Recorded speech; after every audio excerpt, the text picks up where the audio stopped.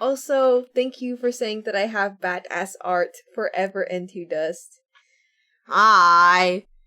Hello. I don't know what we're gonna do today.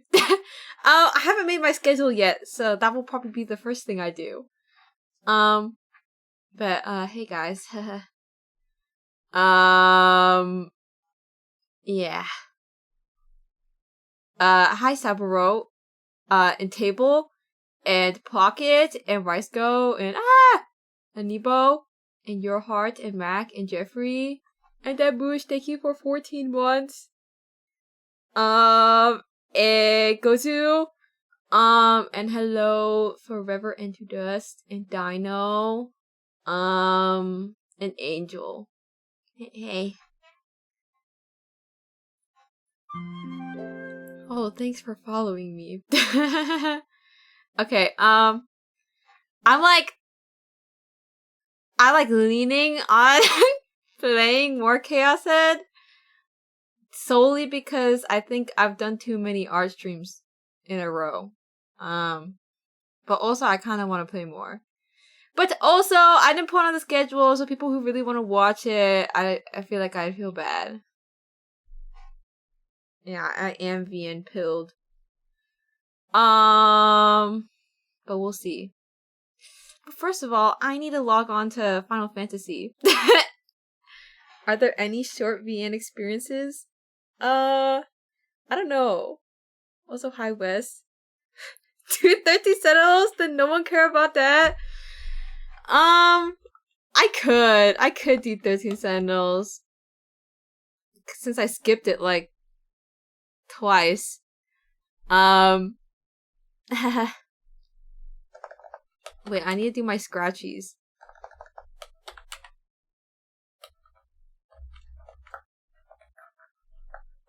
Yeah, I skipped it because on the days it landed on, I just wasn't feeling too good. Bad mental health days. But also, Sayo no Uta. I had to watch that. But yeah. I forgot why I skipped the first time around though. I am quite angry today though. But it's okay, we still locked in. Also, hi Tangio. Put up Abyss World. Dag, I hope that's not the... I don't have to play that game. Okay, wait. Dude, I decided to use the dishwasher today. Dishwasher. And I got some complaints. But it's okay. I ignore them. Alright. Hop on Dusty Trail. What's Dusty Trail? Also, the music's really quiet. But I'll fix it.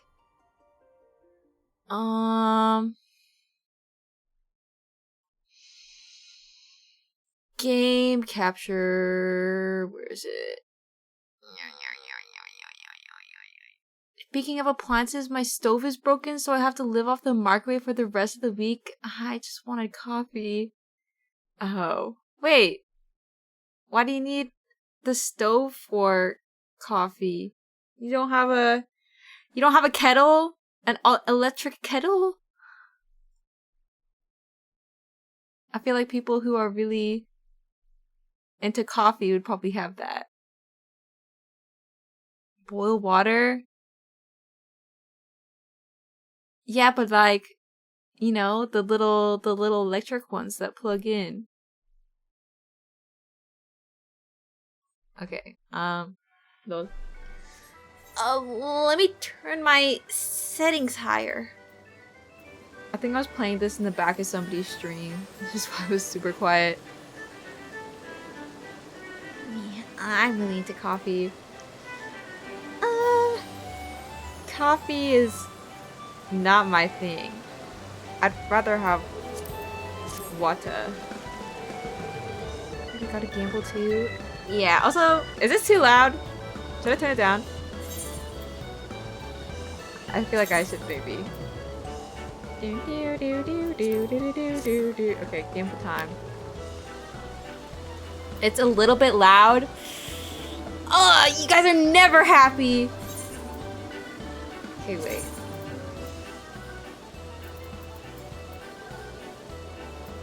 Okay. Is this okay now? I'm always sad. Anibo, please read the chat rules. What did I say about venting?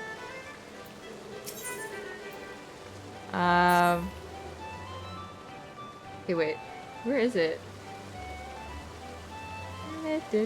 Sigh. Guys, by the way, everybody in my life passed away.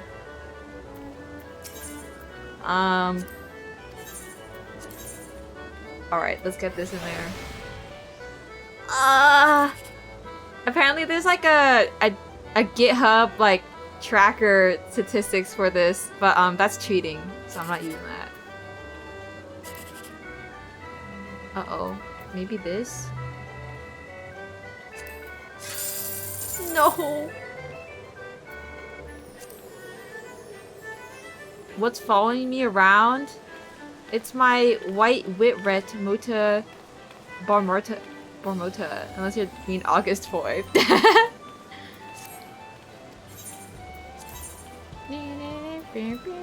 Oh my god.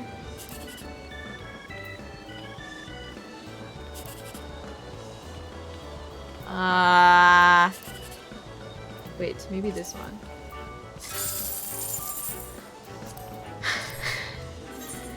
This one will be the one. Don't say yikes. Okay, wait, this could be mega jackpot. Okay.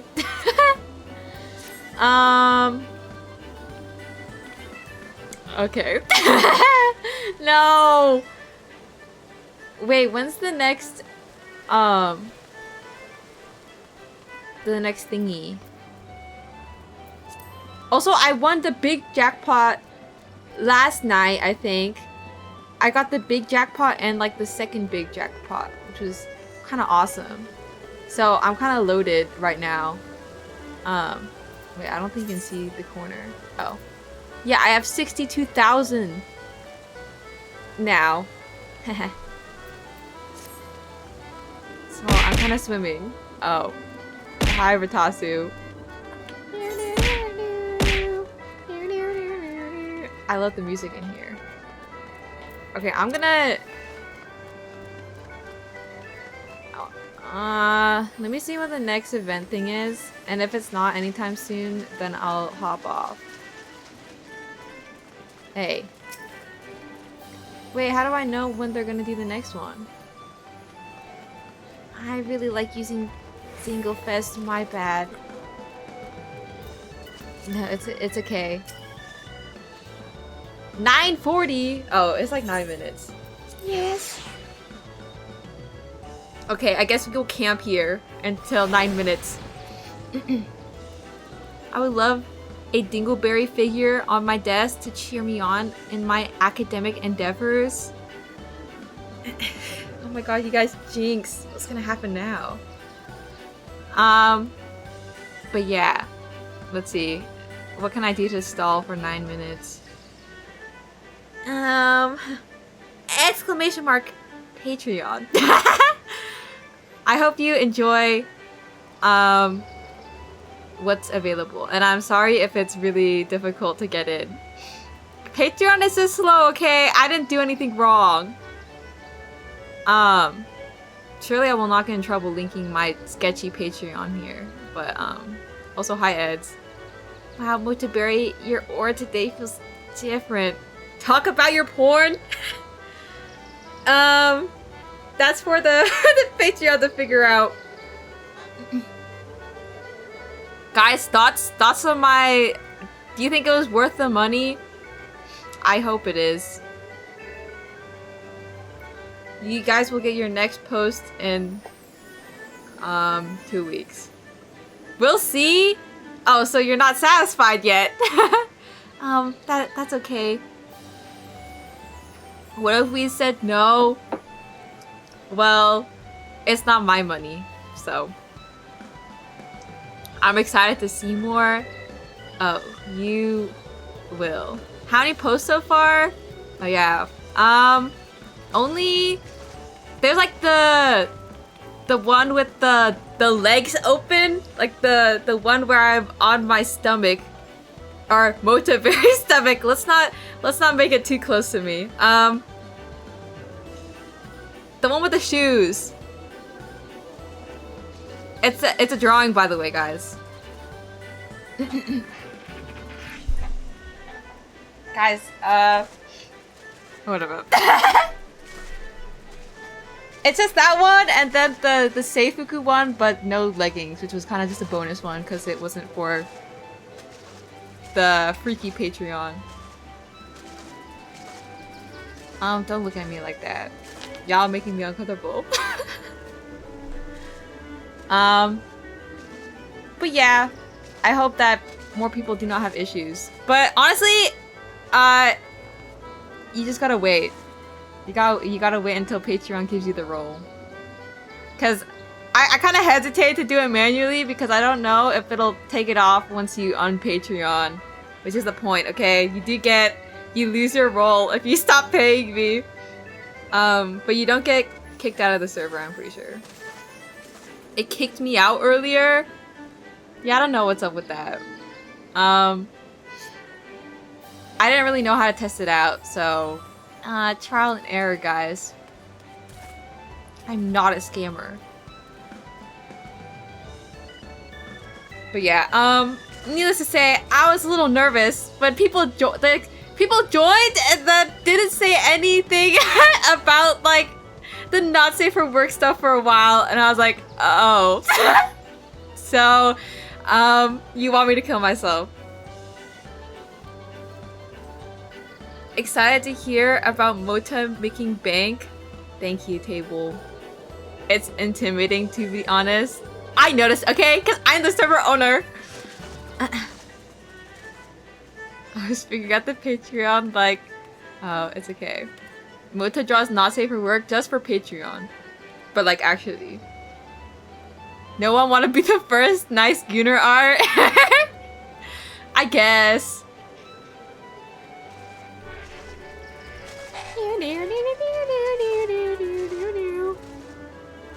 But yeah, I think that definitely is like the most extra of the drawings. That was the first one too. I didn't know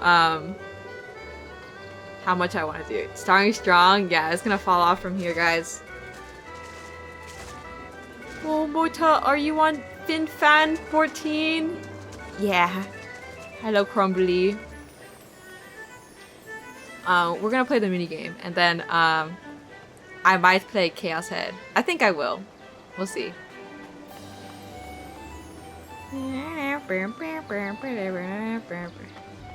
I'm so jealous that I don't have any dances. Wow. Just remember to refer to the art as Motoberry OC character original and not as yourself, or there will be weird comments. It's doomed. I don't know, like, cause I just made it the same as me. It's over. Maybe you have to full name Motoberry. You can't say Mota. Wow, this Motoberry looks so cute. Yeah, I feel like it's a little too... I can't do a Chromu trash cat situation. It's over. I don't have a different name. Yeah, I think... You know what? It's okay. At least Motoberry is not my real name. Wow, your VTuber Motoberry is so cute. Yeah, first name Mota, last name Berry. Please use Mota OCC. My immersion? I don't know if I want people to be immersed into my Patreon. Wow, your OC is really degenerate, isn't she? Sure. Or, you know, you could just... Actually, maybe calling it Berry is better. Well, actually, I don't know.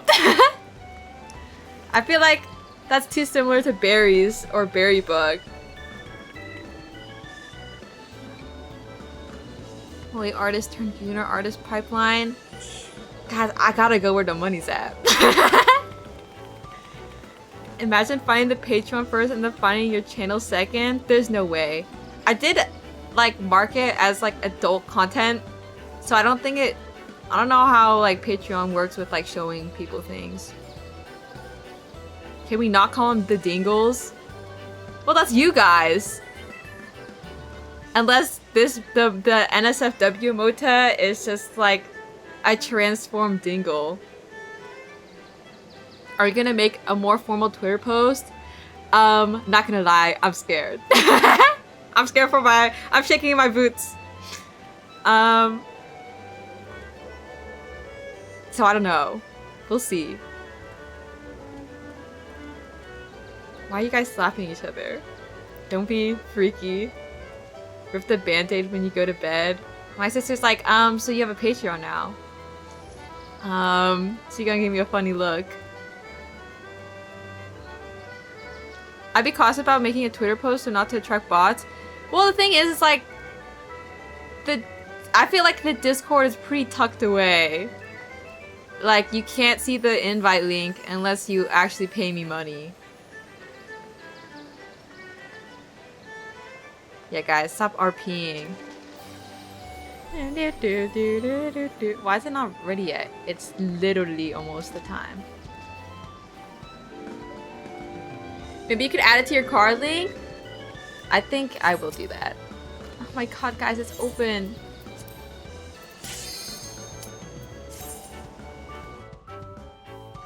Yeah, but we'll see.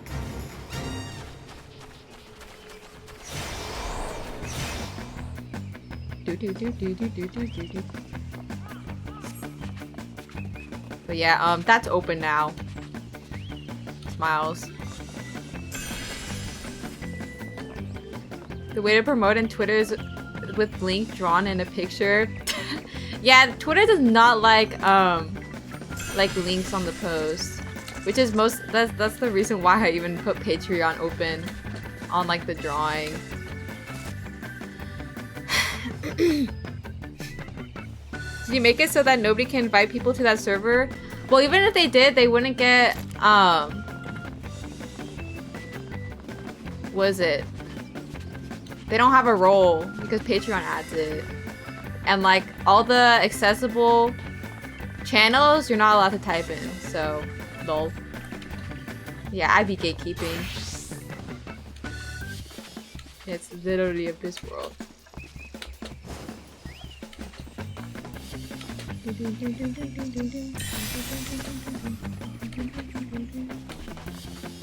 What's the tier 3 perks? The power of suggestion. That's basically it. It's just if you want to give me extra money.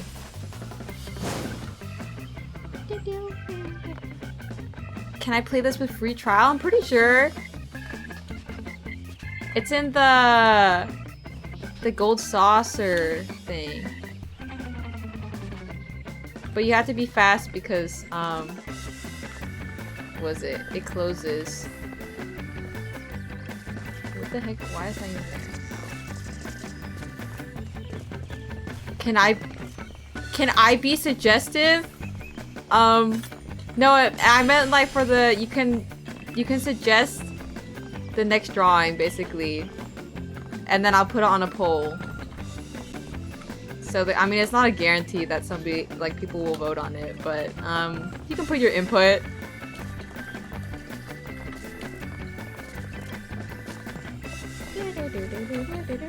There's like too many damn people. They're all in the way.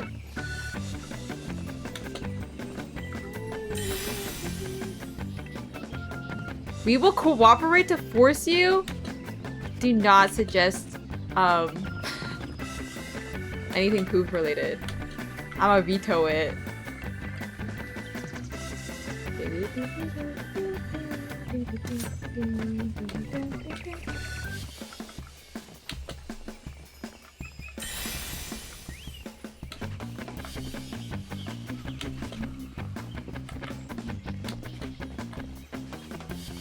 Pee? I'm willing.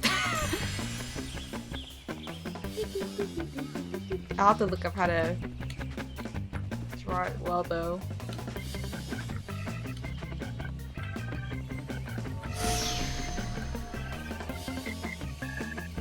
As funny as it would to make a poop drawing, once you make something like that, it'll stay in your name forever, by the way. Yeah, I'm fine with, like golden shower, if you will. But I don't want to draw poop. Poop's pretty sticky, yeah? How would you know that?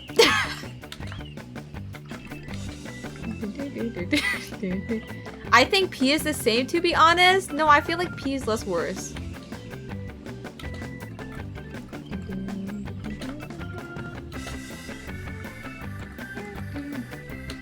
Yeah, we got the... Wait, where's the gold thing? I just did this for no reason. Wait.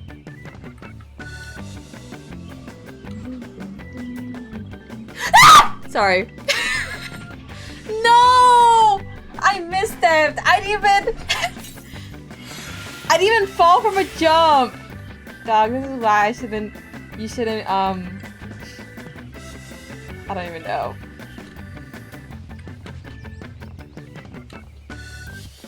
Hope you have a fun rest of the stream. Good night, Dino.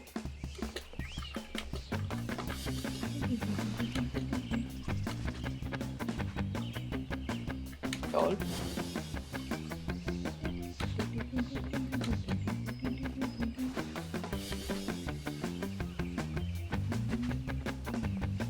Please, no, I missed it.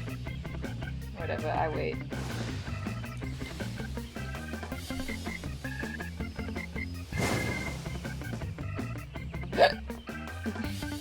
Anyways, that was my day.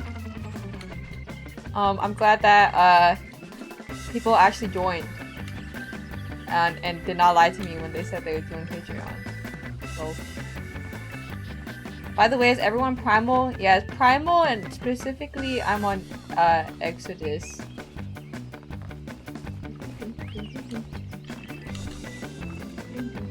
Would never lie to you. Yeah.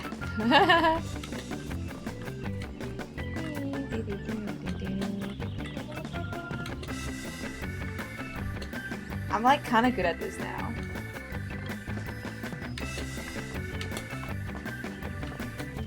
Oh, first try. You hate to see it.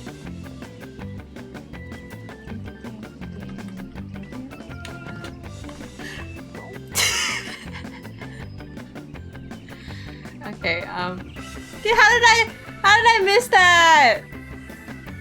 I literally, it wasn't even like the stair jump segment. This sucks. Man, fuck this game.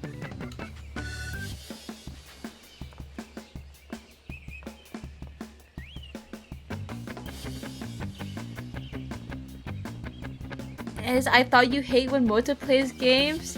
Don't twist my words, I'll remove your ball sack. Oh. I'm not too feisty now. Torsion. Do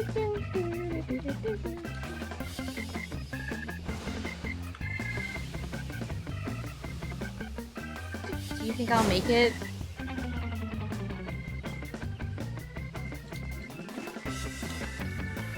Or alternatively, we could make the sleep emote. But I don't know if I want to keep doing like I gotta, you know, I gotta have variety.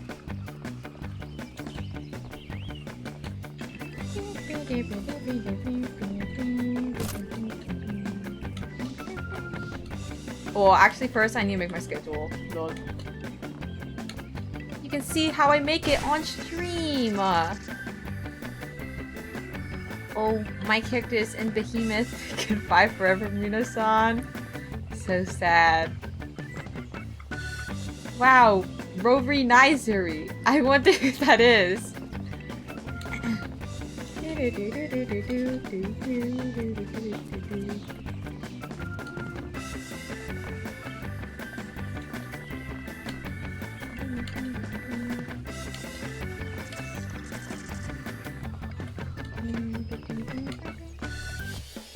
Oh!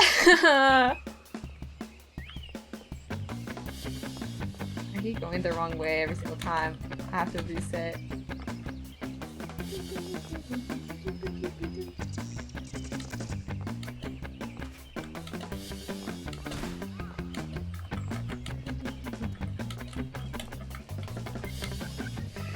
Oh my god, I thought I was not gonna make that.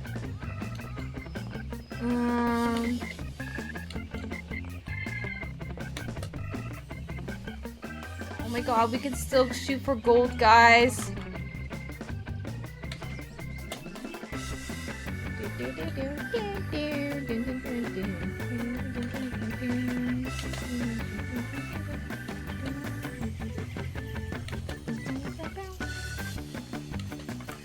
No! Oh my god. No!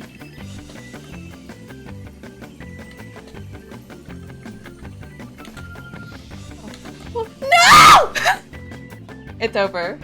No, how could I hate this. I'm not gonna try anymore. It's too late.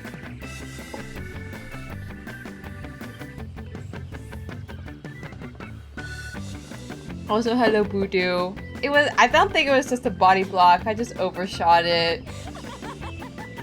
Don't do that! Whatever. Listen, I'm giving you an out. No, I deserve all the hate ever. You gotta walk for that one. Whatever. It still counts as complete because I did touch the goal earlier. Whatever. Yeah, I forgot how to RP walk. Is it Alt or Control? Alt? No.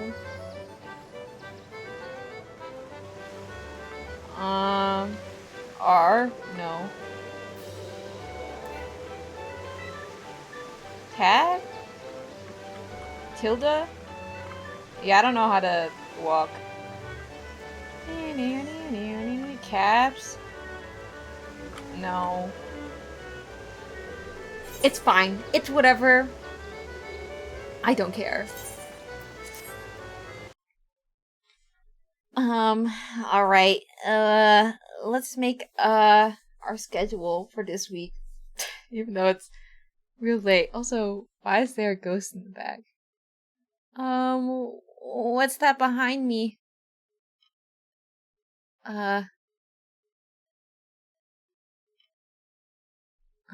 Why is there another why is there another one? I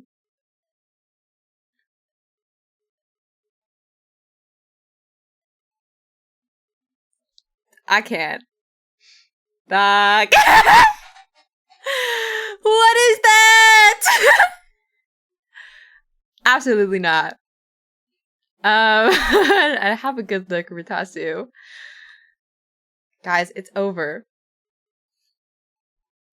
I will not be your dummy mommy. Well, you know what? Maybe I did give him what he wanted. That's the humiliation.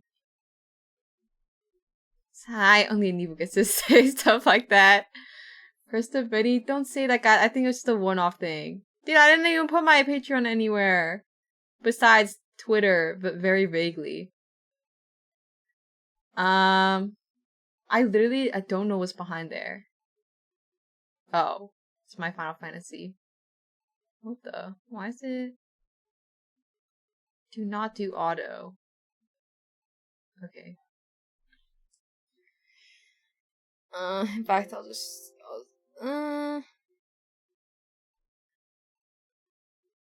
Here, we can have it locked on Spotify Premium. Okay. Yeah, Rutu was there pre-Patreon. Not really sure if that's on brand, even with the new art anyways. Yeah, I feel like, if anything, okay, never mind. Let's make the schedule. Yeah, I will only be drawing submissive motas. I'm not into... I don't personally like, mommy-esque things. But perhaps I'll draw different characters other than myself to make it less weird. I go down the VTuber list. I know that Barry's is okay with me making freaky art.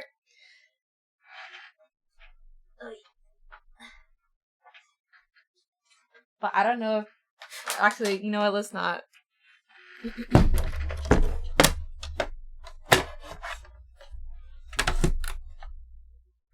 Okay. Just setting up the tablet. Looking forward to the crossovers. Yeah. I'm wondering whether I should ask them what they would want me to do. Or whether I should just, do my own interpretation. Also, who added me? Oh, the freaking Artist Alley Discord. Leave me alone! I don't care. I hate it when they do add to everyone. You're making me angry. Okay.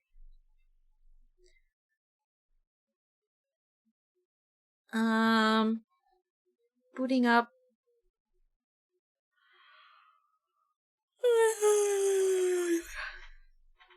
Yeah, Daddy is very angry.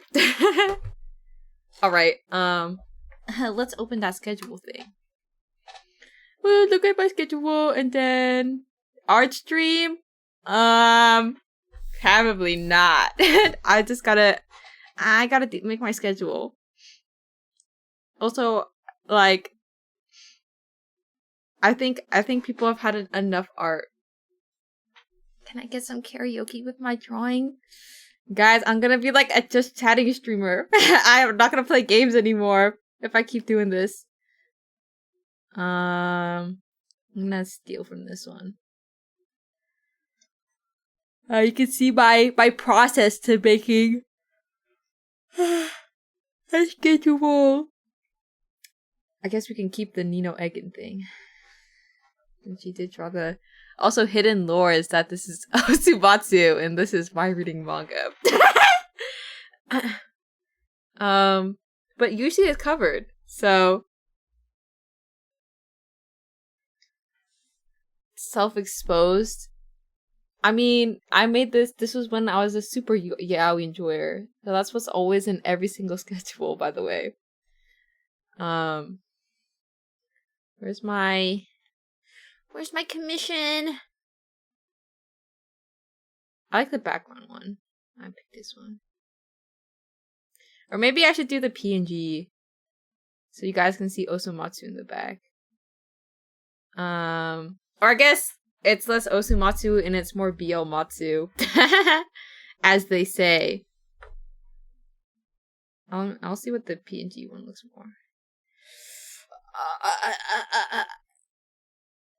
Get in there, guys. Oh, Nina will cover it.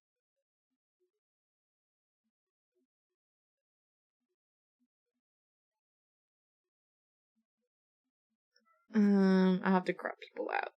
Or like their little hair thing.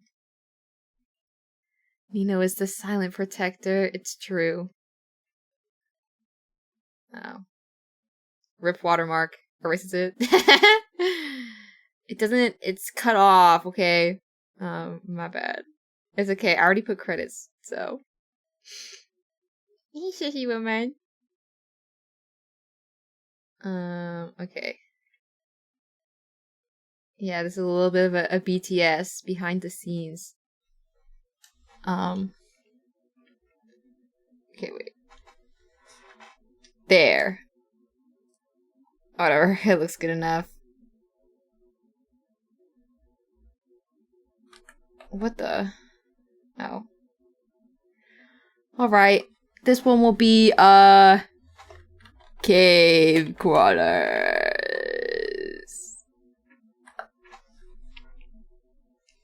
There. I don't even know if anyone reads those. They're like all hidden and they're super tiny. Okay, wait. I need to save this somewhere.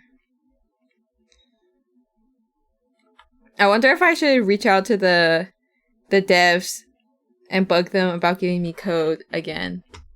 I did ask if they were if Friday still worked for them, and it works for one of them. So, we'll see. I'll probably ask them on like Thursday or something. Be like, can you have codes, please? So I can download ahead of time. What's today? Actually, it's Tuesday. 02. Oh. 2:02. Just kidding. It's supposed to be 3. Do you come up with questions to ask them? No. Yeah, I don't know. I don't know what I'm gonna ask. Be like, who voiced the bats? And that's like my only question. Just get them to make every animal sound in the game. True. You're like, can I please get a bat noise? Okay, and this is till the 9th. Who 9?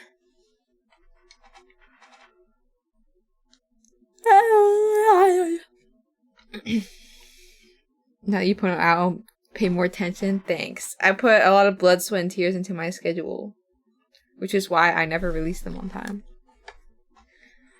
Hi, Motosaurus, or Motototaurus. Hey, Coco. You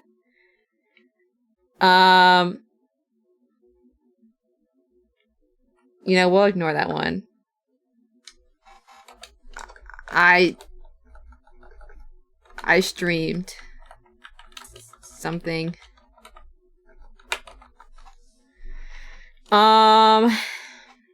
Let's see. We can put that there, and then uh-oh. Oh no, everything's going wrong. Okay, and then give me the lasso tool. Oh, this. Okay. I streamed something. Yeah, I love layers. There's like so many that like I can't even like look through them.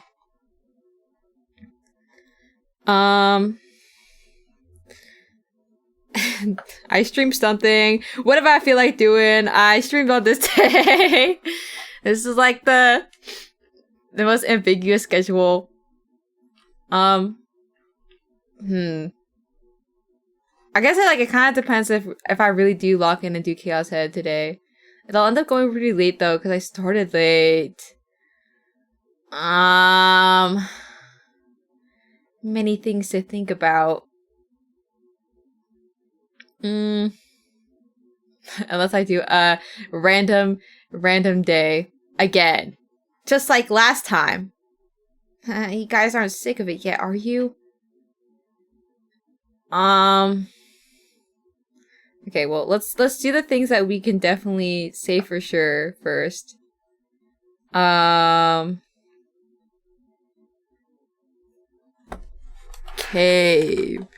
koalas. Okay, but the random day streams have been really good though.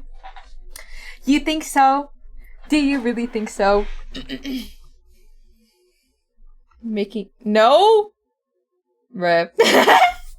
Don't say that! Guys, you're supposed to answer with, yes, they have been really good. No, that's not what I meant. No, you've already said what you said. I see how it is. Yes, chef. Yeah. Wait, I need to open up my Steam. I spelled cave crawlers right. Right? Killing myself? As you should. You hurt my feelings. I'm gonna have to vent again. Guys, this past month has been really bad. And you can't even be kind to me.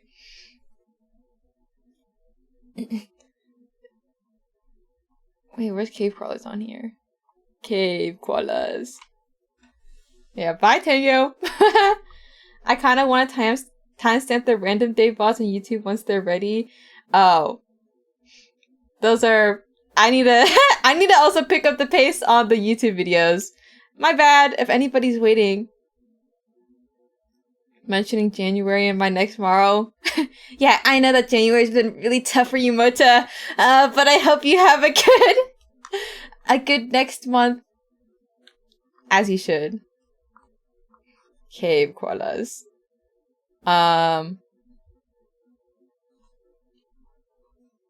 It's okay. It's more chill. But, does it count as an ad if I'm, like, technically not being, like, paid? And I'm only getting Battle Pass? I'm about to add Febby to that too. No, I can't have two months out of 2 months this year that are bad. I think it might. Dog. Whatever. Hashtag ad. I mean, I don't think I have to put on my schedule, to be honest. I'll just put on when I do Twitch. Lol. Wait,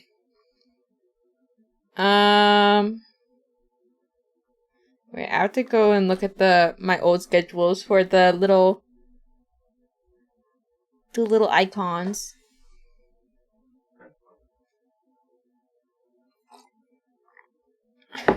$2,206 is your year. I'd like my year to be a lot sooner. But that's just me. Why are they all separate? Get together, guys. Okay.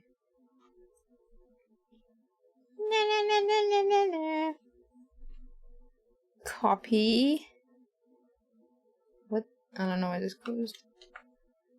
Yippee! Oh my god, that's who's gonna be on the Cave Crawler roster. Who could have seen this coming? Cave Crawlers. I don't have enough room to like. They are kind of big. Cave Crawlers. Girl, what is that background noise? What background noise? That's just that's the new heater. Unless it's something else, then I don't know. Wait, why are you? Oh, your chair probably. It's not that loud. Squeak, squeak. No, it's the mouse in my. There's like a warbly stuff. No, it's my heater. I'm sorry, okay? Am I not allowed to stay warm? Just say you want me dead. How do I get the image? Oh, I'll just have to screen grab.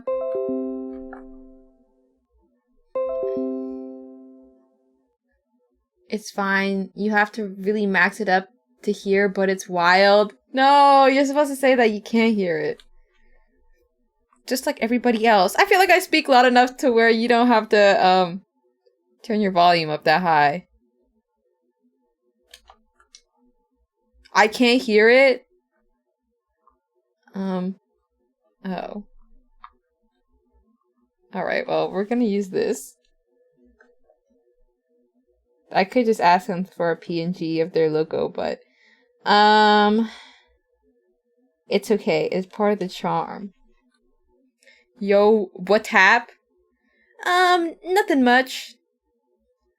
But hello, Zeph. Okay, paste. You know, I'm just making my schedule for this week. Right now. Guys, I'm on time, aren't I? Okay, koalas.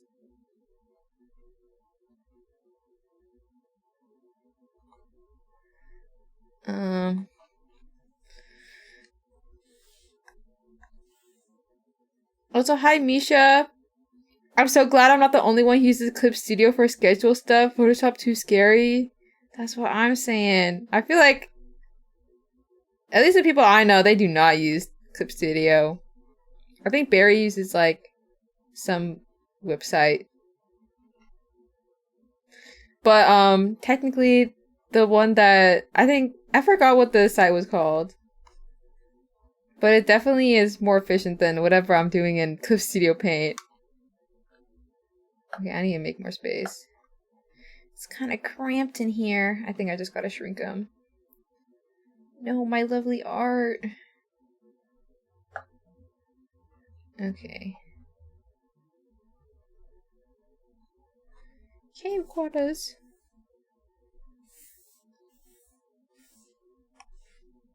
With. Also, hi, Blitz. Okay. I kind of just want to just move this a little bit over.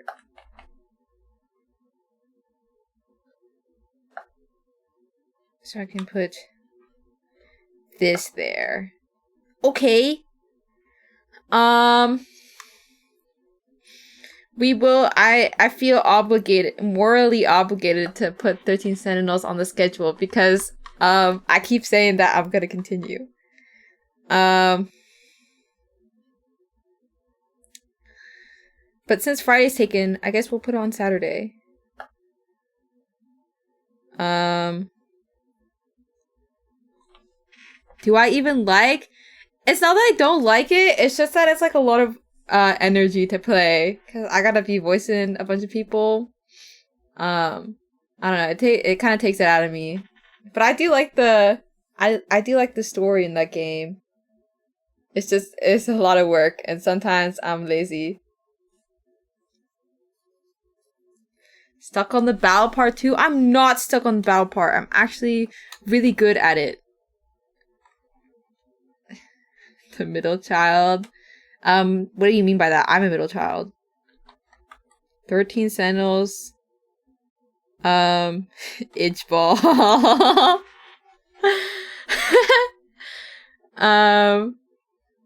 I mean, you're stuck doing it? I guess, but I could always just do that in my free time.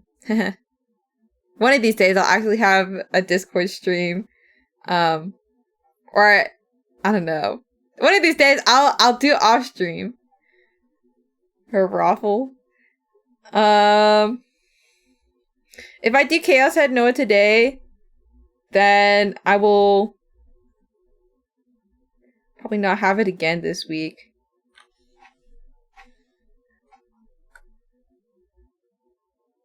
There, we can put it in the back.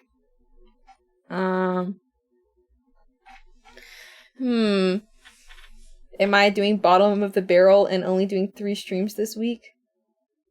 Let's think about it. Do I feel like it? I love teetering between doing 4 streams or 3 streams. And then when I do 4 streams, I end up canceling one of them. So it's like I always had 3 streams on schedule.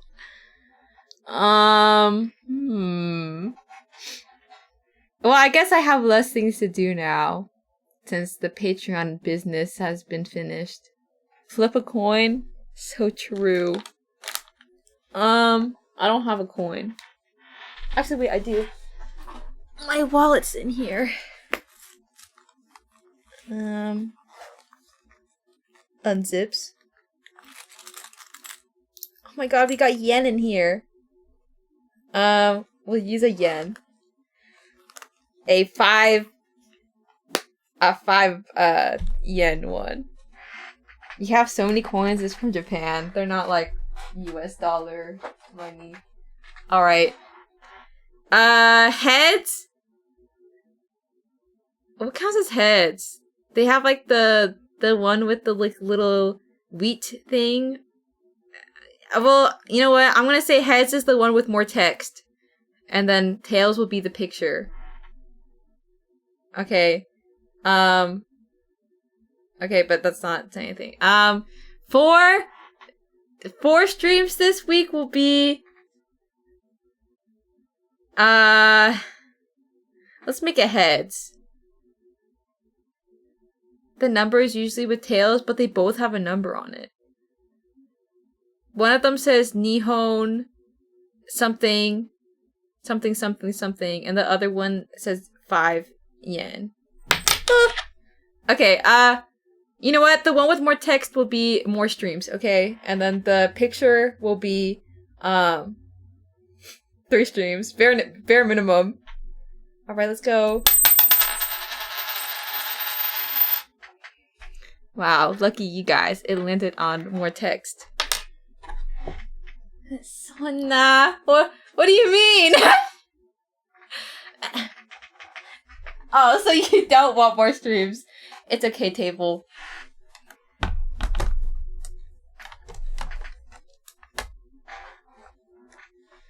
Alright, sorry, I have to bring out my tablet again. What will I make my 3rd stream then? I make it a mystery stream. Yeah, guys, ever since I opened the Patreon, I have too many ops. They're all out to get me. We do more, Chaos Head.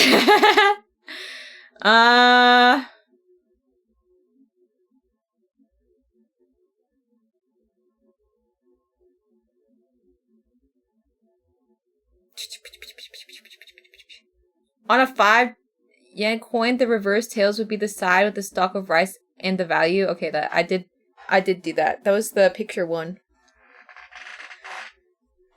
Dog, I don't know what to do.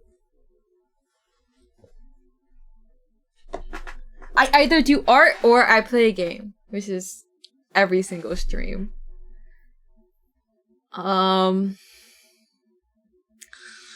Cave Crawler Training Arc. This is...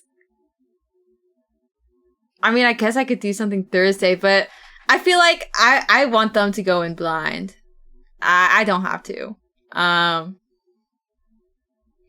But also, I don't want to...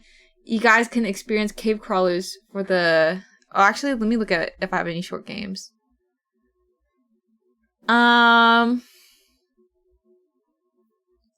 Let's see. On the Steam library, we have 100% Orange Juice, but I think that's more of like a collab or Discord game. We have Barony, which is also a collab or Discord game. We have Cat in the Box, which I think is a VN, but I don't know how long it is.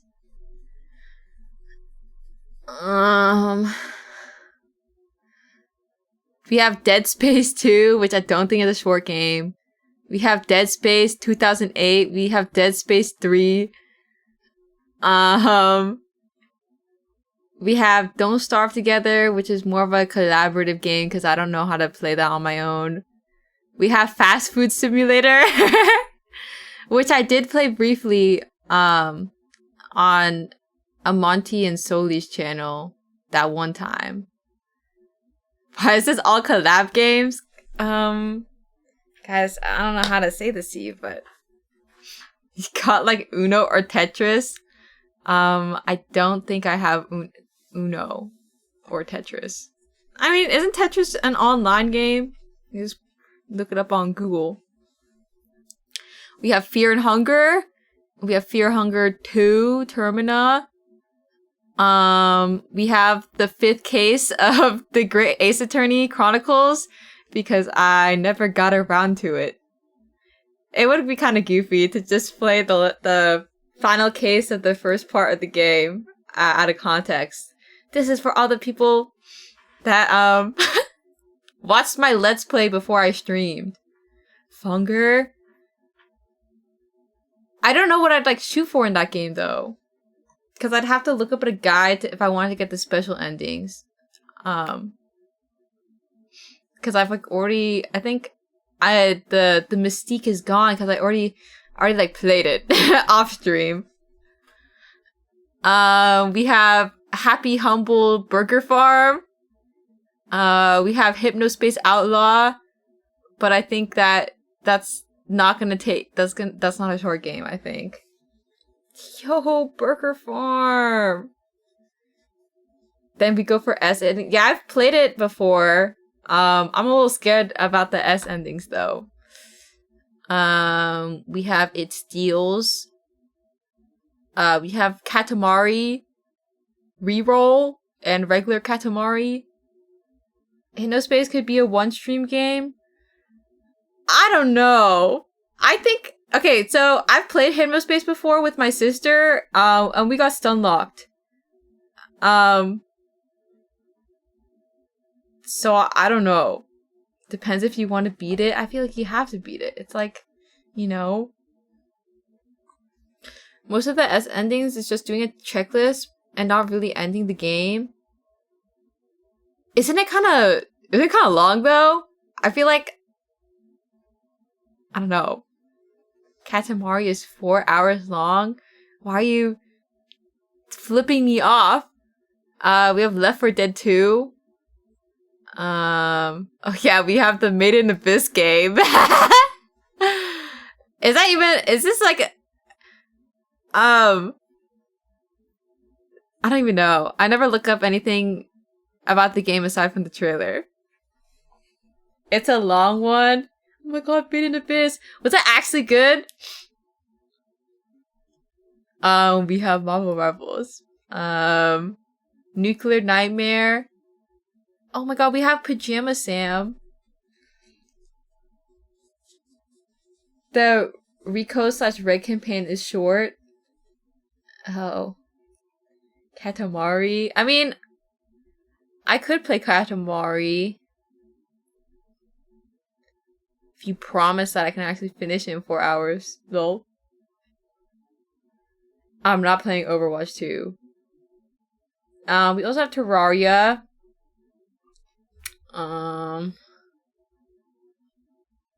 Yeah. Oh.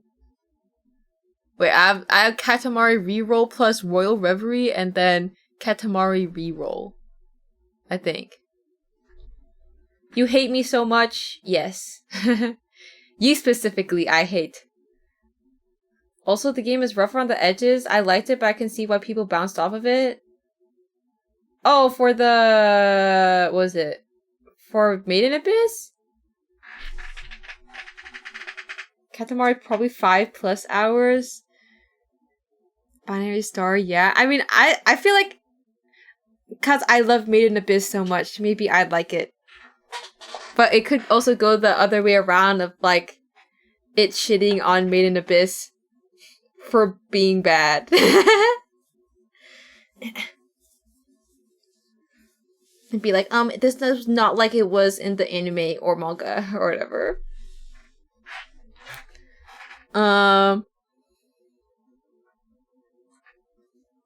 Also, hi, Ray. If you play Katamari, do a simple task like collect all the cousin, like Cousin Johnson. Dog, I've never played Katamari in my life, so I don't know what any of that means. Also, my arms are getting itchy. Or I could just say mystery game. I'll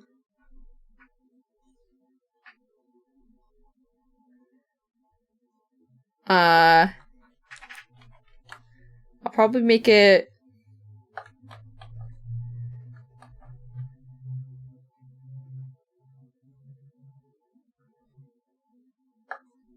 Pajama Sam could go hard. I do have Pajama Sam on here.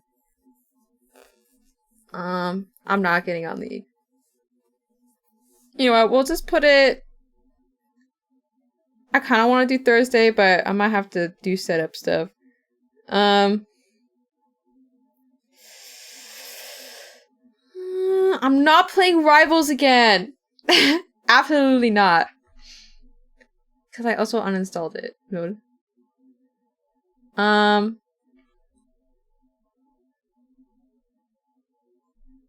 Wait, let me check something on Twitter.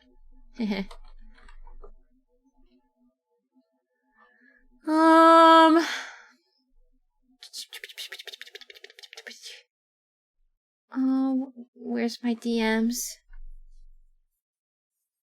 Okay.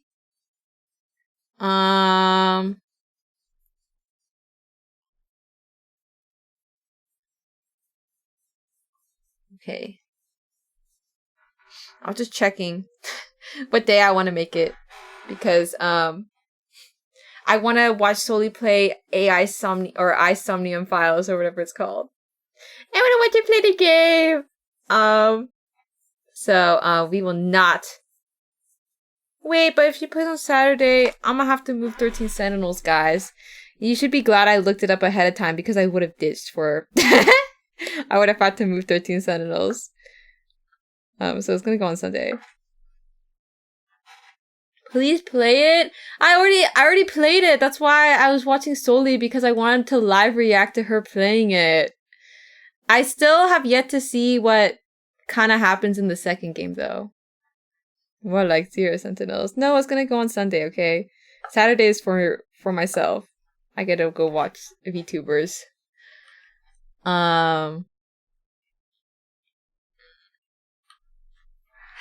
We'll just make this, I don't know, something on Steam.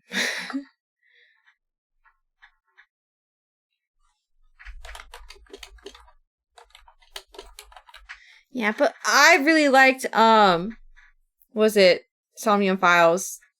I love Date. Also, Goodnight Table. Date, my king. And I also thought the mystery was pretty awesome. Oh my god, I'm itching and scratching at my shoulder. I don't know why they're so itchy.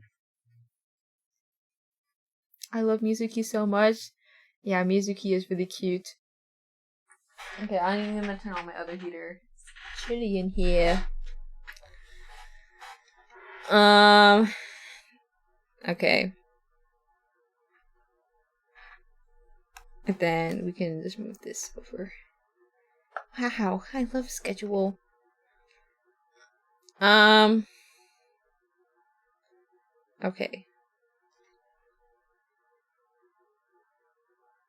I'm like, for my personal interest, I'm kind of either leaning on Pajama Sam or Made in Abyss or Katamari. That's my my interest.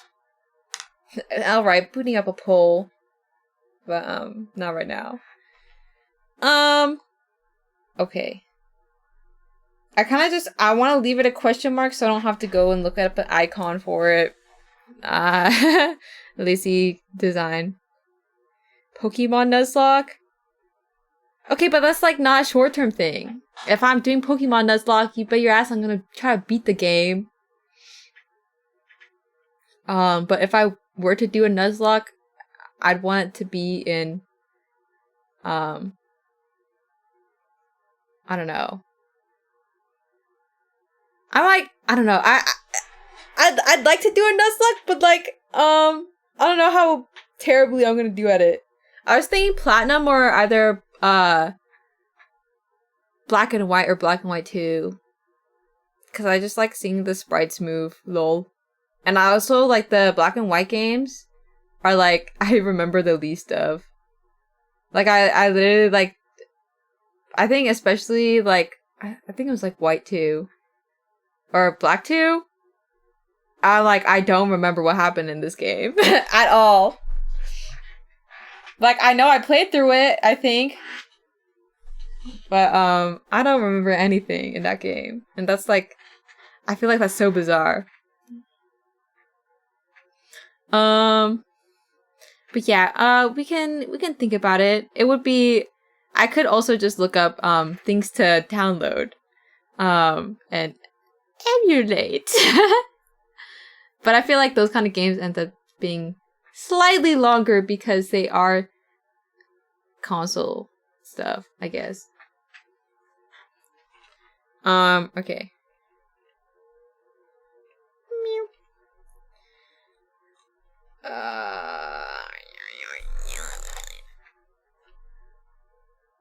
Alright, time to block out these dates. I kind of hate it when people like don't completely block out dates that what is it? Are not stream days. I get confused. They need to be basically gone, so I know that it's not that day. Save.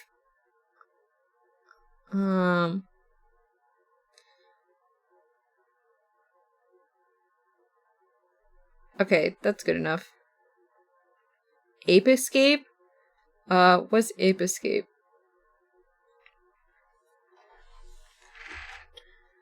Let me look it up. Ape escape. God, what is that? Is it like a platformer? I'm scared. Dino Crisis. Oh, I spelled that wrong. Dino Crisis.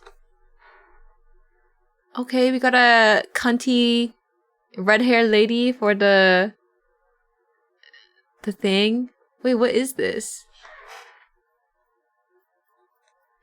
You catch the monkey, they escaped. Oh, I thought we were escaping from the monkeys.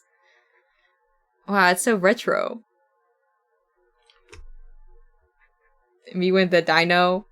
Oh my god, it has a little tranquilizer. Survival horror, so it's basically Resident Evil, but with dinosaurs. I don't know, we'll see. I'll put up a poll probably after stream if I remember. Or I could just make the poll right now. Okay, well, do not save. Na na na na na. Me doing my work on stream. Okay, let me post it to Discord. Mr. Mosquito, dog, what are these? Okay, let me look. Mr. Mosquito. What is this? Why does he look like that? You suck at the blood. He got like, what is his hair? I thought this was his head and his he had a receding hairline. And he only had hair in the back. But I think this is like a helmet. Okay. He got the LED wings, the RGB. Okay, wait. I need to put on my Discord, my schedule.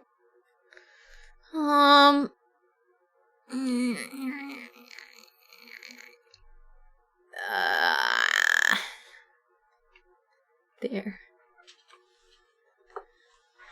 So nonchalant. Yeah. I thought male mosquitoes can't even suck blood. I'm just assuming that this is a guy. Or maybe that's just, I'm just lying. Or maybe they're just smaller. Here's the cover art for Mr. Mosquito, by the way. Wait, where? That's not it. You're lying. What is that? Of course this is in the Japanese one. And not the US release. Dog. Whose feet are those? Yeah, the little mosquitoes there though. That's how you know. Dang, they be clipping their toenails short.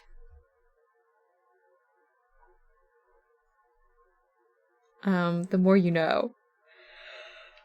Okay, wait, let me add my Twitch. I gotta get the schedule on here. ASAP, because I should have done this earlier. Ew.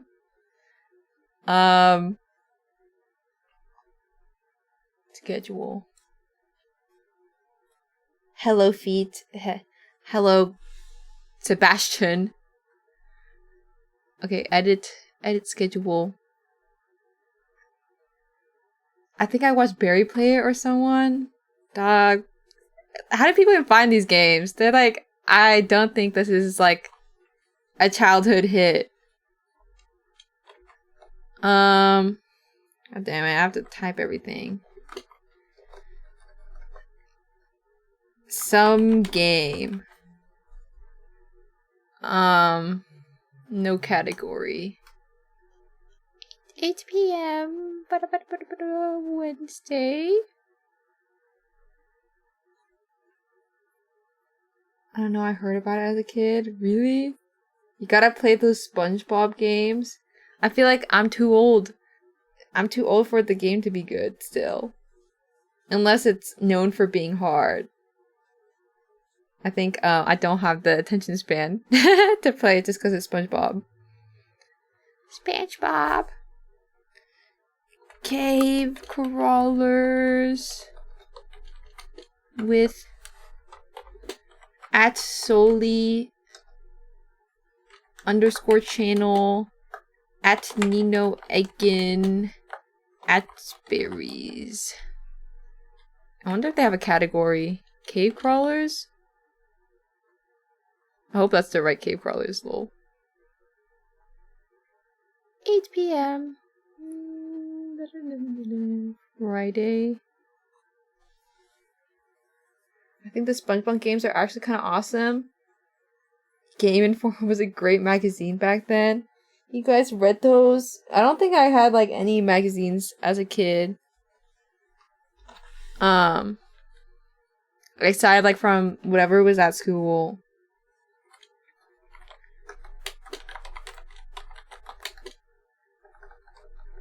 Sentinels. Age ball. Oops. I typed 12 instead of 13. Okay, wait. I'm almost done. I'm not sure. Sunday. I'm gonna cry if Soli ends up streaming on Sunday instead of Saturday. I'll be like, I moved 13 Sentinels just for you! And then I canceled 13 Sentinels. Okay. That's there.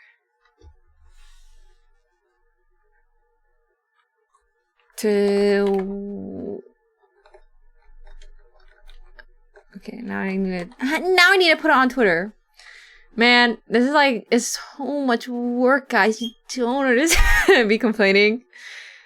I don't know. I wish my method was easier. I feel like this is more work than it needs to be. 203 209. You should use Figma, it's fun to use. I think that was the one that Berries was using. Would it be easier for you if you just drew it by hand? Perhaps. Well, it's like not just like this part, like then I also like posting it everywhere and then adding it to Twitch. Kinda takes forever. But that's just me.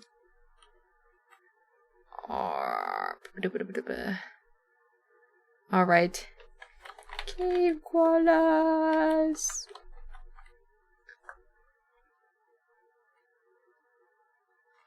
Alright, mine. Okay. You're one of the I think you meant one of the few people who add schedule to Twitch. I just think it's helpful for time zones. I don't know, in case people don't want to do math.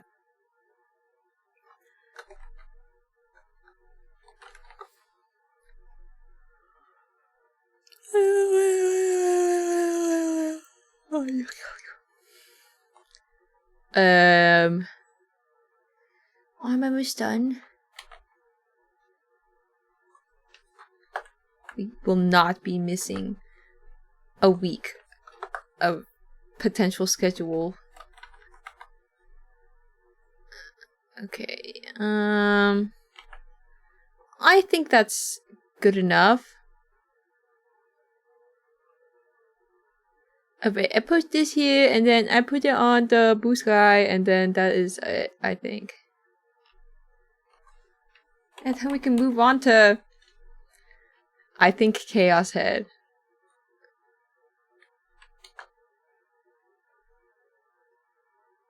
Alright.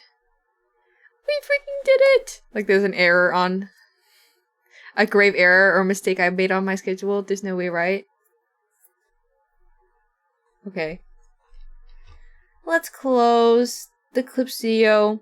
Actually, I'll do one drawing.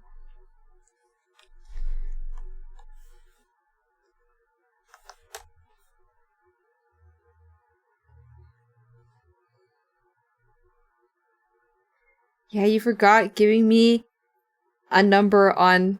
Oh, not that. Some large number on Wednesday. No, I didn't. I didn't forget, because I won't. I will not be doing that.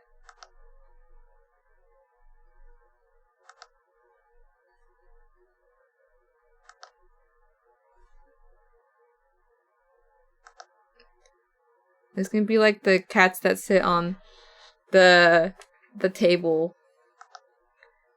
Like the glass tables from underneath. Wow. I don't know how to draw that though. Like, it'd be like, it kind of just looks like you're in a box.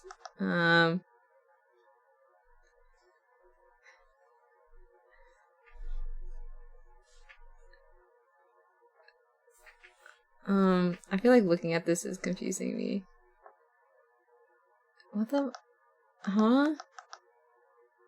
Wait.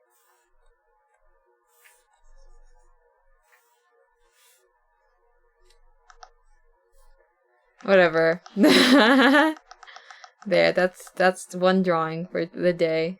Well, you know what? We'll even save it. Oh, for poop. God, I drew yesterday, by the way. I didn't post it because I didn't feel like it. We did a little drawing. I felt like I was really feeling... Oh, I don't know why I'm angry. I just wanted to draw Fire Emblem. So there's Elise and Camila. Wow. I love Fire Emblem Conquest. Not Fate, specifically Conquest. I mean, I guess this is the royals from that side. Wait, what about the Mota below? They look kind of ugly. I'm just like staring. You know what I mean. I don't like using the full title. Okay. Fire Emblem Fates. Conquest? Actually, I don't know what the full thing is. Super cute. I love that. Lowly. You know what? I don't think I know how old Elise, if they ever mentioned how old she was. She's your little sister, guys.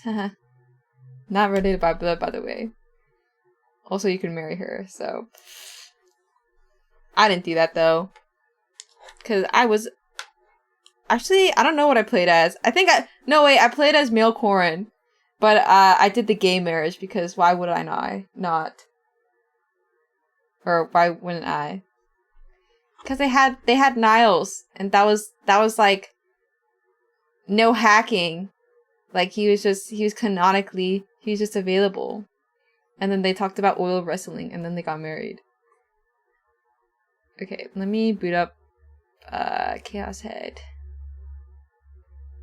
Yeah, you can have yaoi relationship with Niles, and I think if you were a girl, you can have, like... I forgot. But I'm sure there was, like, one where you could have Yuri with somebody else. They're so open-minded. Thanks, Intelligent Systems. Azura, if I recall? Really? I feel like it was somebody else. And not Azura. Cousin, by the way. Lol. I think that's so funny that, like, the premise of Fire Emblem Conquest and Birthright is, like, your found family and, well, it's not found family, but, like, your adoptive family versus, like, your blood-related one. And then it turns out your blood-related ones aren't even blood-related. So, like, what was the point? Spoilers, by the way. Guys, they had to make it work just in case you wanted to marry them. Be like, by the way, I got this letter from my mother, saying that we weren't blood-related, so it's all good. Oh. Okay. Continue. Maybe they added that in the NA release? No, I think it's like actually like they did that. But to be fair, I guess Fate's North America released, they did they did change some stuff, lol, and they did localize something strangely, like the infamous sexuality changing potion. And then I think there was another thing. Load. Marrying your cousins is super common for nobility, though. I don't think, like, I forgot, but, like, I feel like Azura is, like, your only, like, blood-related person that exists. Everybody else is, like, technically not your family at all. So you could marry your cousin technically, but, like, I don't know. I just thought it was silly that, like, the premise or whatever, they changed it, even though I was like, the whole point of birthright, right, was that, like, it was your family for realsies, but not really. So H plot, it really is. But you know what? I'm not complaining. I always did like Takumi. Not Takumi from, well, actually both. I like Takumi and Chaos Head too. Takumi from Fire Emblem. What are we fighting for? I don't know. Okay, I don't know. I don't know why I'm so itchy. We'll start in a second after I get my itches out. Yeah. I think I'm done with my heater. Alright, we're gonna take a little snack break before I begin. And then I'm also going to go potty. Stalling? I am stalling. What the? I just found a piece of plastic in my Chex Mix. Go get chips then, Angel. There's like not much Chex Mix left, so I can't stall forever. Yummy microplastics. It's like, an outlet cap. Or the prong cap that like I left on my desk that somehow made it inside of the bag. So it wasn't big Chex Mix trying to kill me. Yeah, macro plastics. I should probably change it to Chaos Head now. Help myself out later.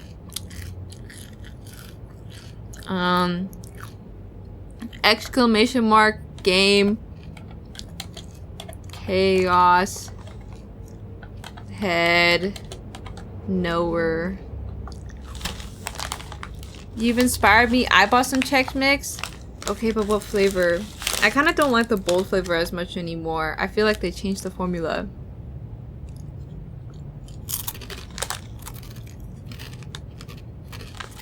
I got the variety box. Okay.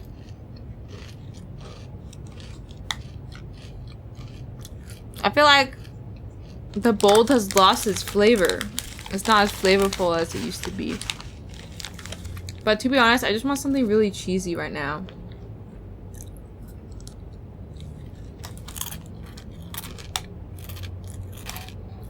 Yeah, I think they have a cereal Chex Mix, but this is like the bag, like snack one. I'm not eating out of a cereal box. Goldfish would go kind of hard. I feel like goldfish is kind of plain, unless it's like the extra flavor ones, like the pizza or something. The ones that are like powdery. Oh, the slop is literally killing your taste buds. Nuh-uh.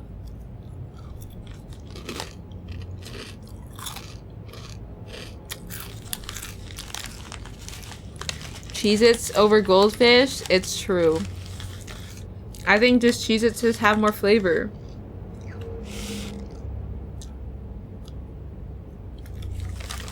I think Goldfish is like too cracker for me. But do they smile back? I don't think so. Okay, well, I don't need my snacks to look at me while I eat them.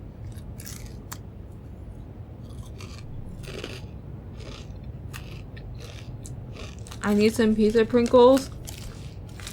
I feel like Pringles just have like a strange aftertaste and like texture. So I like the Lay's version of Pringles more because they taste more like a chip.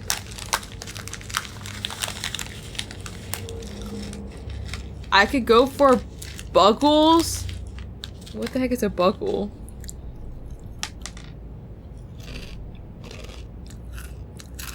Google. Oh, it's the corn horn thing. Sorry, I just didn't know the name. I recognize the bag though. I think I remember liking these. I don't know if I'd have original flavor. I like my snacks to have like some kind of flavor on them. I don't like plain salt. I could kill for some nice kettle corn salt and pepper chips though.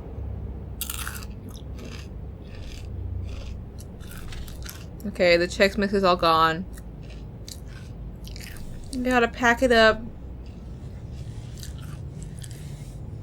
Okay.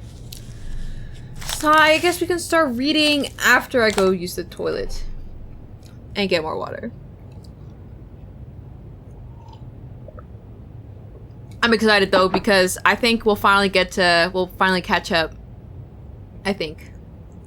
Eat the crumbs to stall even longer. The crumbs are like kind of too salty sometimes. Also, I already put my tissue in there. Okay, I'll be back. BRB.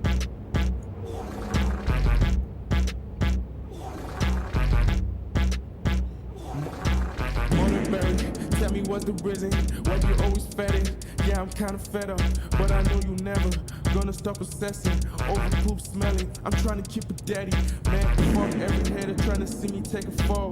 All I ever do is ball. When you see me at a joint, I'll be getting to the guap, reminiscing all the time that I used to go broke. Now I'm moving like a boss. I ain't never going down to the floor. I'm the gold on the throne. I'm the king. Everybody knows I'm lit like Murderberry. I'm the shit. Brown on green. I'm the shit. I'm the shit. I'm the shit.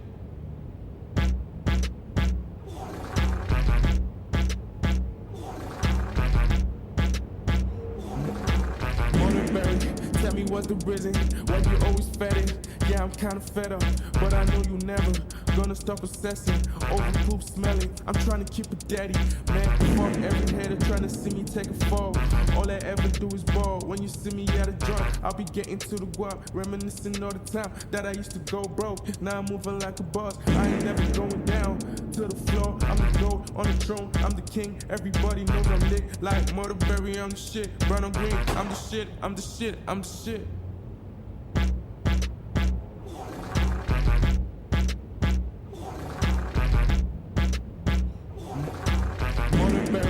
Tell me what's the reason why you always fed. Yeah, I'm kinda fed up, but I know you never gonna stop obsessing over poop smelling. I'm trying to keep it daddy, man. Fuck every hater trying to see me take a fall. All I ever do is ball. When you see me at a joint, I'll be getting to the guap, reminiscing all the time that I used to go broke. Now I'm moving like a boss. I ain't never going down to the floor. I'm the gold on the throne. I'm the king. Everybody knows I'm lit like Murderberry. I'm the shit. Brown on green. I'm the shit. I'm the shit. I'm the shit.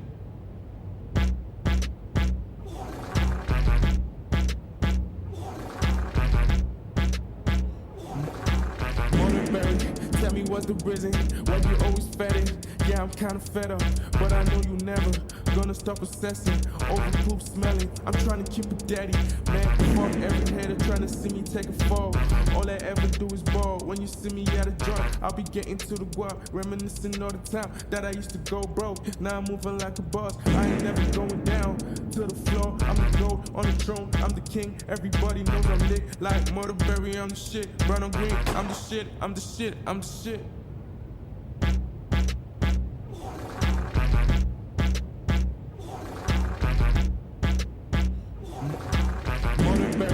Tell me what's the reason why you always fed. Yeah, I'm kinda fed up.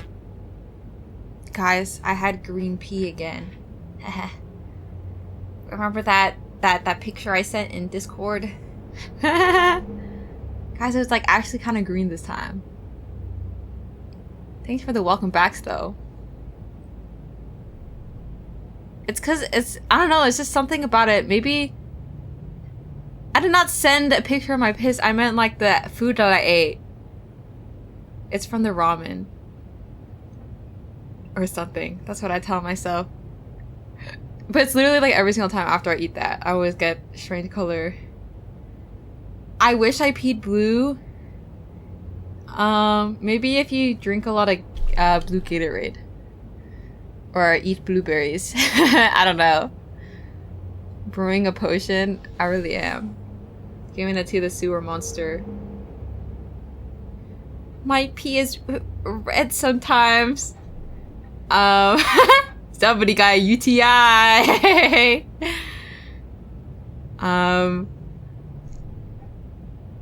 Anyways. The smell of dust wafted through an office. Yeah, you got visited by Ruto. Help, help! I'm low-key putting everyone in my cauldron. Where's your cauldron?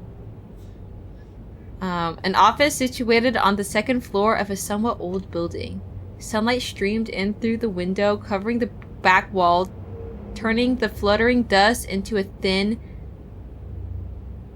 that of a thin powdery snow. The words plastered onto the window, Frisia Credit Bureau, cast a shadow onto a nearby desk.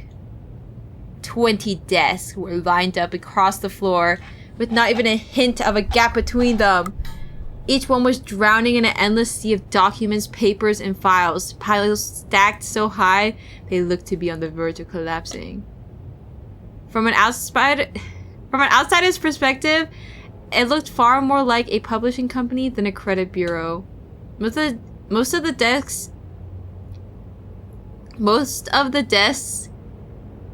lacked denizens. They were only around 5 to 6 people at best. As for why that was, the obvious conclusion would be that it was a Saturday, but this was by no means the answer. This was made evident by the whiteboard stuck to the wall near the entrance, its schedule densely packed with tasks and projects. Nearing the end of his lunch break, Bon Yasuji opened the door to the private investigation company. He entered without so much as a knock, yet none of the workers seemed to bat an eye. Continuing to act as if he belonged there, Bon gave a quick "how's it going" and headed toward the desk at the back of the room, and it sat a robust-looking woman hunched over her laptop. Hey there, Momo-chan. Working hard or hardly working? In response, the woman continues staring at her monitor with a weird expression. Her name was Momose Katsuko, and she was the president of Frisia. Okay, I don't know what voice to give her. Oh, this girl. Do you know her? Also, hello, Owenson. And I think I missed somebody else, but you'll just have to try again. Maybe I should give her the same voice as Bon. I saw her sprite the other day. Oh, so you were looking up spoilers. Or I can give her country, but just like normal country. Maybe I'll just do that. Look who's back. Yep, I'm still kicking. Any new tidbits on New Gen? My word, I'm a busy woman here, Bon-chan. To say I have a lot on my plate would be an understatement. Small businesses like mine have to make sacrifices, and that includes our Saturdays. Don't make me crabbier than I already am. Momose finally raised her head. She placed a hand on her forehead, and upon seeing Bon's grinning face, slightly shook her head. How many times have I told you this ain't some secret police organization or a subsidiary thereof? I'm sure you think you can just storm in here and mine us all for the information we've got, but I'm not running a charity here. If you have the free time to spend coming here, you spend it on your own investigations, Mr. Civil Servant. Alternatively, you could also actually pay the retaining fee. If you'd rather do that, please take an appointment sheet from Miho-chan at your earliest convenience. Yeah, the big cheeks. Sorry, big. Yeah, it's the big cheese. It's got bite. Come on, we're friends here. The big what? I'm sorry. Dude, it's too early to be having, like, slip-ups, man. I'm not trying to get another clip. No. In spite of Momose's sharp remarks, Bond didn't show a hint of concern. He simply fanned himself with his distinctive handheld fan, remaining aloof as could be. Man, for how often they talk about his fan, they like don't have a sprite with him with it. Or they don't have a sprite with the whatever. To think I'd be treated like this, even after I helped get this place off the ground when it opened up. You're breaking my heart. I'm so high to the yo. For goodness sake, Ban-chan, how many more years are you gonna keep holding that over my head? I swear, someone gives you an inch and you take a mile. You got me. Sorry. You got me there. Fine, I yield. How's this for a retaining fee? Bond showily pulled out a plastic bag with the name of a nearby Japanese-style confectionery store on it.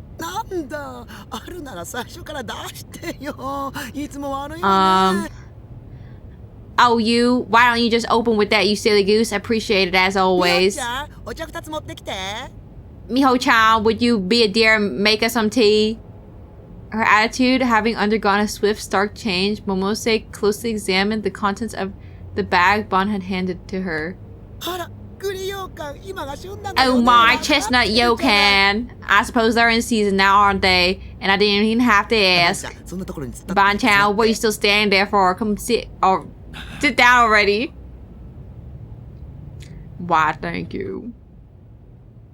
Okay, close up. Bond gave a wry smile, took a chair from the closest desk, and seated himself beside Momose. The clerical lady Momose had called for before. Oh, the clerical lady Momose had called for before brought over 2 steaming cups of tea. You think they fucking? I think they're like an old flame that could be resparked. She kind of scares me. But what specifically is scary? Also, Sandy Ursa, thank you for rating. Hey, hi raiders. Well, what you playing? What you played? Yeah, hi guys. We're doing a little bit of a Chaos Head, Noah. Yeah. I hope you had a awesome sauce stream.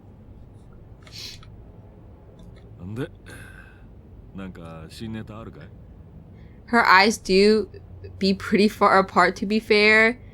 So you hate her because her eyes are small. That's not very nice. Bear Clan sending some love. Stream was lots of fun. Glad to hear. Yeah, if you need a rest or do other things, after your stream, you can raid and run. I do not mind. But we are reading a visual novel right now. Respect Momose, she's Moe. Yeah, I think she looks cute. I think you just hate her. Also, hello Budge Nudge. Did I read this? So, got any new tidbits on Nugin? I work in very few hours from Meow, so I must raid and run. Sorry. Have fun, Miss Mota and everybody. Thank you. Good luck at work. Why are this lady's eyes so small? They're even smaller than Bond's. Are people with small eyes not allowed to exist? Wow, that's not a good look, guys. That's kind of racist. Guys, I don't like this lady because she creeps me out. She looks normal, okay? They hate us. Yeah. Do you hate Asian people, Zeph? Did you know that I'm Asian? I got some big peepers though, I think. Blink, blink. Some people gotta put others down to feel good, is what I'm saying, Moosh. I didn't realize I cultivated such a hateful viewer in my stream. It's less the eye size and more the gap in the face and she doesn't have a proper schnoozer. Nah, it's true. I'm just digging at Zeb. I'm accepting of all hammerhead people? You can't say that, Zeb. It is kind of hammerhead-esque. Yeah, it's probably because like she got like the anime nose. At least Bond has like the bulbous tip. Cause like I guess like more realistic eyes, they look strange with like that. Yeah, G Phelan. What's G Phelan? Why did Nina Core become Chinese? It's Chinese New Year. Hawaii crew forever. Not another ignorant person. Also, hello, it's Riggs. Can Motocore become Korean? Maybe? Maybe I'll finally learn Korean. But you guys have to type it. You guys have to have it along with your profile picture. Because I don't think I would remember. Anyang. Chinese New Year, 6 days after CNNY?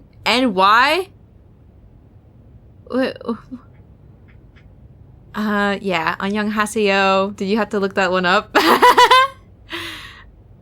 Oh, true. Gongxi Fakai? Did I say that right? I know that's Happy New Year in one of the languages. Is it Mandarin? I didn't know the difference. That's pretty good. Wow. You really think so? Wait, I want to see if I can pronounce my Chinese name.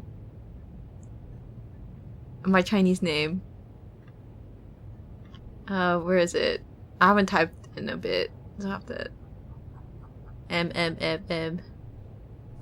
Oh wait, I forgot that I have a Chinese name, so it's not gonna show up.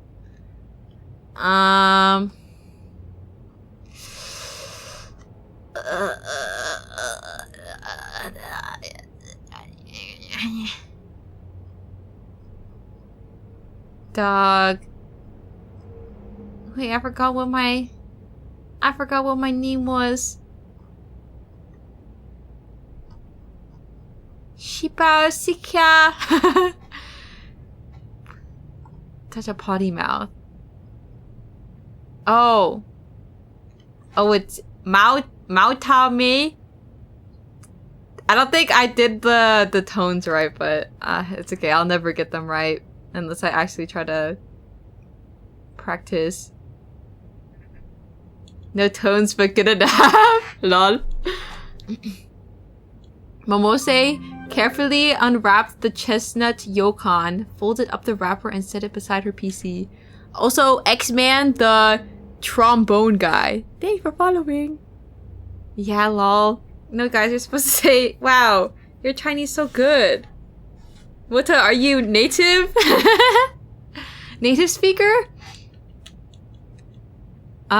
She then hurriedly devoured the first of the sweet treats. Yeah, thank you. Thanks, guys. Yeah, I'm so fluid. Well, I didn't know you're Chinese too.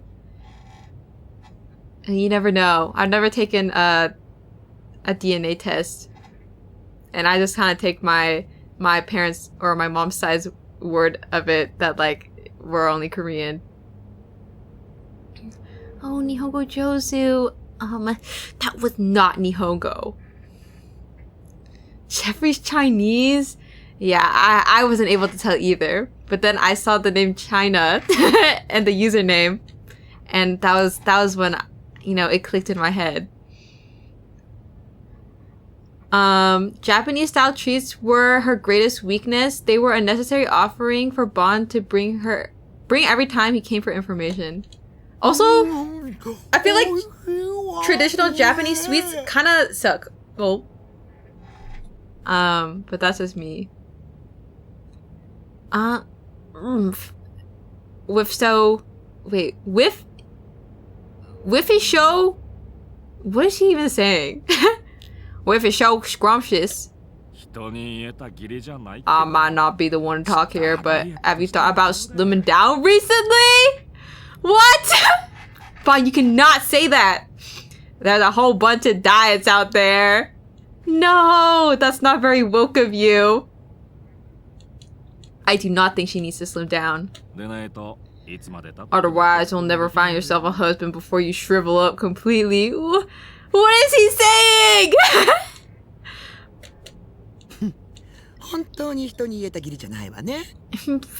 You're right. You're not the one to talk, okay? Besides, I'm long past the age where I'd still be on the market. With a shrug of her shoulders, Momose took a sip from her tea, then turned to face Bon. Okay, she's kind of nonchalant. Toxic relationship. Yeah, what if they left because she put on too much weight? Well, honestly, I don't know. Bon, you can't say that to people. That's so mean. Bon probably couldn't get it up anymore. Yeah, he got the ED and not the food one.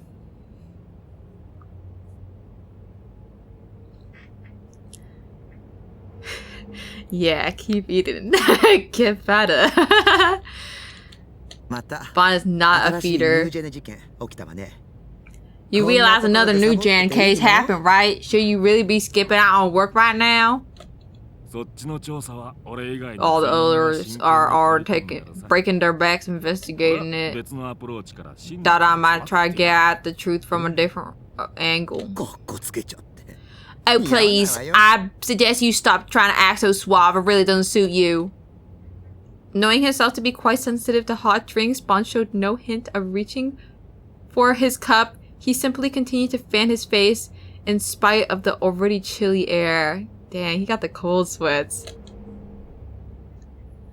Why does he have the Akechi expression? Sorry, not Akechi. Well, from Persona 5? Adachi? Oh, the guy from 4? I think I see it a little. Adachi if he gave up is what Bon looks like. It was something of a habit of his. Okay, CG. He kind of looks like Date from Yakuza to me. I don't think I know that guy. Are the police looking into the GE rate? Oh, right, the GE rate. No, that one really threw me for a loop. It was exactly like you said, Momotron. Of course it was. I never dream of handling over false info. Information is how I keep food on my table, after all. So, are they looking into it? Well, I certainly am. I'm taking the initiative to do it myself. Ba-chan, you wouldn't dare! Momose's voice carried well. Her personality was intrinsically energetic, lending her voice quite a bit of volume. The workers of Frisia were used to this, not even batting an eye as her angry voice reverberated throughout the office. The boss's yelling was an everyday occurrence after all. Bon and Momose were old friends, so he was all too familiar with being on the receiving end of it. Thus, much to her chagrin, Momose's wrath was met only with him lazily picking at his ear. Yeah, mom and dad fighting. Before she said anything else, Momose quickly lowered her voice, for this was a topic she did not want met with prying ears. But her face was red with anger, as if she had not been cheerfully stuffing herself with sweets just moments before. She pointed her finger at Bon with tremendous intensity. Did I make it absolutely clear that following that lead on your own would be dangerous? Politics, religion, and business. Do you have any idea how deeply rooted it is, all three? I'm like not reading it correctly at all. You should know all too well what happened to Professor Ota after he gave that GE rate lecture on TV. Yeah, he was killed in the crucifixion. This isn't the first time you told me. It won't be the last either. I'll keep on saying it until you get through that thick skull of yours. You always ignore my warnings. And I'm always the one to clean up your mess. I'm fed up with it. Simmer down now that tea's getting cold. Why not have a sip and cool off along with it? Ignoring both Bon and her tea, Momose tossed a second chestnut yokon into her mouth in a huff. This really isn't something to get all worked up about. Besides, Suwa's helping me out to an extent. As things are, convincing the head honchos up about something as outlandish as GE racing easy. I acknowledge that Suwa-chan is both capable and reliable, but so help me if you overwork the poor boy. Since when were you looking out for him? Testing out what it's like to be a mother hen? What the? No, I just can't have you get in. Oh my god, Top! Hey. Hey. Waving my hands. Tusk bunnies are rolling in. Hi, what were you doing? Also, hello, Tonko, Tsuoni, and Novazari. Arding? Oh. What were you drawing? I wonder if I have the gift that Top did. Commissions? Oh, on the grind, I see. Okay. Also, hello, the Akira Blue and Michiko. We were animating? Okay, we got a little animator in here. Wait, guys, you guys can look too. This is what Top did for the Dingleberry contest. It's so cute. I put this up and blocked the chat. Yeah, but I hope you had a very awesome stream. And if you need a raid and run. I understand. It's chill.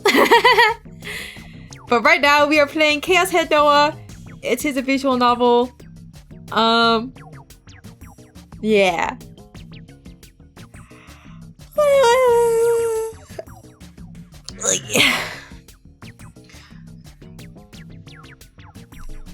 Alright, I have to reread the sentence.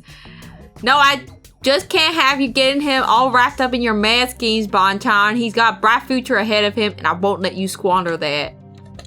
Oh, I didn't click the thing. Alright, fair enough. With a shrug of resignation, Bon took a testing sip of his tea only to immediately grimace. It was still too hot. Be honest with me, though. Is it really possible for biorhythms to make people go insane? To drive them to murder? I've already explained this to you! Actually, I can't claim to fully understand it myself. Does it have something to do with your specialty EM waves? Momose let out a sigh, then in contrast to Bon, composedly sipped at her tea. Love the voice work? Thanks. I'm a little bit of a VA myself. You're familiar with how nights with the full moon often have more cases occur on them, yes? Somewhat. A vast influx of incidents and accidents would always occur on the night of a full moon. This was no urban legend either. One need only glance at the Tokyo Metropolitan Police's statistical records. And what do you think would happen if the biorhythm curve increased by a power greater than a full moon? More simulation, yeah. That's all. Shibuya is a special city. I mentioned that, yes. When the GE rate gets high, the biorhythm curve increases. What's more, the increase far exceeds the effects of a full moon night. To be precise, it is approximately 6,800 times more intense. That number ain't all that easy to visualize. It's in a completely different ballpark. Think of it like that. So, why is it happening now? I imagine it's because of what Professor Ota had said before he was killed, how the GE rate has been rapidly increasing over the past half year. Though that should be impossible as long as there aren't any massive changes in the Earth strata, that is. Changes, eh? Like... You'd need enough energy for a volcano to erupt and scramble crossing. A volcano? That strong? At least, that's the only way to explain how the GE rate got like it is now. And the professor tried to bring this to the world's attention was killed as part of New Gen. Do you hear about how on the day prior to the incident, the TV show the professor was supposed to appear on was suddenly cancelled? That's so. An acquaintance of mine overheard a conversation between a few workers at MHK. There ain't many folks out there that can twist the arm of a show broadcast by the state. Surely that narrows it down. I don't know. I'm not familiar with the details. If I was, I would have gone after whoever was behind it a long time ago. Vaughn leaned forward, intrigued. I've got a pretty good idea where this is going. Given the circumstances, I ought to hear it. Are you sure about that? You'll be stepping into the dark side of society, Bon-chan. Are you absolutely sure you want to know? You might even get fired. As long as I can catch the culprit behind these new gen cases, I don't really care where I end up. Well, I'll think about what to do after I hear you out. Sipping her tea, Momose tapped away at her laptop keyboard with her free hand. Displaying on the screen was a single document and contained a list of information Momose had personally looked into. The Meiwa party. Momo-chan, you gotta be kidding me here. I was sure the opposition party name would come up at some point, but here... Bon groaned in utter exasperation. Yet, despite his smile, his eyes showed not even a hint of one. All they housed now was the cold, discerning gaze of a detective. We mess this up, the whole country is gonna be shaken to its core. Okay, we got the big guns up in here. Oh boy, talk to me, POV. Since it was the weekend, I'd been unable to get Remy to come over, so I was forced to spend 2 very anxious days all by myself. I had Remy pick up some groceries on Friday so I could survive the weekend without leaving my base, but I'd come very close to sending her a text asking her to come over multiple times. So clingy. He needs Remy-chan. He needs his caretaker. But in the end, I hadn't sent anything. The only thing that gave me a break from my anxiety was the half hour I'd spent watching the latest episode of Bloodtoon. Even in extreme circumstances such as this one, I still had to make sure to stay up to date on Bloodtoon. Remy was my sole source of comfort in the 3rd dimension, but when it came to the second one, Bloodtoon was the one that fulfilled that role. Well, to be more specific, Seiraton was. Oh my god, her boobies are poking through. After I'd finally overcome that weekend, Monday came. I took a look at Freepara's Phantasm section only to find it in a state of complete disarray. Wasting no time, I immediately followed a link taking me to At's channel. So my eyes hurt. I got the achy feeling behind my eyes. Ouch! It was a total shit show. Fez of Phantasm's real name is Kishimoto. Oh my god, she got doxxed. When she was younger, she was hospitalized for mental illness reasons. The name of the hospital was AHM. Phantasm is over. Cool story, bro. Too bad it's total BS. Deeds, please. Whose eyes are those eyes, lol? Who the fuck is Fez? You serious? Lol. AHM is only meant for patients with severe mental disorders, FYI. For fuck's sake, more haters? What a poor attempt at bait. If you're gonna bother making a thread like this, at least include a source. Failed. This is such bullshit. Fez has never been in that dumbass hospital. How do you even sleep at night spreading such obvious slander?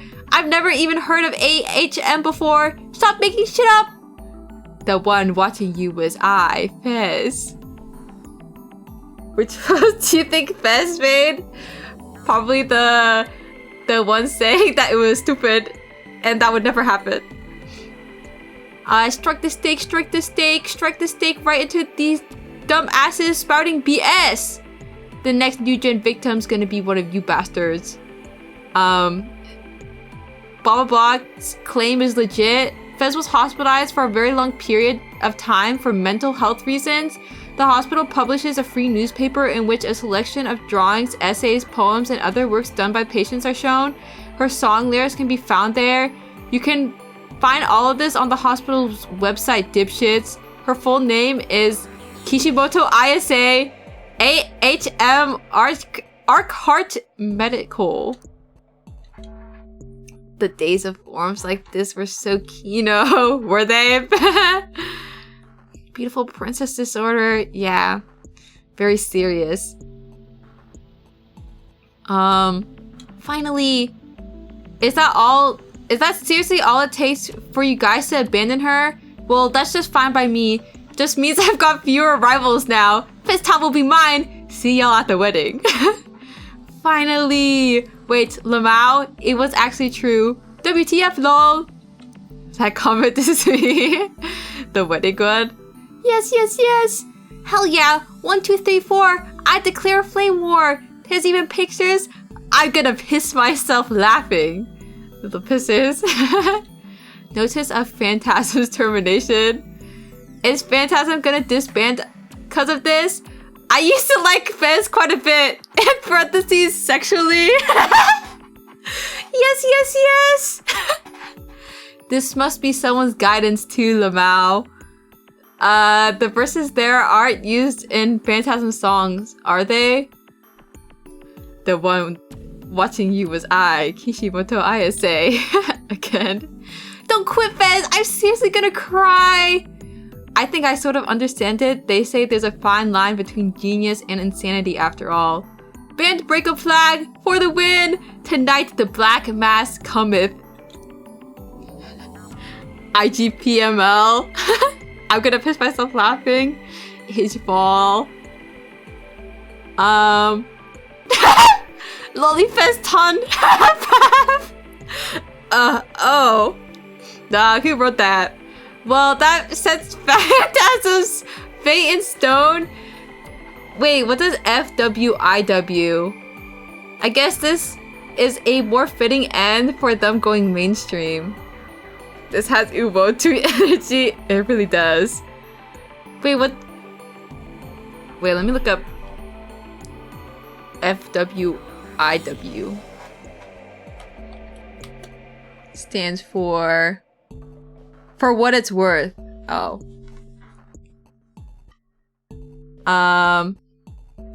Any comment yet? Any comment from Fez yet on their official website? Doesn't matter how much noise you virgins make on here, Fez doesn't look at the past, only the future. Can't wait for her next prophecy predicting all your deaths. BRB, putting on my roller skates. Roller skates? Guys, they kinda quirky on this board. This reeks of some weird advertising scheme by Phantasm, desperate to keep your dead band alive much? Lol. It was always obvious that Fez is a total schizo. Why is everyone acting like this is a surprise at all? So, Fez always was mentally ill. But that's what's good about her. Calm down, everyone. This is all just some magnificent bait from Fezton. Vess's spirit collapsed because the world is full of ill will.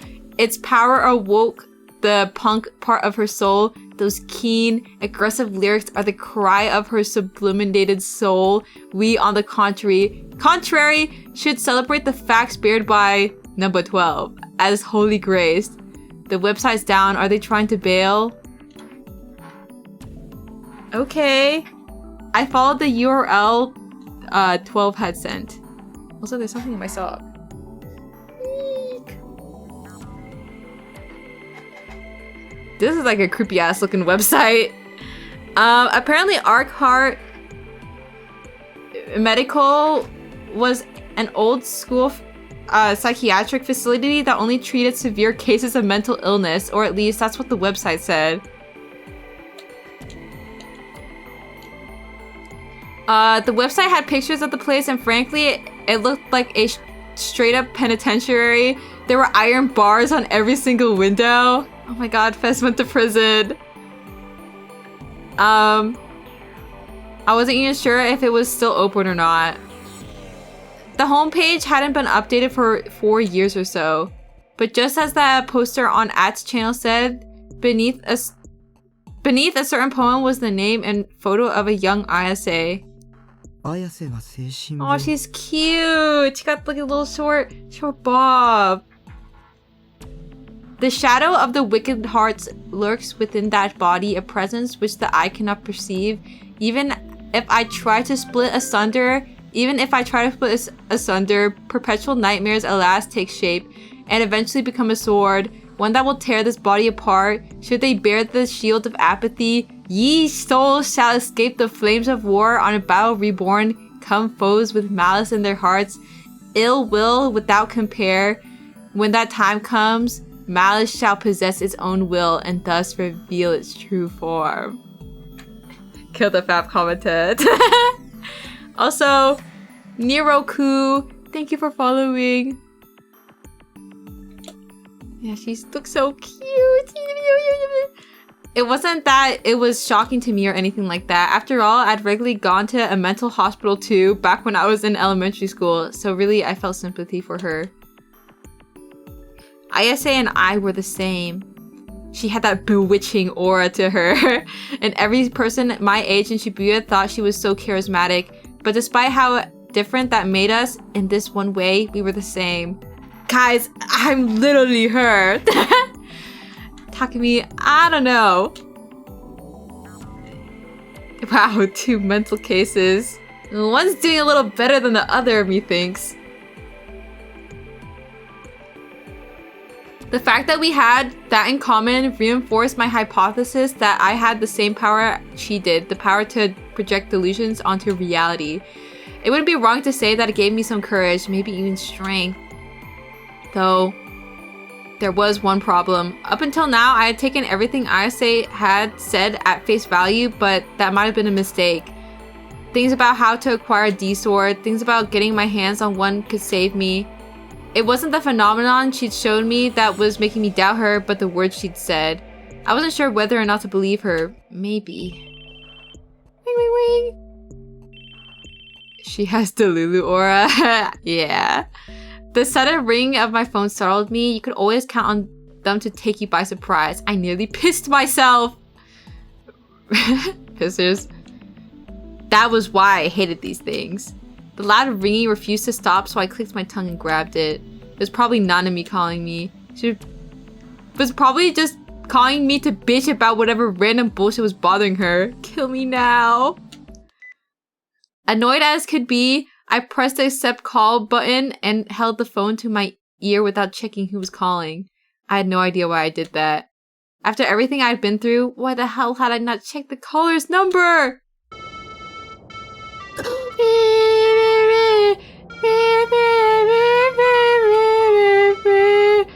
What came from the other side of the line was a certain melody playing loudly.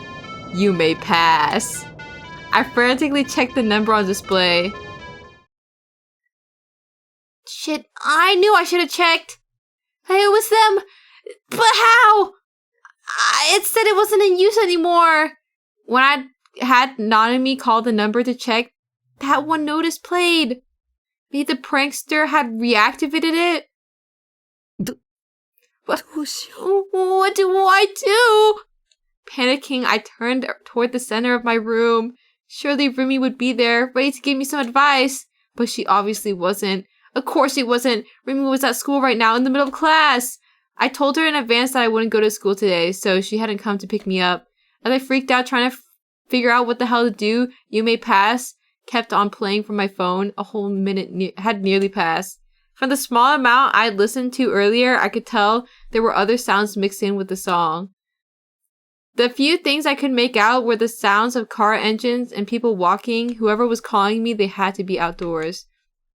But who the hell was calling me? I could only think of one person that would pull a prank like that. Shogun. And now really freaking out, I looked at Seiraton, who was standing next to my PC screen. What should I do, Seira? Seiraton smiled at me just as she always did. Why don't you turn it off? Just ignore it, you silly Billy. Yeah, just turn off your computer, Takumi. That's what I do with cyberbullying too. The haters can't get you if you just turn off your computer. Does grass type response? Maybe she's onto something. Oh, you're right. I could do that. I should have done that from the beginning. I put my thumb on the button to end the call, but for some reason, before hanging up, I felt the undeniable urge to listen to You May Pass just one more time, just for a little bit longer. It felt strange even to me. It creeped me out. There was no reason I should have hesitated even remotely, and yet I almost subconsciously gripped my phone and brought it to my ear. Dagi wants to get jump scared again.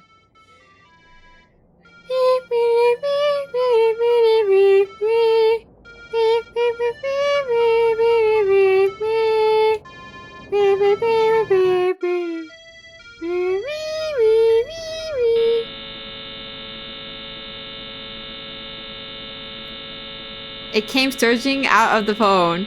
A fierce pain, a violent, piercing, nearly ultrasonic noise. That sound shot throughout my entire body. Those who listen. It was as if lightning had struck my head. My entire body was paralyzed. I screamed as loud as I could, yet I couldn't hear my own voice. Boiling. My brain. My heart. They boiled, they bubbled, they melted into mush. Help! Help! Pain crawled from deep within my body, tearing me apart. My consciousness liquefied and coursed through my veins, and when it finally arrived at my heart, it erupted in a resounding explosion that vanished. Overwhelmed by these horrific sensations, I was unable to figure out what was going on. I could no longer even think.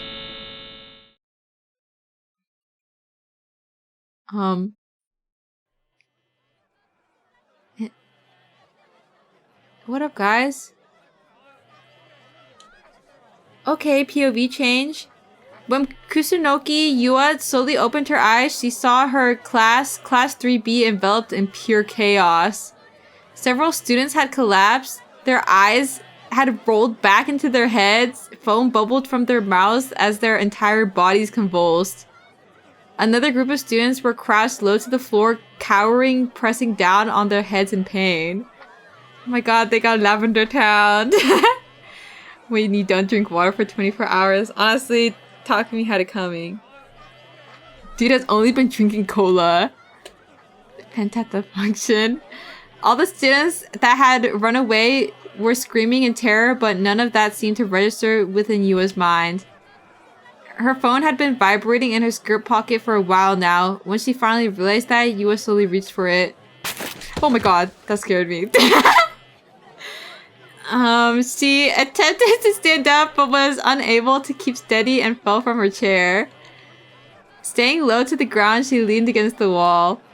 After she put her glasses back in place, Yua pressed the accept call button and held her phone to her ear. Hi. Some mom picked me up from school. They're going crazy. Hello. Hi. Yes. Oh. Hi. Yes. Oh. Me. I'm fine. As she answered the question, Yua grimaced and pressed on her forehead. She could hear the clamor of her classmates in the hallway, as well as the voice of her teacher trying to help the unconscious students, but it all sounded so terribly distant. はい。 Yes. Yes. あの、 And you are. はい。 Yes. はい。 Yes. そうですか。 I see. That それ means. で、 Suddenly, Yua went pale. With a gulp, she covered her phone with her hand and brought her voice low. Her voice that had very clearly been shaking. そんなわけないん What です。 chapter are we on? I think we're on 5. But like towards the end of 5? I don't know. We're coming close to where I am though. And then soon it will be all new content for me. And also, hello, Muffin. That can't be true! だって、 Because 本当は、 in actuality... Upon saying that much, Yua's voice began to falter. She hung her head. In actuality, it was たのに。 me. Huh? The commotion in the hallway intensified. Everyone was looking and pointing in the same direction, anxious expressions on their faces. The windows in the hallway rattled as if they were being hit by a fierce gale. はい。 Yes! そうです。 That's right! 私、 My 妹です。 sister! はい。 Yes! わかりました。 I understand! At last, Yua bowed her head as if the person she was speaking to was in front of her, then hung up the phone. Then she looked up and directed her gaze toward where everyone was pointing beyond the window. 空が。 The sky!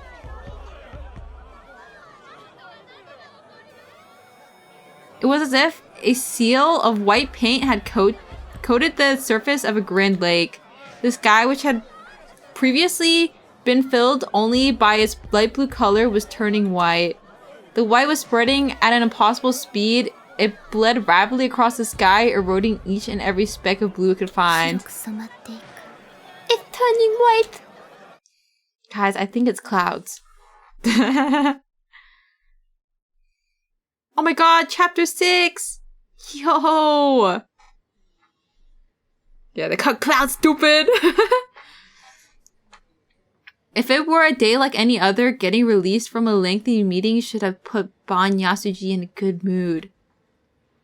However, today was not a normal day. The detective removed himself from his peers, moved to the nearest window, and attempted irritably to call his junior. Suwa, his partner, had not shown up to today's meeting. I get wanting to play hooky on this, but did you really have to leave? Did you really have to leave me to go it alone? Darn it, Bon thought to himself. At first glance, Suwa may have appeared lighthearted, but in actuality, he was quite a diligent man and took his job very seriously. With this being Bon's opinion of him, what happened today was quite the shock. He attempted to call several times, but it always went to voicemail. Ever since he heard a fairly unsettling story from Momose 2 days prior, Bon had been faced with a constant feeling of uneasiness. And today, only more troubles had been added to the pile. There was the incident with Suwa, but that was not all. When Bon was reporting about the GE rate earlier this morning, he was immediately shot down by Matsunaga. We don't have time for crackpot theories, his superior said. Could you not add to the pile, kid? Oh, I've had enough for 1 week. Yeah, I'm turning on my heater again. I'm cold. Bon waved his fan at his face repeatedly and let out a small sigh. And right when he did, the call connected and he heard the voice of his junior on the other end. Sirs! You! There you are, you schmuck. Where the hell have you been? The reception was extremely poor. Which part of the countryside did Suwa lose himself in? Bon thought, scratching his head. Sorry, I'm introspects my way, you know?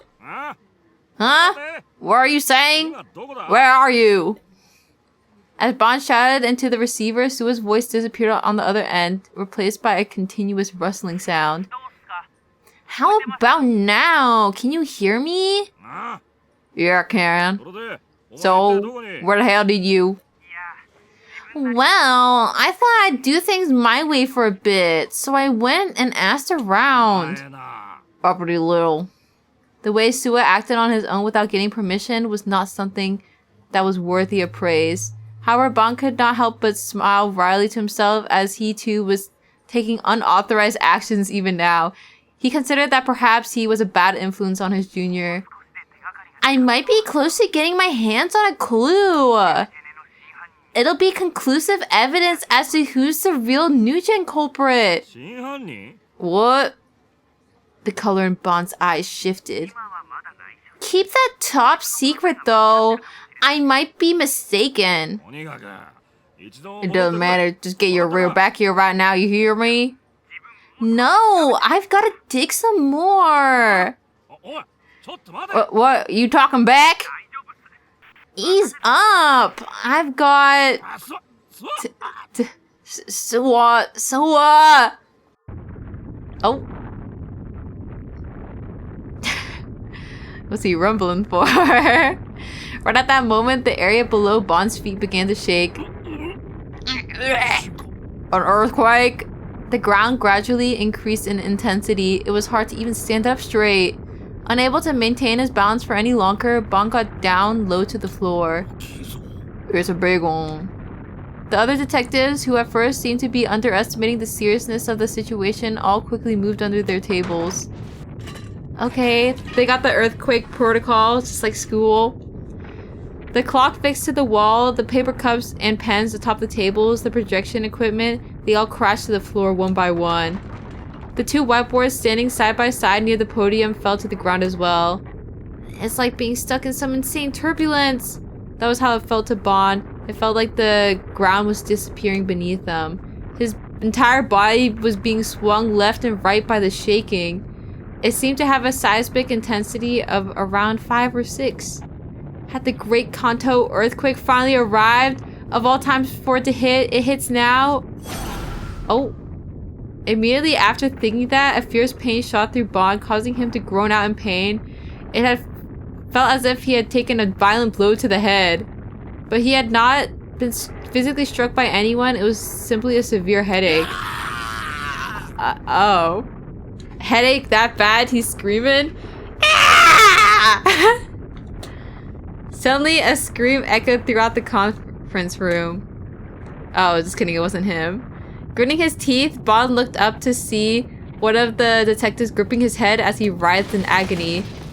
And then, like a lifeless doll, he fell to the ground with a thump. No, I relate.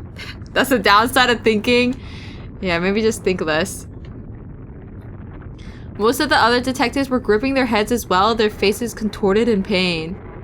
What was this headache that bore no resemblance to any he had ever experienced before? Whether it was connected to the earthquake, there was no way for Bond to know. Eventually, the shaking gradually subsided. With his vision blurred, Bond looked out the window.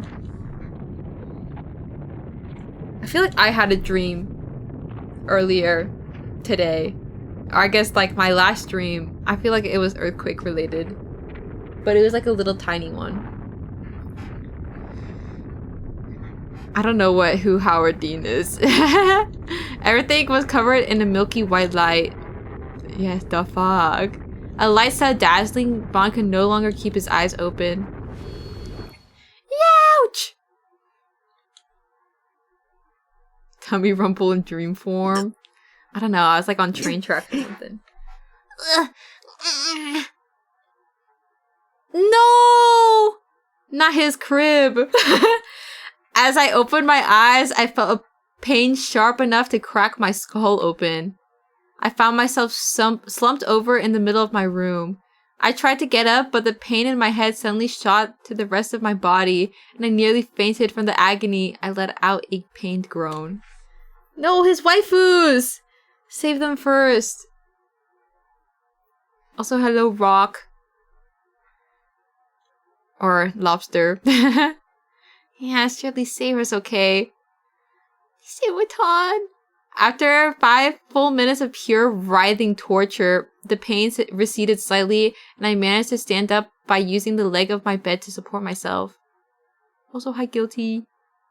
I wiped off this cold sweat on my forehead with my hand. My room was completely devastated. It was as if a tornado had ripped through it. All my waifus lined up on the shelf had toppled over, and some had even fallen off the shelf entirely. The bed was now sitting at an angle, and the piles of Aaaa packages had crumpled to the floor and scattered everywhere. What the hell happened? If I remember correctly, there had been a phone call that played the melody of You May Pass before then transitioning into something like an ambulance siren. It was exactly the same as last time. That's right. Right when the buzzard sound, I'd heard the ground roar, and immediately after that, my whole body felt like it was boiling and melting. And then I couldn't remember a damn thing. It was all completely blank. Oh god. Was it an EM wave attack from Shogun? What if Shogun was capable of something similar to what was in the patent I'd found?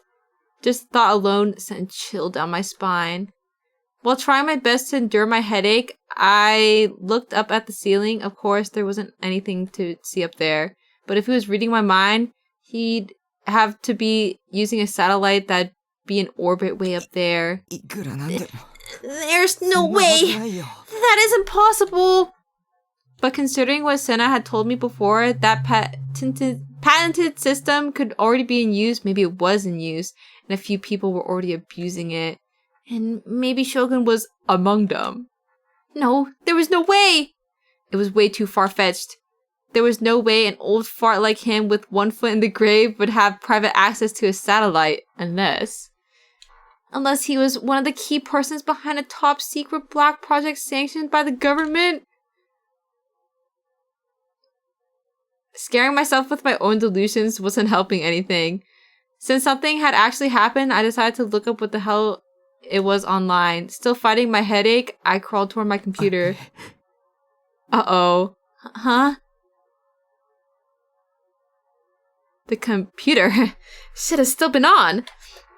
The monitor should be displaying a wallpaper with Seroton on it, but it was pitch black. I hadn't set it up to automatically go into sleep mode, so it wouldn't make any sense for it to do that. I was feeling dizzy. It was as if I had no strength left in my body. Even standing up took almost everything I had. Gritting my teeth, I attempted to move the mouse around. No response. Next, I tried to press the power button. After a second, the hard disk started emitting its typical scratching noise. I sank down in my chair as I was waiting for my PC to boot. I frantically grabbed my phone, which was still on my desk. I checked the time. He's never seen a blank monitor in his life. Yeah, I guess he just, you know what? It's to be expected this happened because he never returned his PC off. Before I'd gotten that phone call, what time had it been when I was browsing the ISA stuff on At's channel? When I tried using my brain, the stabbing pain coursing through it got even worse. Wait, whoever said that thinking, just stop thinking. Maybe that is the cure. Think the time, remember the time. It couldn't have been, yeah, it hadn't been noon yet, which meant I've been unconscious for over an hour. Also had to address the ocelot, the pimpification raise, yeah. Or maybe I've been sleepwalking and ended up wandering off somewhere else for an hour. No, I'm not a sleepwalker. I shook my head violently, trying to stop thinking about things that would make me sink back into negative bullshit. Oh my god, he's trying to get better. As I did so, my vision wobbled from the pain still hammering in my head. It was like a lump of lead was sitting in the middle of my skull. When I looked at my PC monitor, I saw... Uh-oh! おい、マジで Hey, well, what the hell? No way, the hard disk data was corrupted? You're kidding! そんなのありえない There's no way! あっちゃダメだ If this is そん real, なことになったら this is the end of everything! It was where I stored my giga-sized collection of R18 Moe pics. My Aerogate save data.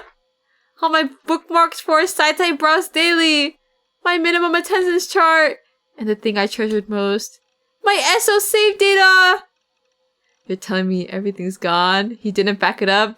Yeah, he didn't put it in the cloud. Fuck! I wanted to cry out in frustration. I wanted to smash my keyboard in anger. I wanted to kick the wall with everything I had. But before I did anything though, I needed to check if I could restore it. But my whole body was still heavy and my headache refused to go away. All I could do was bite my lip and sink deeper into my chair. Isn't ESO an MMO? Yeah, there's no way the data is like locally just on his computer. He doesn't have like a login? It was over. My life was over. Losing my ESO save data meant I had no reason left to live. Nothing mattered anymore. It had all burned away. Just kill me. 待って、 Wait a sec, Taki! With an angelic smile on her face, Seiraton gently calls for me from atop my desk.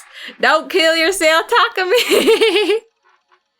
He was playing on a guest account. Well, now he's just asking for his data to get wiped away.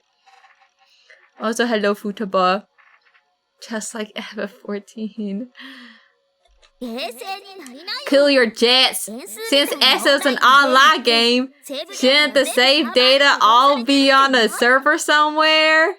Okay, Sarah is kind of smart. By server, you mean the dev server? So, even if your computer did kick the bucket, Nine Hearts data should still be on the server, right? Righto? You're right. Killing myself plans cancelled. I was so dizzy and confused, I forgot even the basics. It felt like I'd finally found a ray of hope shining through the endless despair. I knew I could depend on my waifu. I'd still have to give up on my treasured pics and MP3s I hadn't backed up, though. I needed to start reformatting the OS as quickly as possible. I wanted to see with my own two eyes that my ESO data was safe. Though, in order to do that, the headache that was still torturing me had to stop. Put all your accomplishments into MMOs, everything else is too fragile. Yeah, at least my everything will still be on the servers, and they will never shut down, surely. Unfortunately for me, the pain didn't feel like it would go anywhere anytime soon.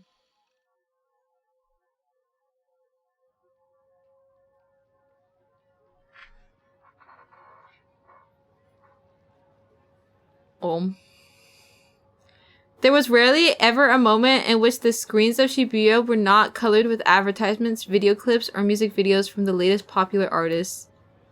And yet, currently the screens were instead displaying a female anchor with a grave expression on her face. Imagine you have a delusion choice there, and the negative delusion makes him kill himself. He's like, he has to pause and think. He'd be like, Also, my heater's not doing a very good job. My legs feel kind of chilly. And yet, currently... Oh, I already read that. It was an ongoing special TV broadcast. Sensational words decorated on the top left of the screen. SI5. Earthquake in Shibuya. Over 200 casualties. Earthquakes were not particularly unexpected in Japan. The Tokyo metropolitan area had already fallen victim to several seismic intensity 5 earthquakes over the years. However, as the media gathered more and more information about the incident, the sheer number of casualties made it clear that this was no ordinary earthquake. It was especially peculiar when compared to the 2005 earthquake, also seismic 5 intensity, where no fatalities had been reported. Dang, 0 is kind of crazy. Like nobody died. Well, I never been in an earthquake before, so I don't know how crazy a 5 is. Moreover, the epicenter was Shibuya, a city which was already the center of attention in Japan due to the Nugent incidents. There had already been an earthquake in Shibuya approximately 3 months prior. It was a seismic intensity 3 quake and 8 people had died. Maybe Shibuya's cursed. Never? Really? Yeah, not everybody live in Cali. I guess, like, not the docks or whatever, but there's, like, always been the alleged very big earthquake that's supposed to happen at some point, but it's never happened, so. Let's just, crossing my fingers that I'll never be in a natural disaster. That was what the people observing the breaking news about the latest earthquake were thinking, even if they were not saying it out loud. In any case, each station had started their special broadcast right when the earthquake had hit. Information was having trouble circulating and the total death count was still unclear. Nonetheless, the female anchor continued to report. Reading from a stack of paper, she declared, The Fire and Disaster Management Agency has confirmed 31 deaths, and that number is expected to rise as they continue to aid those affected. The causes of death remain unknown, but Furthermore, various reports described a mysterious white light appearing immediately after the earthquake had hit. According to these reports, the light had been accompanied by a massive shock wave, and it turned the sky completely white.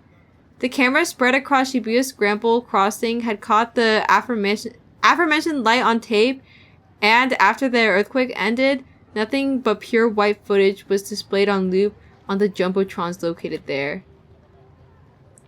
A discoloration that had appeared alongside the earthquake had not simply been a dull white, however, it had been utterly blinding. Shibuya had been momentarily enveloped in light, the sheer glare forcing each and every resident's eyes shut. If this were an era of war, the people would have undoubtedly believed it to have come from a nuclear weapon. As a matter of fact, there were some who claimed to have spotted a white mushroom cloud floating a few hundred meters above Shibuya, though it was quick to vanish. Also, hi Tobez. No one knew what the origin of that light was, nor if it was connected to the earthquake.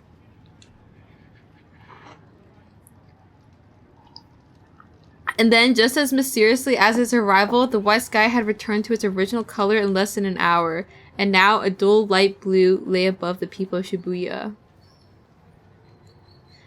The asphalt of Dogenzaka was very slightly cracked, its damage only millimeters wide, and the multi-tenant buildings, together with many other structures along Center Guy, had all grown small crevices across their walls.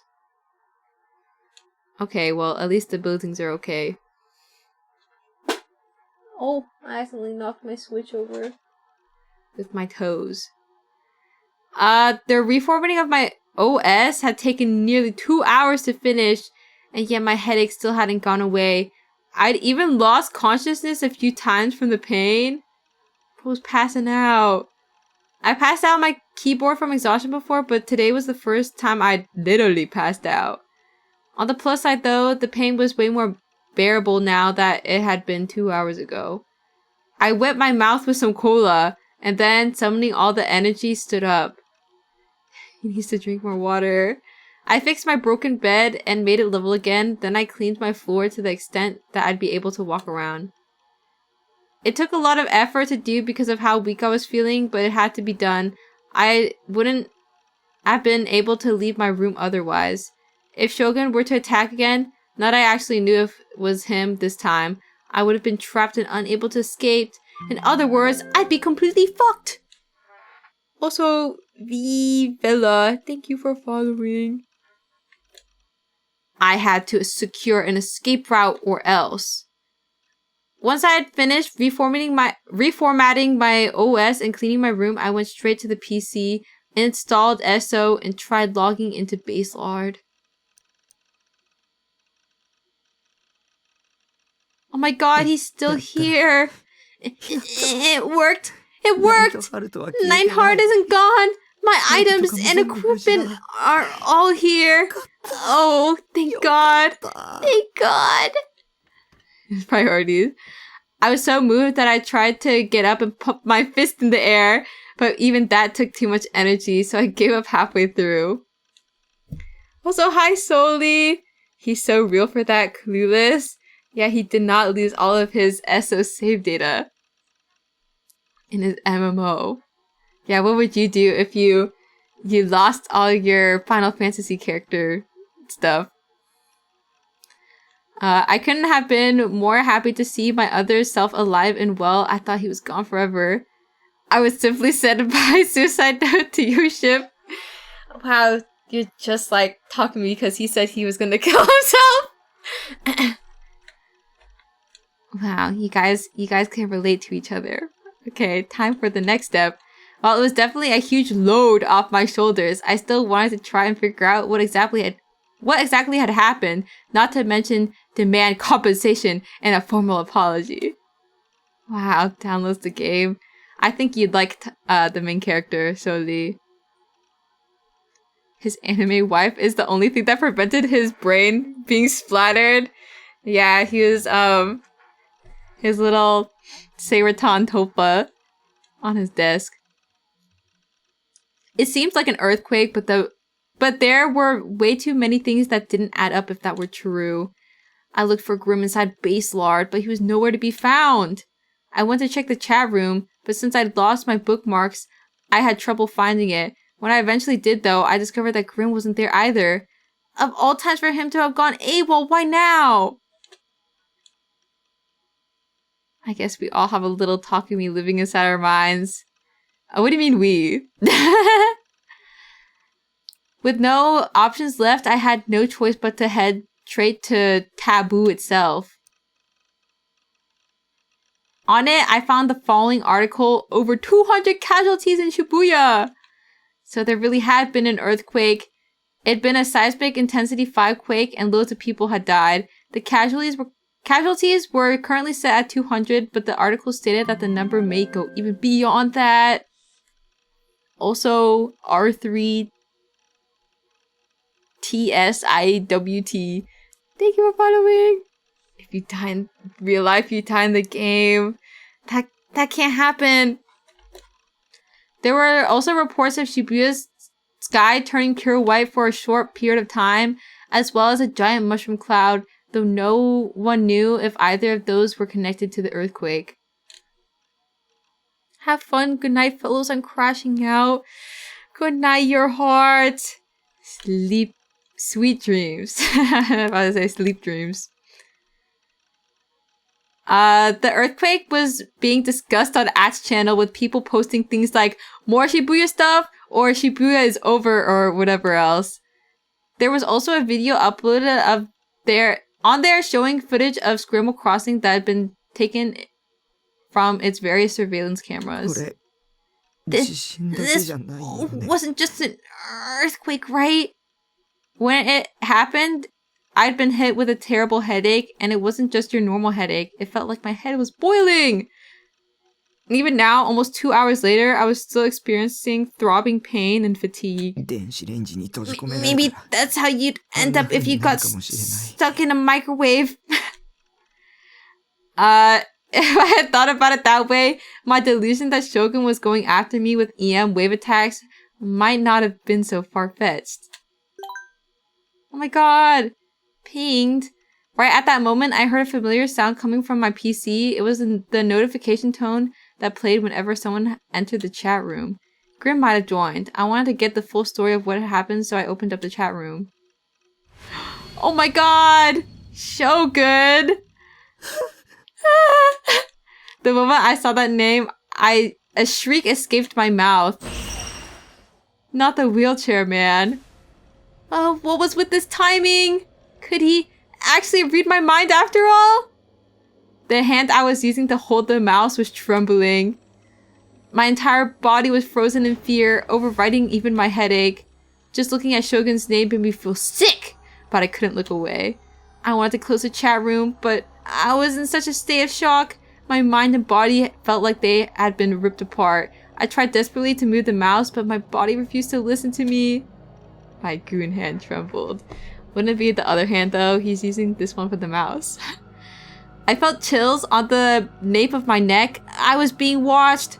God's gaze. Or maybe it wasn't God. Maybe it's Shogun's gaze being shot down from an orbiting satellite. I feel like this when my followers DM me. You don't like getting DMs? Well, honestly, I don't even get DMs from like real people anymore. I only get the Twitter bots. In fact, let's see what's my last Twitter message. I think lately I've been getting like inheritance fund message. Let's see. 9 pending requests. This is the last asset I have left you, and I am compelled to give you this fund on the side of affection. If you still have feelings for your family, please take care of my little boy. Please don't contact me again in the future. I have already formed a new family and don't want my family to be disturbed. And then the other one is hot women's sexy underwear video is available. We can date if we like each other. Peach emoji.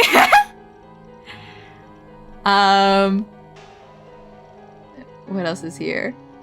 Discover an adult AI game like no other. Smiley face emoji.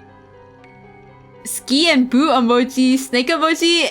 Male pregnant man emoji. And salt emoji. Say goodbye to lonely nights. Immerse yourself in a world where you can engage with captivating AI beauties. Enjoy intimate interactions including caressing, teasing, and exploration. Indulge in your desires and do whatever you want. Hi. The men and women in the video are very open-minded and at your disposal. Now, after completing registration, you can enjoy 8 hours of free video services. Peach emoji. Oh, and I don't think this guy's a bot, but they scared me, so I didn't. Well, actually, they could be a bot. Hi, are you interested in being my foot person? All I want to buy from you is a picture of your feet by writing my name there. And I will need up to 5 pictures and 2 videos weekly. I'm willing to pay you $700 as your weekly payment and also upfront so you know I'm real if you're interested. My bad, that's me. Nah, that's Oomph. Yo, sent him my way. Oh, and then I got the freaking intimately or whatever thing. Where they're like, can you please share a picture of your punani so we can make a 3D toy and sell it to your followers? I'd be like, dog, are you crazy? Your fan base needs this. At Adibada, we've helped 60,000 plus fans fall deeper in love with their favorite models, and you could be next. We could create custom high-quality sex toys with zero hassle. Just send a few photos, and we'll take care of the rest. 3D modeling to discreet global shipping. That sounds like a threat. Yeah, I don't know what they think my art account is. Mine are just Arabic and Japanese. Yeah, honestly, I don't know. I used to get a bunch of like the one where there's like this Japanese lady being like, here's my line message, like my line account. But lately I've been getting some weird ones, but these are old. I like to save them in my message requests just so I can look at them because I think they're funny. Anyways, gotta develop that merch portfolio, brother. Yeah, the music does add to the messages. Yeah, those are my personal shoguns. Well, I answered one of those and she asked for a pic, so I sent a K-pop model, and then she dragged me because they googled who was in the pic. That's crazy that they responded. I thought they were like just not real people. Or maybe they're like just like a dude managing all the accounts. Why am I not getting DMs to make the kawaii Kuruma pocket pussy? I don't know. Maybe... Yeah, I don't know. Maybe you can rebrand into a girl. Also, no cap, big snap. Thank you for following. But where would I run? It didn't matter where I went. Even if I went to the very edges of Japan, he'd still catch me. Hisashiburi. That was the first thing Shogun said to me. She said it like we were just casually saying hello to a friend he hadn't seen in a while. But I knew for a fact I have never, ever considered this guy a friend. My teeth sank into my lip as I stared at the words written across the monitor. However, instead of making me freeze out of fear, the message from Shogun instead sent me grabbing for my phone. It was past 3 p.m. At this hour, classes were probably still in session, but surely my situation wasn't hopeless. If Rimi was here, she could do something. That was what I wanted to believe. I went to my address book, although it wasn't much of a book considering how empty it was, and called Rimi's phone number. Save me, Rimi! Beep, beep, beep, beep. Do you hate me? Wait, Shogun's me. You haven't responded. Do you hate me? Rimi, quick! Pick up! It was hard to breathe. I couldn't think straight. Rimi wasn't picking up. There was no voice on the other end, only the monotonous dialing sound repeating endlessly. Well, why? Whenever I'm in trouble, you're always there for me, so why aren't you answering? I have a present for you. A present?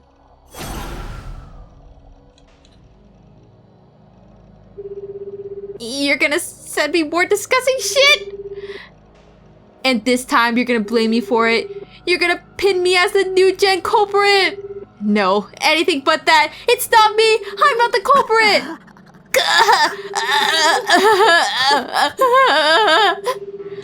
I felt like I was like a fish that had been ripped out of the water. I was losing oxygen. My mind was going fuzzy. What do you mean his wiener? Oh, you mean like Shogun's present? Like, of like a video sharing thing pops up on the screen. FaceTime with Shogun. My only ray of hope was Rimi. He's gonna show him the Shogun.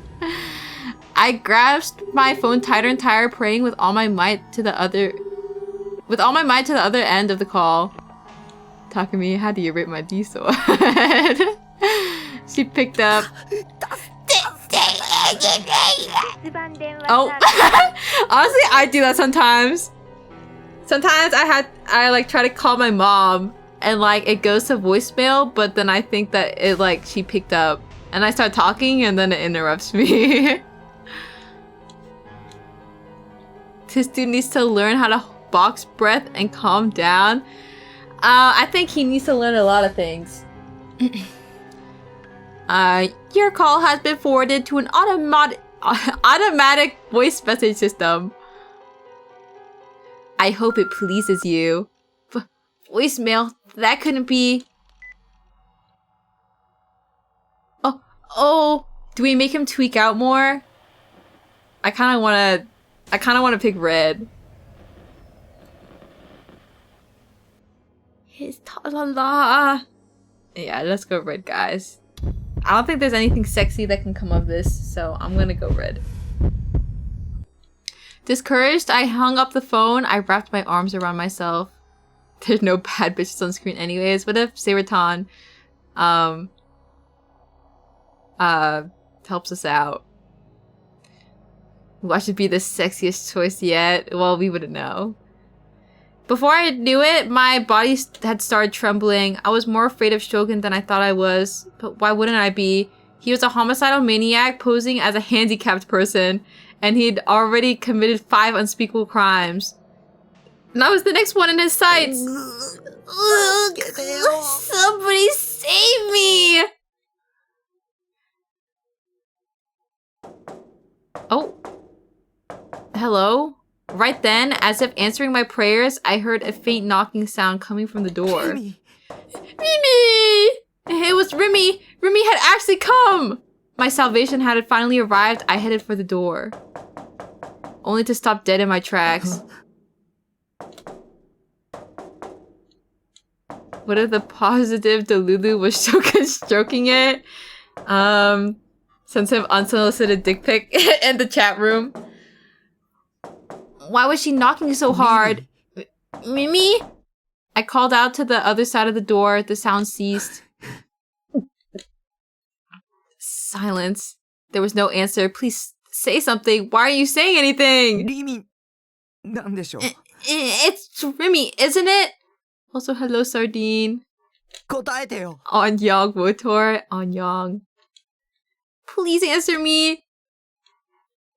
I don't know why I'm so cold. Why is there multiple Without a reply, the knocking resumed. Was it not Remy? 誰だ Who is な it? んだ Who's at the door? Could it be Shogun? He's making like a beat with that. The way your model snapped. Oh. Sorry guys, I was looking down. Now that I was suspicious, all the courage I had mustered to go and open the door had vanished. I slowly drew backward, going back far enough that I ended up tripping over my chair. It's the wheelchair bed just drumming. Yeah. As I did, the pounding on the door remained incessant. Someone was knocking on it and they weren't stopping. No, it wasn't just the door. The banging sound was coming from the walls and the ceiling too. Whoever was inside wasn't alone. Is this even a delusion? I don't know, because usually delusions have like the little warbly effect. So maybe this is just his real life. He's preparing for marching band. Who are you? Unable to bear the terror any longer, I screamed out. Then, as if in response to me, the sound suddenly stopped. I wanted out. I wanted to run. I wanted to run away as far as possible. But how? There was no group of people outside surrounding the entire container. Oh, there was no doubt. Oh. The sound began echoing again. But this time, it wasn't the sound of knocking. This time, it was the horrifying nails. This horrifying sound of nails on a chalkboard. It made my skin crawl. Is that what nails on a chalkboard sound like? I feel like they sound worse. But I guess it's more of like an in real life thing. I don't know if it can translate into, what was it? Recording that well. And not being able to see the other party made it all the more terrifying. I knew it was Shogun who had sent them, but I had no idea what they looked like. I had no idea what the person harassing me from behind these lone tiny walls looked like. Ah! My entire body was covered in goosebumps, and the sheer discomfort I was feeling made me even more nauseous than I already was. I covered my ears tightly. Stop! Stop it! Leave me alone! Oh wait, he was tweaking out. When I returned to my senses, I was still in front of the monitor. Shocked, I turned toward the rest of the room. I stayed still and listened carefully. I couldn't hear anything anymore. Had it just been a delusion? For more than 5 minutes, I stayed hyper alert to everything that was happening outside the container, so frightened that I couldn't even move. In the end, there weren't any signs of anything suspicious, so I opened the door and peeked outside. There was no one there. Had it really just been a delusion? Even if it had been, I was still anxious, just as anxious, and my heart was beating fast. I looked back at the monitor. Shogun had already left the chat room. All that remained were those 4 lines. I didn't want to see any of it, so I hurriedly closed the chat room while Shogun was in it. My body was still trembling. Shogun was trying to provoke me. Was it fun fucking with me like this? Had I been chosen as the next victim and this was a means to that end? Or was I just the perfect person to pin his crimes on. Save Save me, please! I stared at the post-awakening version of Seiraton as if I was clinging to my only refuge. me. Scary! I didn't want to be alone. I want someone to be by my side. I want someone to protect me. Right, there's school. If I go to school, Remy will be there. Okay. I couldn't bear staying here alone with my spiraling anxiety. I took off my worn out sweatshirt that I usually wore around the house, threw on my uniform, and left my base. Wait, he's wearing the sweatshirt plus his uniform? No. Once I was hit with the cold air of the outside world, my headache ever so slightly subsided. The city had a more restless atmosphere to it than usual, probably due to the earthquake from earlier. I didn't know that for sure, though. Guts get into going outside. I can't believe he finally did it. At the distance, the sounds of sirens continued to echo endlessly, but I wasn't sure if they were from ambulances or fire trucks. Could have been both. Yamate-dori, which was one block away from me, was completely jammed up. Traffic was bumper to bumper. There were multiple visible accidents, most head-on, and the cars involved had simply been left abandoned on the road, their drivers nowhere to be found. Those abandoned cars were the cause of this traffic jam. The other drivers were honking their horns like crazy. As I was wandering the streets to get to school, I saw a dog crossing the road barking. It was a chihuahua sprinting at full speed, dragging its leash behind its small body. Its eyes were bloodshot and a large amount of drool was dripping from its open mouth. It had probably gotten separated from its owner. Dog, it probably got rabies too. Why is it drooling like that? As I absentmindedly watched it get farther and farther away, I tripped on something and nearly fell over. The asphalt was cracked and one section of the road was ever so slightly lower than the rest. It had most likely come from the earthquake. Stopping right there, I looked up at the sky. There were a few white clouds drifting calmly across the dull light blue. Just after the earthquake hit, something similar to an aurora had formed in the sky and tainted it pure white, but the traces of it had already disappeared. This isn't right. This isn't Shibuya. I couldn't calm down in the slightest. Not just because of the earthquake and not because of the headache either. It wasn't just those, but a certain urge that was threatening to overtake me. For some reason, walking around like this, it made me feel like I wanted to kill someone. That's not normal. By the time I got to the school gate, the anxiety and sense of dread I've been feeling were increasing by the second. I had the chills. My body wouldn't stop shivering and my headache was coming back. When I looked closely, I noticed a group of students formed around the third year building. I looked for Remy within them. For some odd reason, everyone was looking toward the top of the building, and even those who weren't soon followed suit, almost like a bunch of lemmings. Hey. Taku! Oh, Taku. Misumi-kun rushed over to me. I should ask him where Remy was. Look who decided to come to school today. Actually, I'll save the pissing you off for later. He looked gravely serious and his face was pale. Seeing Misumi-kun like this was very unusual. What the hell was going on? Things are bad right now, man. I feel bad. Things are bad? What did that mean? What was bad? She was sick, right? People probably found that she was sick in the head and it made her crazier. She was saying earlier that she could fly. This is gonna be gnarly, real gnarly. I know I shouldn't, but I really want to see someone die. It could be crazy gory. It'll be awesome. Hurry up and jump already. I could hear things like that coming from everywhere around me. Don't tell me. I had a bad feeling about this. Fearfully following the gazes of the other students, I looked up at the school building.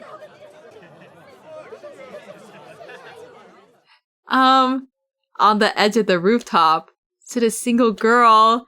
No, Fez, don't do it. Don't listen to the haters. In her hand, just like during the concert, was a D sword with a pose emblematic of praying to God in the heavens above. On the edge of the roof stood Kishimoto Ayase.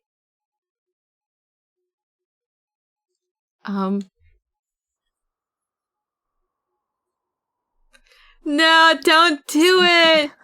Oh wait, I have to get my Fez voice ready. The shadow of the wicked heart lurks within that body. A presence which the eye cannot perceive. Kishimoto Ayase felt the wind blowing. Fez, choose life. The cold wind brought with it a faint hint of winter. Her expression inundated with pain. Huge drops of sweat formed on her face as she faced the chilled gales. Even as I tried to split asunder. Even if I tried to split asunder. Perpetual nightmares alas take shape. The Suimei Academy rooftop was enclosed by a 2-meter-high wire fence. Ayase was standing on the other side of it, occupying a space only around 30 centimeters. 10 minutes had passed since she had first started standing there. One more step and she would fall from the roof of the 4-story building. Many students were gathered below Ayase, watching her with bated breath. And eventually become a sword. One that will tear this body apart. Although the police and emergency services had already been contacted, they had yet to arrive, likely due to the earthquake that had only hit a few hours prior. The teachers were running around in panic, scrambling to get gym mats ready in case of the worst possible outcome. Should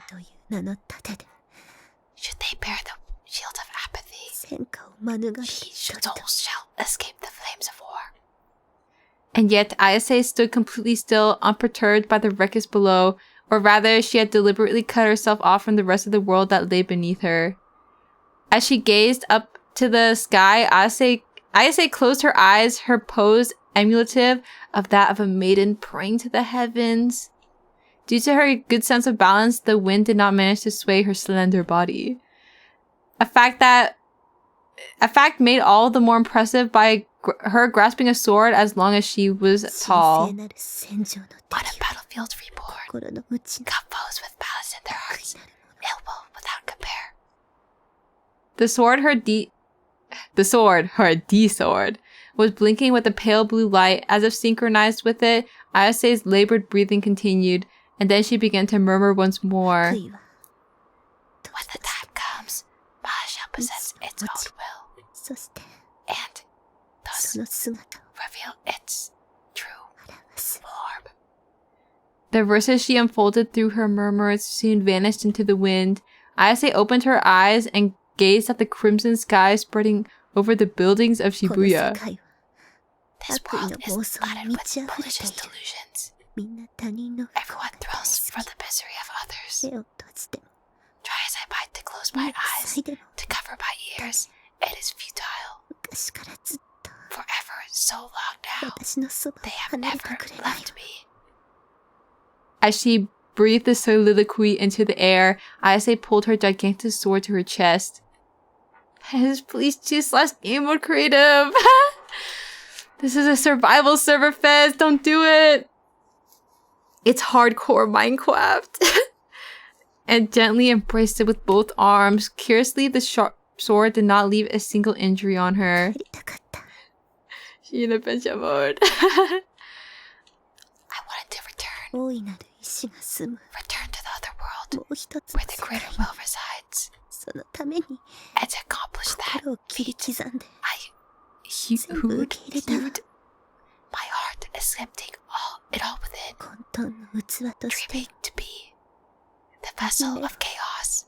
Chaos head. Ayase's face twisted in sorrow, tears quietly spilled from her eyes.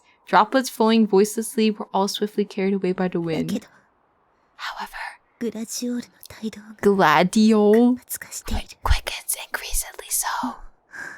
There is no longer any time left. 見つからない I cannot find them. 見つか I らない cannot の find them anywhere. 天国の扉も Not Heaven's gate, 賢者も nor the wise, 導き手 nor も the guide, nor the seven That's no divine secret. punishments. 黒騎士の伝説は Are the Black Knights even real? 歌はもう I've たく already さん歌っ recited た an わ unending number of そ verses. れで足りないって言 If うの that was insufficient for you. ね Oh, 大いな greater る will. 意志よ Ayase spread her arms out far and wide, as if trying to embrace the sky itself, as if trying to show her presence to God on high. 私は飛ぶわ Then I shall fly. The pale blue pulsation of her sword intensified. Ayase closed her eyes once more, and in that moment a final tear dropped from the corner of her eye. I beg of you, a greater will. 差し出すから Take this vessel as an offering. 魂を Take my soul away 連れて行って with you. And then without a moment's hesitation, the girl, with nothing there to support her, took a step forward. No! 帰るべき場所 Don't do it, Fizz! I think it's over. Toward the place I must return. She felt the cold caressing her cheek. Her gaze fell to the earth. No! POV, you're falling. What the fuck is that? Moving closer as she fell was a door, a gate, and on the other side of it was the sky Ayase desired.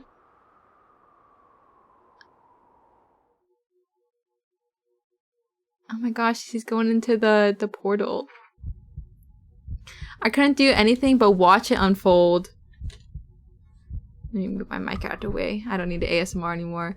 After Ayase spread her arms out, she slowly stepped into the thin air as if taking a step down on a non-existent staircase.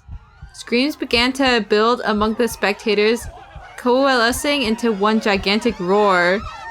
With nothing left to support her, Ayase, like a puppet whose strings had been cut, fell head first toward the ground. Everything appeared to be in slow motion. Ayase's body was going to crash to the ground! Her descent was incredibly slow. But she was definitely falling. She was gonna die! Ayase was gonna die! Couldn't do anything to stop it. I couldn't save someone falling from that high. And there was nothing but concrete below her.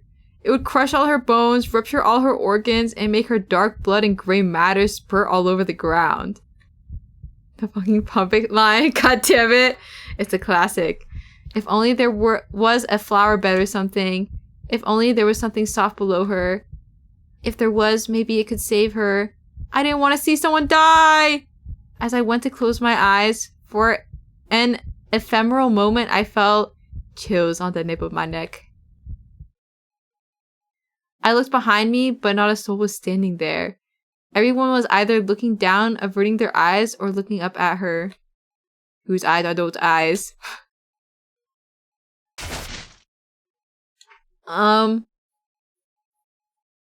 A sound shook the air. The sound of a person crashing down. It was the first time I'd ever heard that sound, but it had a lot less impact than I was expecting. まさか What the? Next to me stood Musume-kun, his eyes wide as dinner plates. I expected his gaze to be tainted by dread, but the way he stared at the place Ayase had fallen was one of surprise, not horror. And it wasn't just Musume-kun that was like that. All the spectators looked like they had no idea what was going on. They were all lost for words. She's alive? Oh my gosh, she's suicide baited. Huh? She was alive? Dang, kind of cozy in here. I feel like you'd still fucking splat if you jumped from the building, even if it was on the ground. She got the water bucket tick. She really did. I'm pretty bad with the water bucket. But, you know, she's kind of a pro. Ayase wasn't getting up. I couldn't tell if her bones were crushed. I couldn't tell if her organs had ruptured. But her gray matter hadn't spurted everywhere, nor had her dark blood. Oh Also, hello, Dark Lucia. Some people just built sturdy. I mean, I guess I have heard of like people like not dying from like a large fall, but isn't that usually where like there's like trees and stuff? Yeah, where's the guru? A small feeble groan escaped from Ayase's mouth. She was alive. She seemed to be unconscious and she wasn't moving, but she was alive. She was barely even injured. There was only a small drop of blood on her forehead. She had fallen from the rooftop. But there she was, lying there almost completely unharmed, lying atop a flower bed. A flower bed? Was there always a flower bed there? Damn, they'd be using the little delusion transition quite frequently now. I can't tell what's going on. It appears there was quite the discrepancy between what we had envisioned and the actual results. I assure you, it was merely the first step toward evolution. You neglected to inform us that the number of fatalities would exceed 100! Was the plan failed from the offset? No, sir. I would like the two of you to reflect upon the evolutionary process of mankind. I can acknowledge that evolution requires sacrifice. The deaths bear no importance to me. The critical issue is how it diverged from our plans. It has always been within expectations, on the basis of my internal predictions, that is. Then why didn't you inform us beforehand? In order to control information, preliminary arrangements are required. We're not sacrificing important resources, people, and money, namely to feed your eccentricity. Remember that. Rest assured, as I previously stated, everything is within expectations. Before long, there will be no need to endure the hardship of gathering votes for elections, nor will there be risk of prosecution for extorted political canvassing. Oh my god, they're rigging the polls! Or they're going to. The day we will transform Japan. No, the entire globe is drawing near. Be discreet, for if the committee of 300 discovers our mutiny against them, our lives will be forfeit. Hey, boring. Where the point is? Your duty is to act in accordance with the plan, nothing more, nothing less. We will be the ones performing adjustments. I'm well aware of this. No matter, let us hear your report regarding the second generation. Very well. You gentlemen will be pleased to hear the final results. Noah 2 is. All this just to rig the vote? SMH. Well, I think they also want to reshape Japan into something. Noah 2.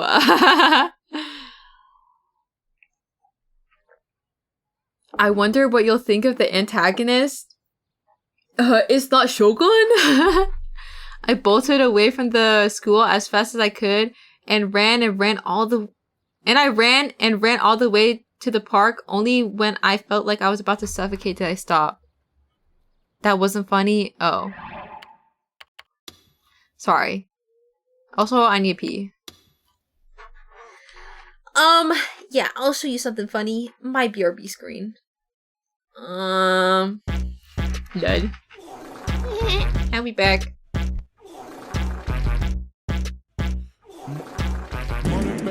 Tell me what's the reason why you always fed. Yeah, I'm kinda fed up, but I know you never gonna stop assessing. Over poop smelling, I'm trying to keep a daddy. Man, fuck every hater trying to see me take a fall. All I ever do is ball. When you see me at a joint, I'll be getting to the guap, reminiscing all the time that I used to go broke. Now I'm moving like a boss. I ain't never going down to the floor. I'm the gold on the throne. I'm the king. Everybody knows I'm lit like Murderberry. I'm the shit. Brown on green. I'm the shit. I'm the shit. I'm the shit.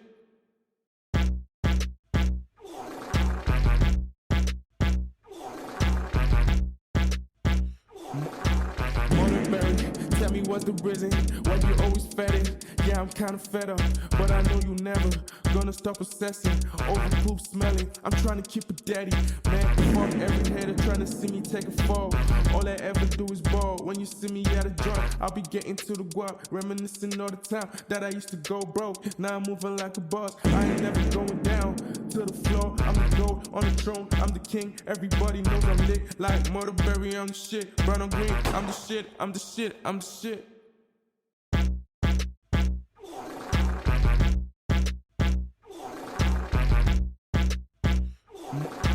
Murderberry, tell me what's the reason why you always fed it. Yeah, I'm kinda fed up, but I know you never gonna stop obsessing over poop smelling. I'm trying to keep it daddy, man. Fuck every hater trying to see me take a fall. All I ever do is ball. When you see me at a joint, I'll be getting to the guap, reminiscing all the time that I used to go broke. Now I'm moving like a boss. I ain't never going down to the floor. I'm the gold on the throne. I'm the king. Everybody knows I'm lit like Murderberry. I'm the shit. Brown on green. I'm the shit. I'm the shit. I'm the shit.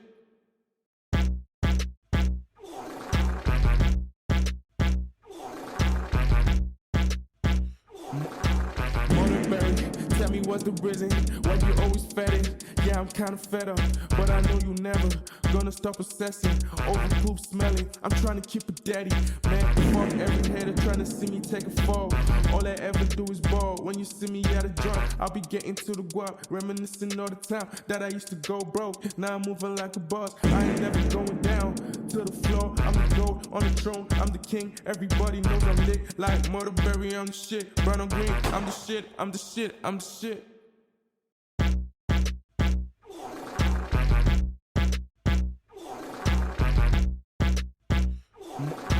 Murderberry, tell me what's the reason why you always fed it. Yeah, I'm kinda fed up, but I know you never gonna stop obsessing over poop smelling. I'm trying to keep it daddy, man. Fuck every hater trying to see me take a fall.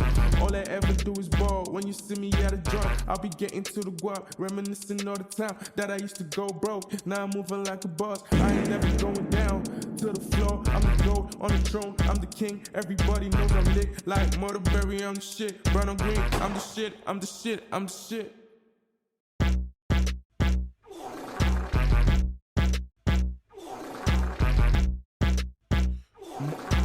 Murderberry, tell me what's the reason why you always fed it. Yeah, I'm kinda fed up, but I know you never gonna stop obsessing over poop smelling. I'm trying to keep it daddy, man. Fuck every hater trying to see me take a fall.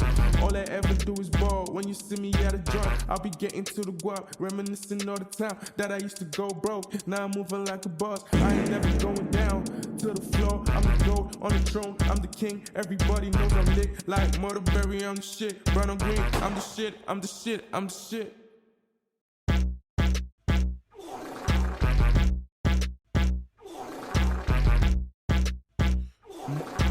Murderberry, tell me what's the reason why you always fed it. Yeah, I'm kinda fed up, but I know you never gonna stop obsessing over poop smelling. I'm trying to keep it daddy, man. Fuck every hater trying to see me take a fall.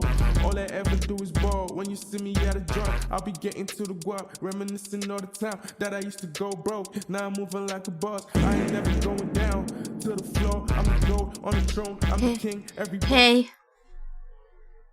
I'm trying to eat some more snacks. Don't mind me.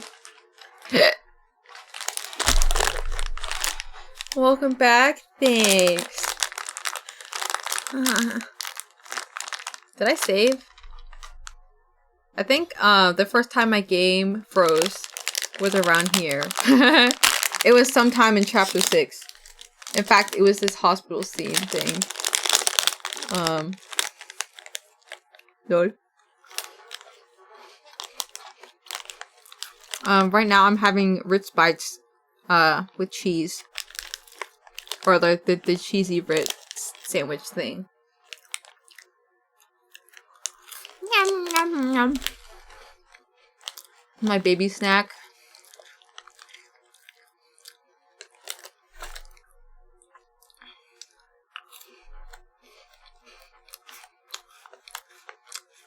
Wow, some of you guys actually turned Korean. I can't read. Wait, what does this one say? Sour cream and chives sandwich crackers are the bomb. I don't think I've ever had that. Sour.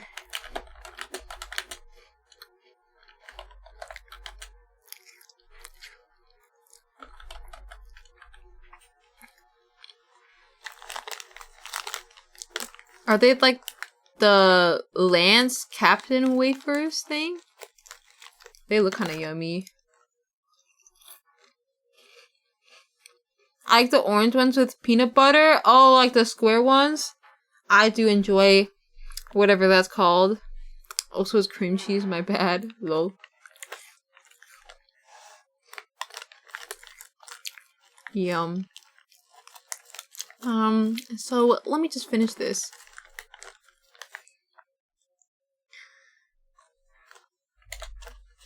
I just want to see what this sounds like. Google Translate. 8월 8월 Paruel. 8월 Paruel? 8월 I don't know how to pronounce that. Apparently it means August. Wow, you went for the literal translation. Translation. Start practicing. Yeah, I could be like one of those people who are like, I surprised my mother with the I suddenly can speak Korean or whatever. 마음 Maum. I know that word.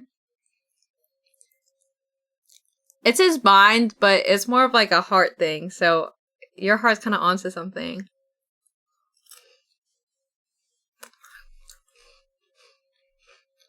I like know it, but like I can't read it. Lol. Let's see what this one is. 서쪽 서쪽? 서쪽 It does sound like directions. Lol. Also hi submerging. Wow. I can't believe we're so what is it? Multicultural. Hello. Alright, let's see what tangos is. 탱고 Tango. 탱고 Wow. Nothing changed. It's just tango. Okay, I'm almost done with my cheese cracker. Wow.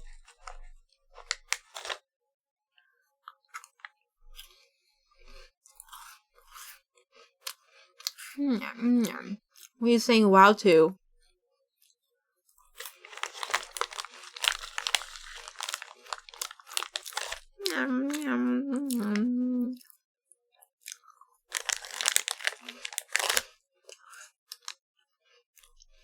He hates Korean, obviously. Is it because they're Chinese?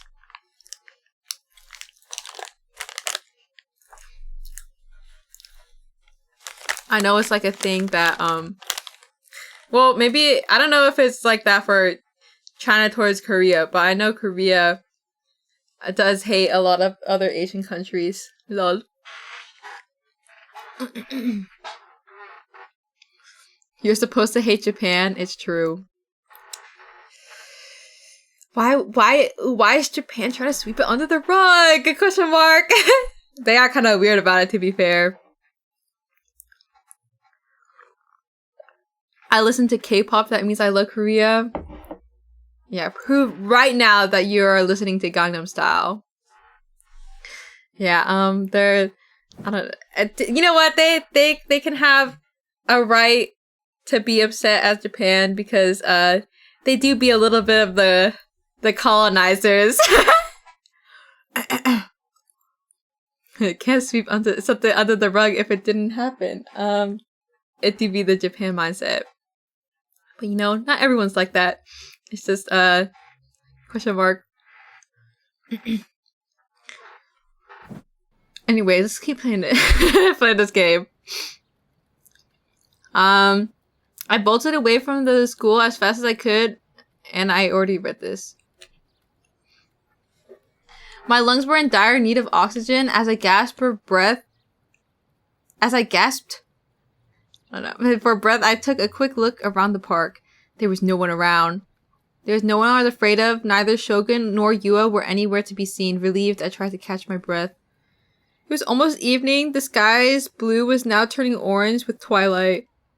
I'm surprised I didn't have like a CG for a different sky, considering this is like 3D. Compared to the insanity at school that had felt so unreal, this park was completely quiet, just as it always was. The incident from before had ended as a failed suicide attempt. Aaaa had then been taken away on an ambulance, but I had no way of knowing what happened after that. After going through all that, I gave up on searching for Rumi and came here to the park instead. It's okay, chill out. She's not dead. The scene from only a few minutes ago was engraved into my mind. Back then, when Ayaase's body came crashing down, I'd been convinced that nothing could have saved her. But she had been saved. I didn't know how exactly, but I at least knew that she wasn't dead. She had still been breathing virtually unharmed too. Under normal circumstances, she would have absolutely died. The thing that saved her was a total miracle. She'd fallen on top of the tender soil of a flower bed. Why is she so peaceful? Something that was physically impossible. It was physically impossible for Ayase to have fallen on top of a flower bed because there hadn't been a flower bed there. Just before Ayase had fallen, the place she was going to fall had nothing but the gray asphalt of a parking lot. A number of Suimei teachers parked there. And how had a flower bed just appeared there? Had I done that? It was true that at the time I'd been so frightened I had a delusion about a flower bed appearing below her. About how a flower bed appearing below her could save her.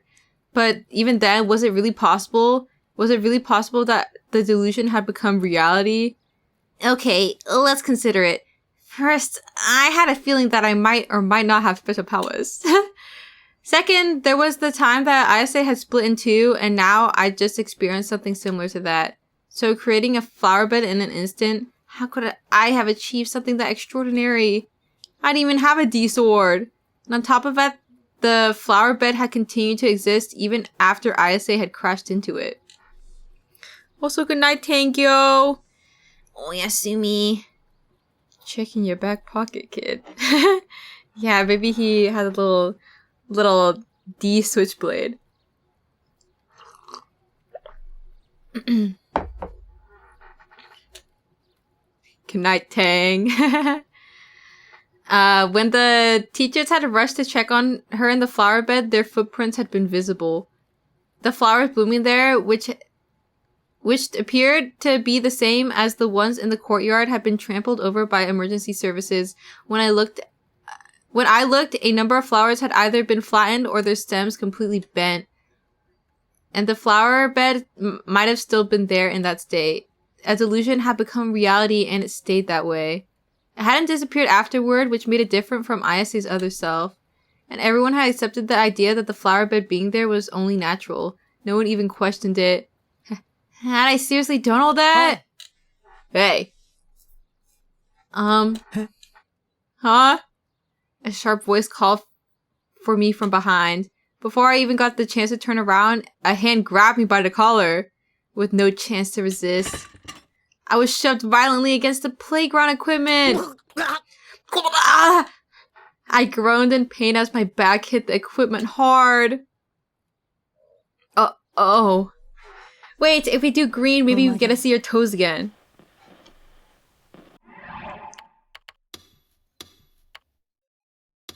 I'm going green, guys. I'm going green. I doubt it, but we got it. Maybe she'll pull us in for a kiss. That was you, wasn't it? You made that flower bed. It was her, Senna. She was the one tossing me around. She continued gripping my collar with tremendous strength. It grew hard to breathe. I tried to fight back by squirming and flailing around with my arms, but she refused to let go. Her eyes were filled with a sharp, murderous light. It sent a shiver down my spine. Thinking I was about to die, I shook my head in desperate denial. Don't play dumb with me.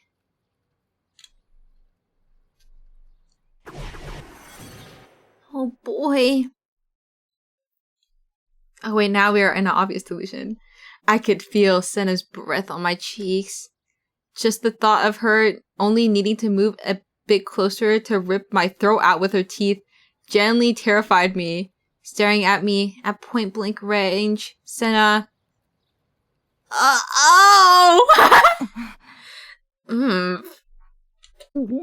Guys, that's a lot of slobber on that CG. You know what? Takumi kind of a looker here. Also, they look like siblings. But that's just me. Let's not make this weird. They both have purple hair, and that in anime logic, that means that they are related. Oh, the better.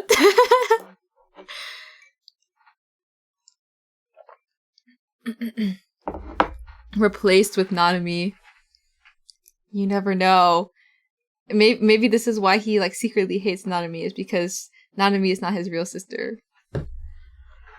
I felt something soft press against my lips. I had no idea what was going on. All I knew is that I couldn't breathe and I was getting really dizzy. I tried to push myself away from her, but Sen was still grabbing me by the chest so I couldn't move.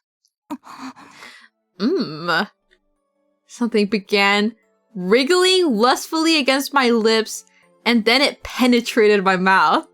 It twisted roughly around my tongue, slid across my gums, and violated me orally. Okay. I didn't know what was going on. All I knew was, for some reason, I felt really good. But I was still having trouble breathing. I was about to pass out. Dude, breathe through your nose. But just before I would have, the wriggling object left my mouth. If there's some I'm adopted B-plot, I'm gonna scream. I hope they're actually siblings. Or like, at least with Nanami, not Senna. Senna's just a crackpot theory.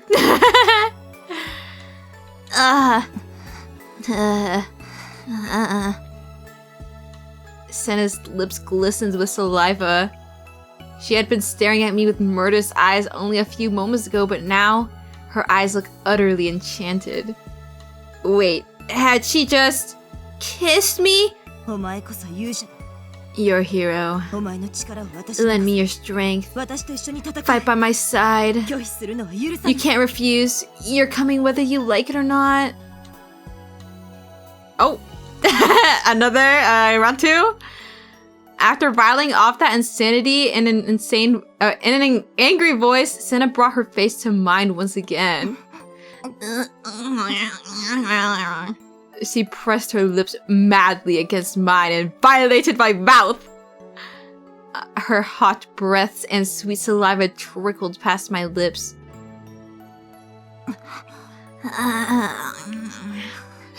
Damn, I gotta be more deluded. Chick manifestation. It's true. I saw you did with those flowers. I am a priestess born for the sole purpose of offering my pure blood to a hero. In a state of pure ecstasy, she rattled off a line after line that made me think, what air gay is this? We can't win this war without you.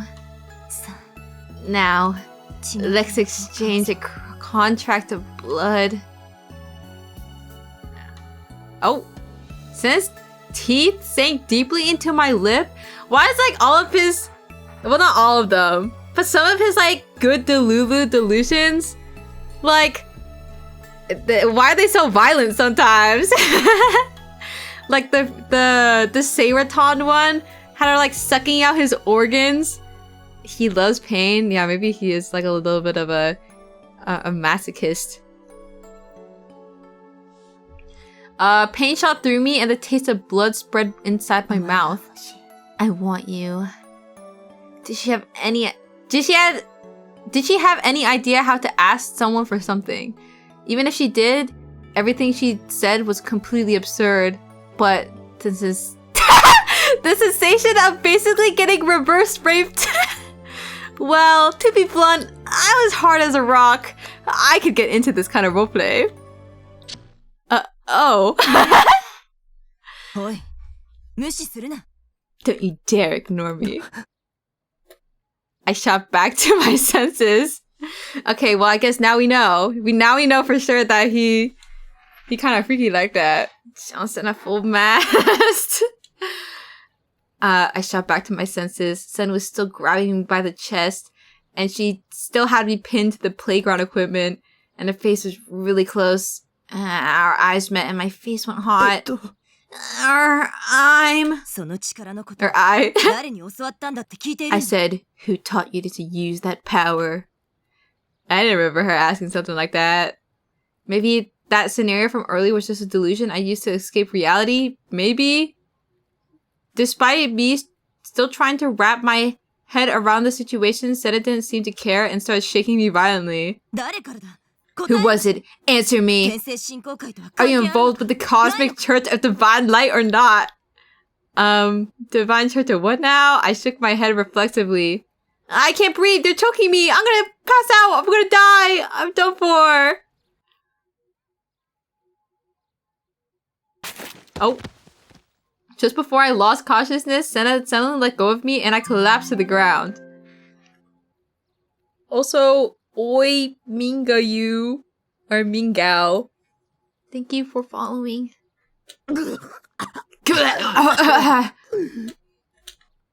I kept on coughing, struggling desperately to get oxygen in my lungs. Was Senna my enemy after all? Was she one of Shogun's underlings?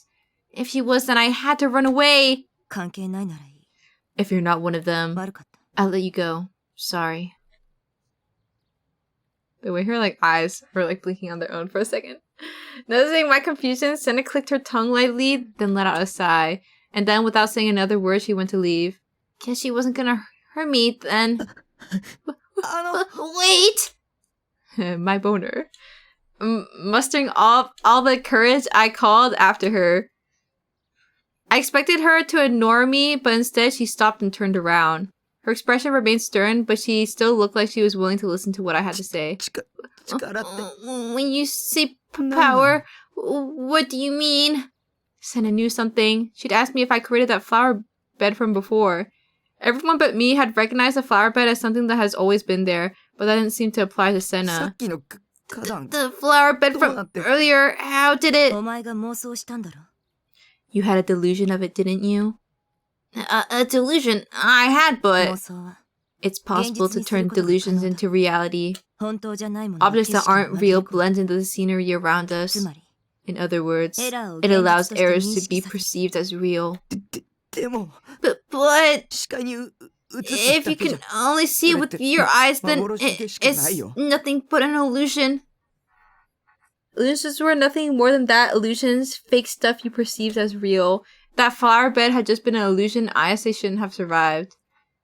The only way ISA would have been saved was if the flower bed hadn't been an illusion but entirely real. The mechanisms behind the world's function can be explained by 3 numbers, 0, 1, and -1.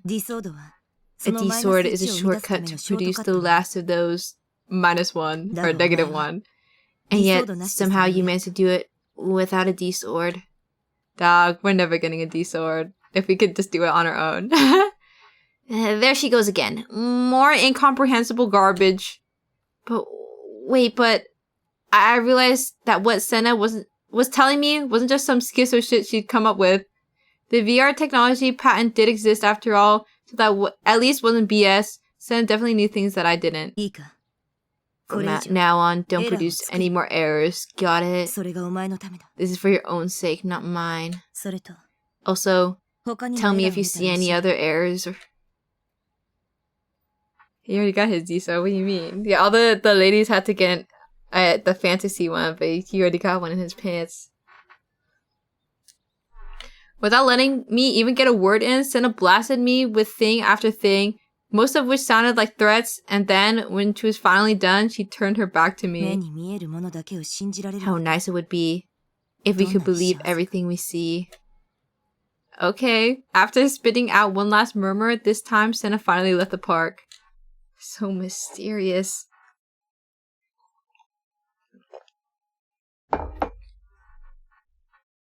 Oh, I thought I was gonna crash again. I got scared. Save, save, save. Yes. The floor of AH Tokyo General Hospital that housed the psychiatric ward was engulfed in silence. Ever since the earthquake had struck, the emergency room and surgical ward had been faced with a difficult situation. Injured citizens who had lost consciousness due to unexplained symptoms were being carried into the clinic one after another. The psychiatric ward, meanwhile, was not nearly as involved in the relief efforts, nor were the outpatient facilities, allowing the latter department to conclude its operations even earlier than usual. Over the last few days, patients suffering from PTSD had come pouring in, but at least for today, the psychiatric ward had finished all of its outpatient appointments. A nurse there, Hazuki Shino, realized that she had been working nonstop ever since her shift began the night before, and that she had hardly even taken a break. This obviously left her feeling quite exhausted and, of course, hungry. The psychiatric ward had recently lost one of its doctors in the New Gen incidents, and the person replacing him had yet to arrive, leaving them constantly understaffed. However, despite the shortage, all that remained for today's work were some minor chores that Hazuki could pass off to the next nurse, allowing her to take some time off. Reassuring herself that she only had to persevere for a little longer, Hazuki slapped her cheeks with both hands, then began to walk through the empty lobby. Only to suddenly feel a gaze on her back. Chills ran down the nape of her neck, goosebumps rose across her skin. She reflexively looked behind her, but all she saw was a silent corridor, not a soul was there. Huh? Miss Nurse! Hazuki jumped in surprise. She had heard a voice come from an entirely different direction. The origin of the voice was a single man standing in the lobby, which Hazuki had been convinced was empty. He had called out to her the moment he first saw her. He was a fairly young man and looked quite virile? Virile.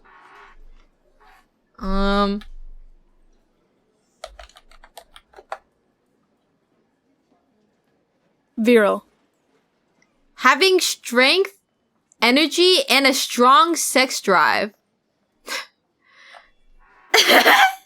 Do you guys get this from looking at his little spaced out peepers?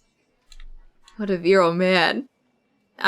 His complexion was nearly faultless, and he looked just as, if not more healthy. Who are you?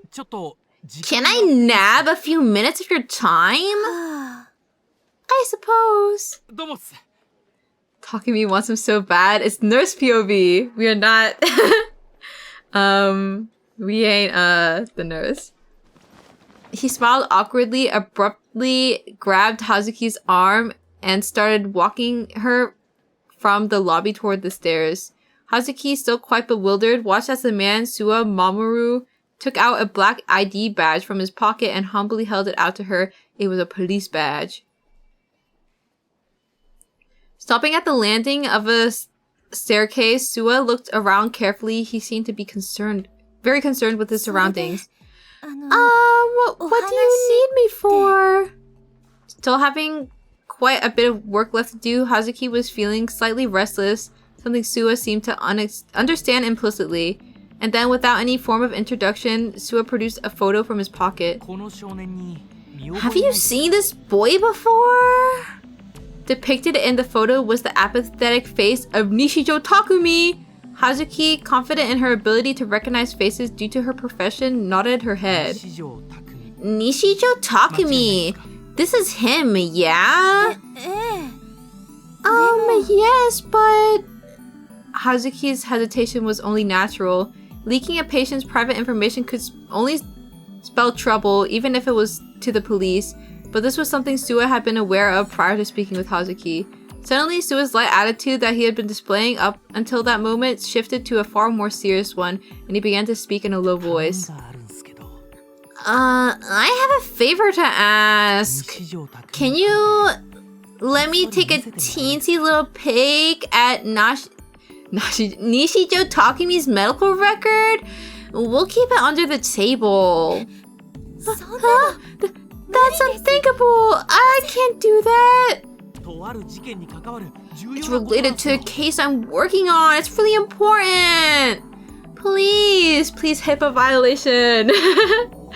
Now at a complete loss for words, Hazuki tried to leave, but Sua circled around her and blocked her path. I can lose my job. Oh, I won't let that happen. Just let me do this one favor, please. As a last resort, Sua got down on his knees. Please. Please stop. I really can't. It's for the sake of preventing more victims. Hazuki had no idea what she could do to make him give up. Unable to think of any proper way to say no, Hazuki could do nothing but stammer. Dang. He knows the art of begging. Please. I was in a bit of a daze after Senna left, but I quickly shook myself out of it and dashed all the way back to my base. Luckily, I hadn't been confronted by Shogun or Yua on the way.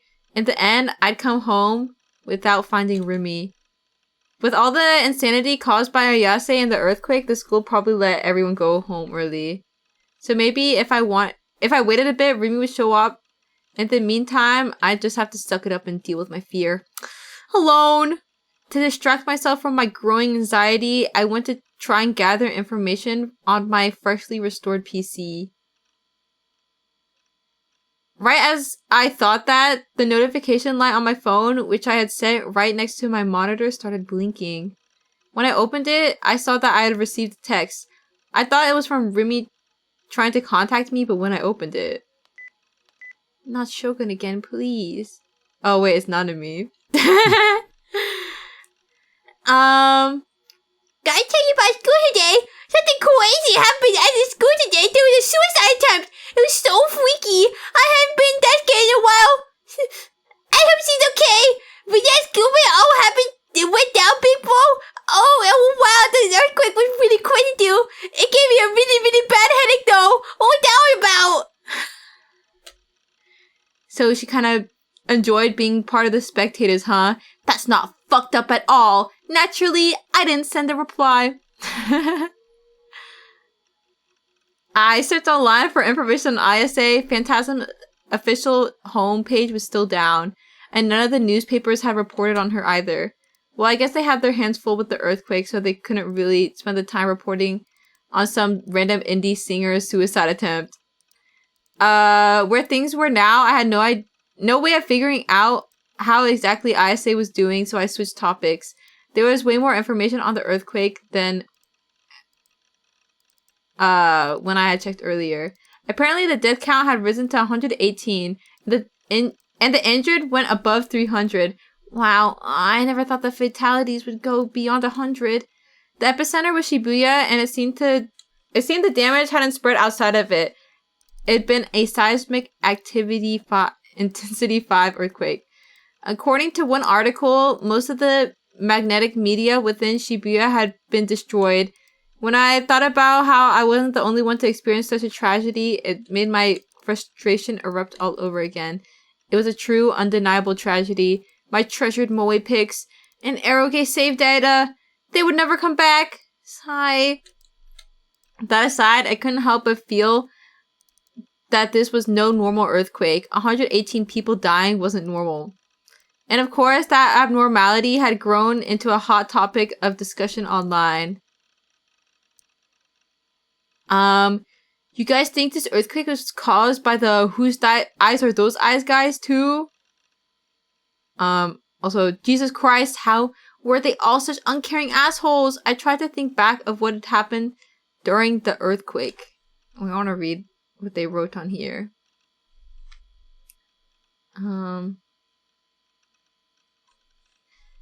What the hell? Whose eyes are those eyes for the win?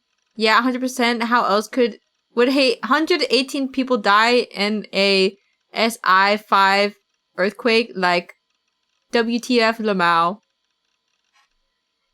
First, I had been hit by a tremendous impact. My head felt like it was boiling, exploding, even a sensation. Exploding even. A sensation I had never experienced before. Getting hit by something that bad, dying from shock wouldn't be all that surprising. Telling myself that I shouldn't stick to just the internet, I decided to watch some news on TV as well. My PC had a TV tuner attached to it, so that was why I didn't have nor need an actual TV. We have received word about the unusually large number of casualties. As of this moment, there are over 118 confirmed fatalities and over 300. We have managed to successfully reach the crew in front of Shibuya Station. Shimatani-san, what is the situation there? There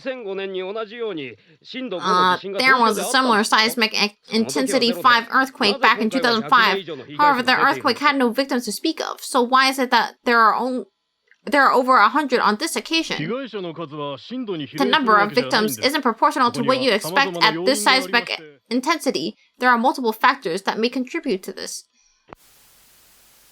Regrettably, we do not have any details on the causes of death, nor the conditions of the injured who were transported to the nearest hospital. Today, we welcome experts to enlighten us on the complete destruction of magnetic media, an event which only occurred specifically within Shibuya. We are joined here by Mr. Hayashibara Taizo of the Geological Industries Laboratory and Mr. Ozawa Bikihito of the Geological Survey Foundation's Environmental Center. Hayashibara-san, how would you explain the severe damage caused to magnetic devices that occurred during this earthquake? Sorry, slip of the tongue. Before I answer your question, we must establish one very important factor. Roughly 200 meters below Shibuya lies a chunk of magnetite. That is to say, a geological stratum with large deposits of natural magnets.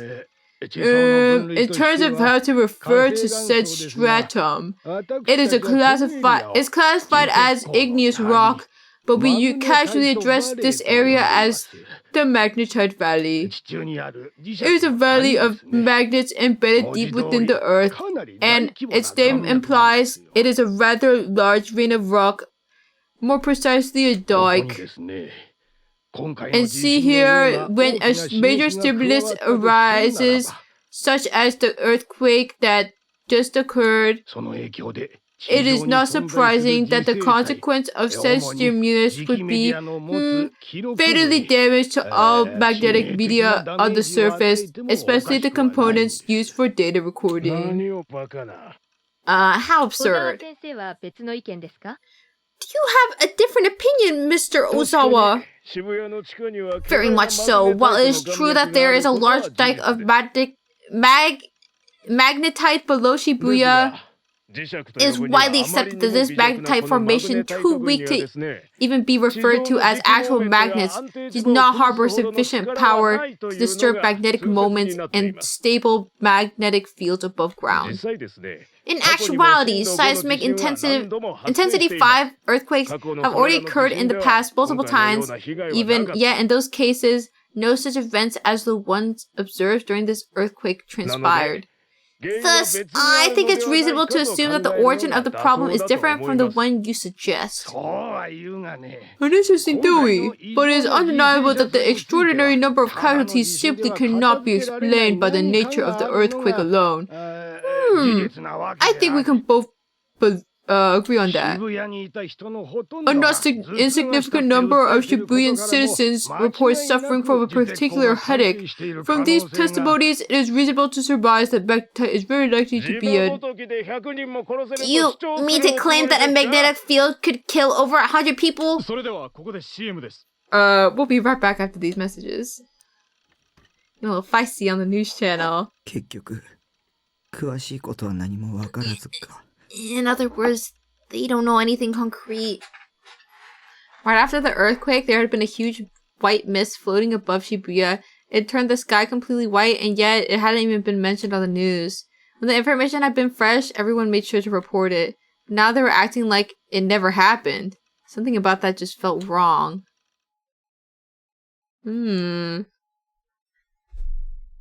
Interesting.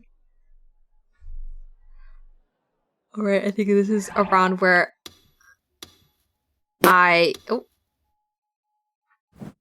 Thanks Leo for the ascendant poot. This is like where I stopped, I think. Back in the day. Did we finally catch up? I want to see what I have here. Load.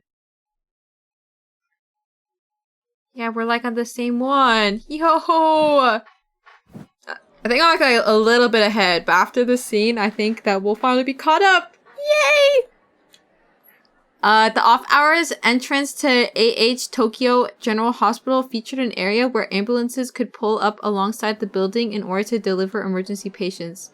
2 ambulances were currently parked there, and paramedics were carrying those injured during the earthquake into the hospital. A doctor wearing light green surgical scrubs and the middle-aged head nurse accompanying him were loudly directing the paramedics through the process. The area around the off-hours entrance was already lined up with patients waiting to receive treatment, the sheer number of which indicating how busy the doctors truly were. There were 2 types of patients getting carried into the hospital. First, the ones suffering from physical trauma. Patients would come with blood flowing from their arms, legs, and foreheads, their faces contorted in pain. While their state made them difficult to look upon, their treatment had been relegated to a lower priority. The other type was those who were unconscious despite showing no signs of physical trauma.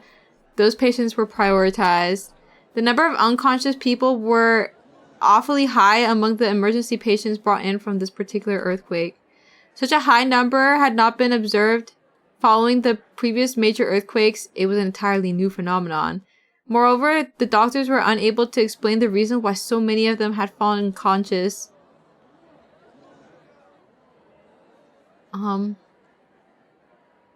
my god. I got scared again. Don't crash on me, please. Another ambulance arrived at the hospital, its siren blaring loudly. When the emergency responders disembarked from the ambulance, a doctor asked the patient's condition and a paramedic immediately responded with, "Top priority!" That was all it took. In a normal situation, the doctor would have protested, asked for more information. In such an unprecedented, chaotic situation, one would have expected that just shouting top priority would be answered with a succinct you don't say. Oh my god, wheelchair noise. And yet, surprisingly, both the doctor and the head nurse merely gave a light nod, then proceeded to help unload the stretcher from the ambulance. The person lying on the stretcher was Kishimoto Ayase. She was unconscious, yet faint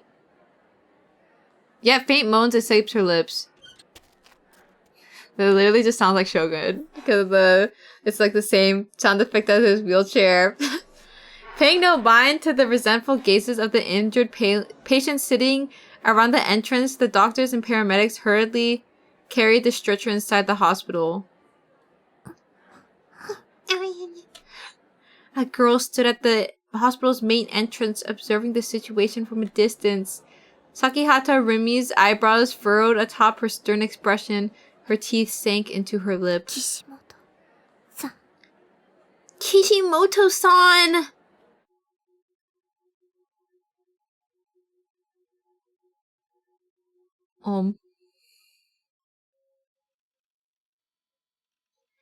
Obviously, I was concerned about the earthquake, but Shogun was way more of an issue to me. I couldn't get him out of my head. Okay, wait, let me just do a nice little save over that. Just to be sure.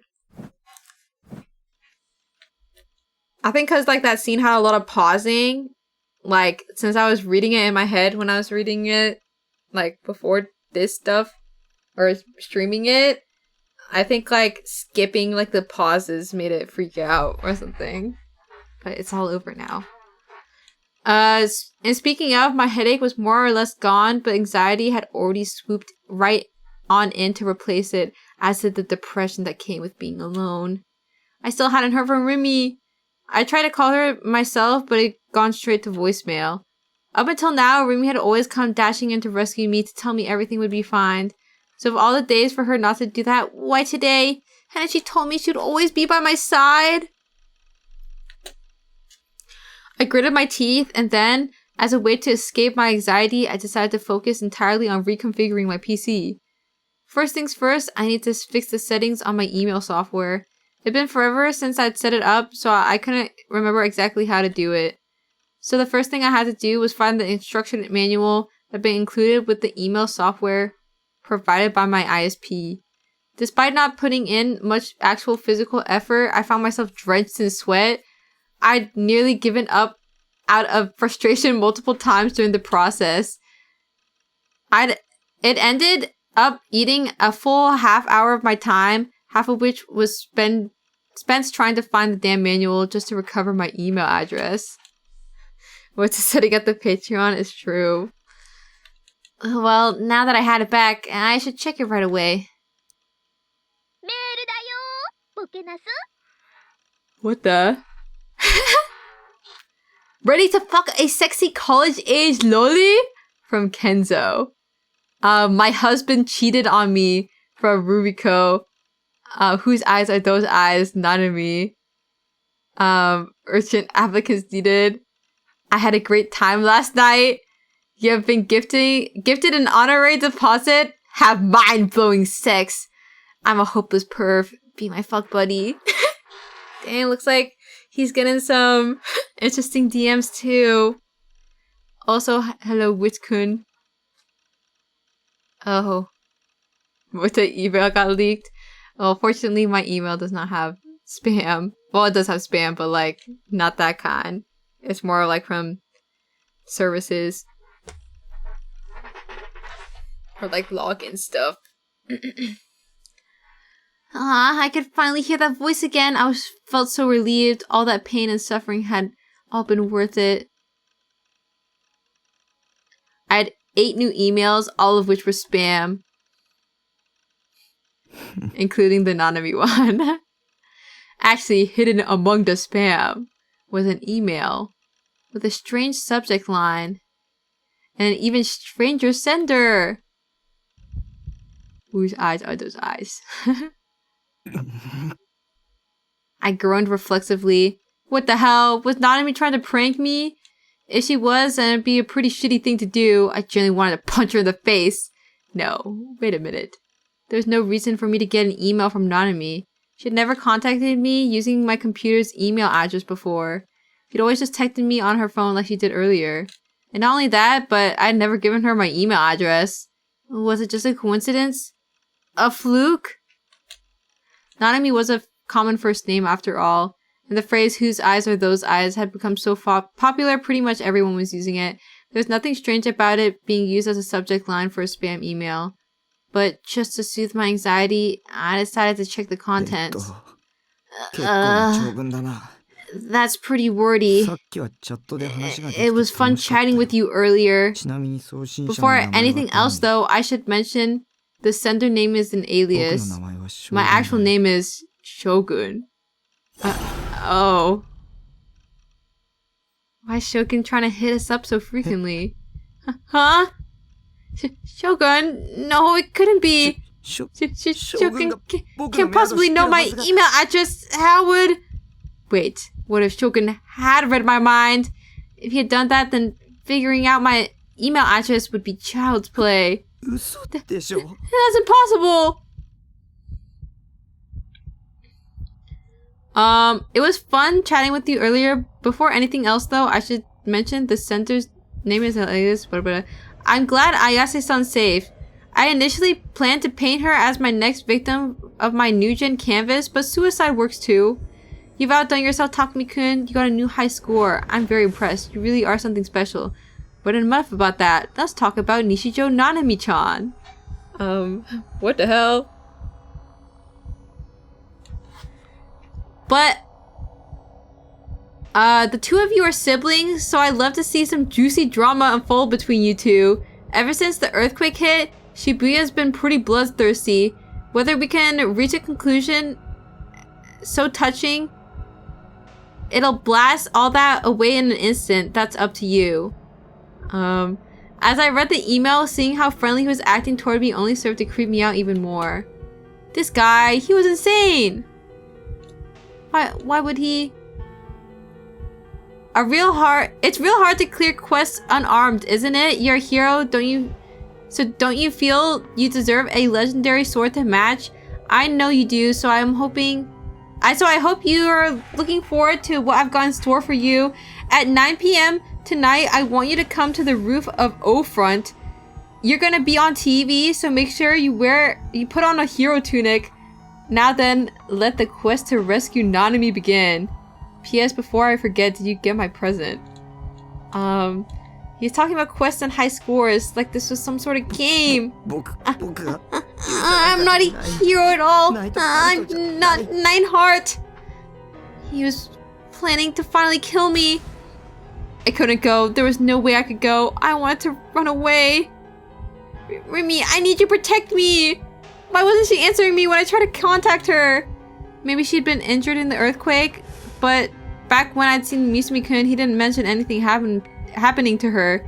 I picked up my phone and checked if I had gotten any calls or texts from Rumi. There's none. Rumi, where did you?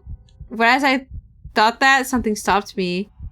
It was my text. At the top of the list, I could see the text Nanami had sent earlier.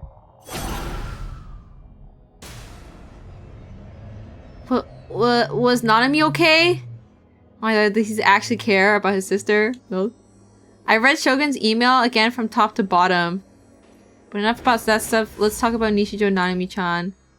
Now, let the quest to rescue Nanami begin. What was that supposed to mean? Forget that. I should just call it Nanami. I opened the address book on my phone. Only 3 numbers were registered there. Rimi's, Nanami's, and the number for my parents' house. Nanami was always nagging me to call her. Every time we saw each other, she'd bug me about it. Well, since she's asked so many times, I guess I could throw her a bone. So please answer. If you don't, I'm never calling you again. I swear to God, if you got injured during the earthquake and you aren't answering because of it, I'll never let you hear the end of it. I selected Nanami's number and pressed the call button and put the phone to my ear. I heard nothing. The ringing tone didn't start immediately.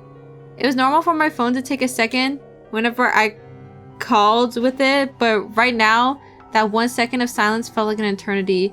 I was getting increasingly antsy. Hurry up already! Finally, it's started.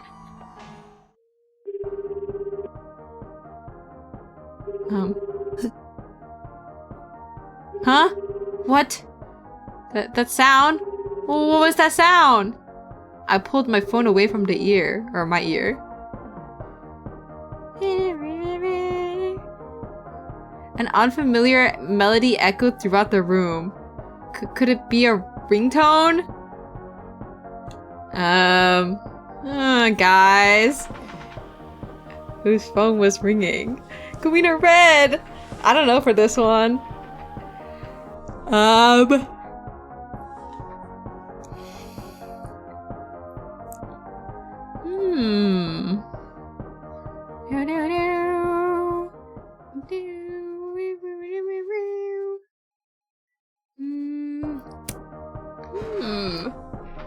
Maybe we can be nice. What was it? Oh, I guess our last one was green. We got an awesome makeout CG.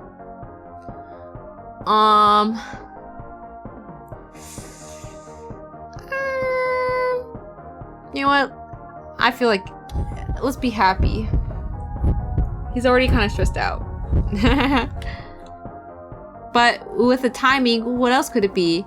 I shook my head. I'd never heard Nanami's ringtone, so there was no proof that that melody I was hearing was it. No proof at all. I was getting scared now. I pressed my phone back to my ear.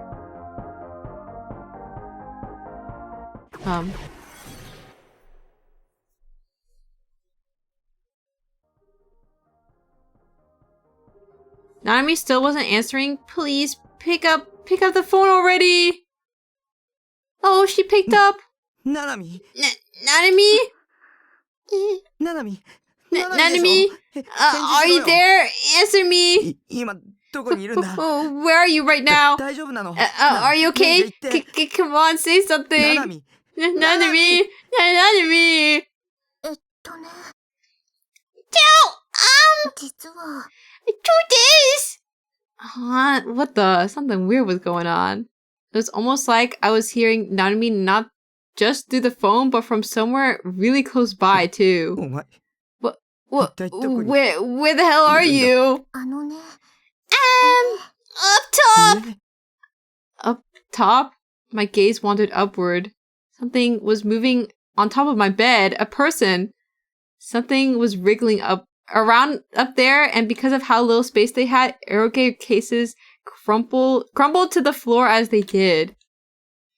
Don't tell me. そこに Nanami? You found me! My guess had been right. Nanami peeked out from atop the bed with an apologetic look on her face. Had she been hiding this whole time? But since when? 何が手だよ What do you mean, Tehe? それより Never mind. Did you see a suspicious guy in a wheelchair? As she got off the bed, I examined her from top to bottom to see if she was hurt anywhere. お兄 Hey, Big Bo! Can you see the dead nuts? 聞いてるんだ答えろよ I asked you a question, so answer me. Are you sure you didn't hit your head? それって将軍の Asking me about Joker, wait! まさか Oh god, you actually met him. Where? What did he do to you? I grabbed Nanami by the shoulders, desperately pressing her for an answer. Jesus Christ. Yes, Nanami could be a huge brat, but if Shogun had defiled her, it'd be all my fault. Shogun had put her hands on her as a means to provoke me. To him, she was just collateral damage. ごめん Sorry. I was so ashamed. I started to cry. I was causing problems not just for myself, but for those around me. I almost otaku my ass. I was just a failure. Not just as a brother, but as a human being. I was scum. Complete and utter scum. お兄泣いてるの Are you crying? Wait! Were you reading about me? ごめん僕 I'm sorry. It's all my fault. 泣かない Don't cry. It got cut in my hand. で実 The は truth あの is, 将軍 that email you got from Shogun, ナナのいたず it was just なんだ a prank. は Huh? I couldn't process what she said. I was stunned. つまり将軍って No! What I'm trying to say is, Shogun was me! The entire time! お兄があまり It's just, you just spent so much time with me and so I wanted to mess stupid. Then it just kind of turned into that. だからねナナは So, yeah, nobody did anything bad to me at all. I mean, okay. お兄が泣くことなんて So, な no いよ more crying, Big Bo. Got it? お前 You. I was relieved. Upon hearing that she deceived me, the release of all my tension and fear made me cry even harder. I can't believe that she'd do that to me. And I was pretty upset that she'd been screwing with me for so long, but none of that mattered right now. Don't do that to me. ごめん I'm sorry. I'm really sorry, Big Bo. 差し入れ持ってきたか I ら bought you a そ treat. れで許 So して let's just call it a piece off a wing. She held out her hands together as if in prayer as she apologized to me, and then she cheerfully took out a paper box that had been hidden in the corner.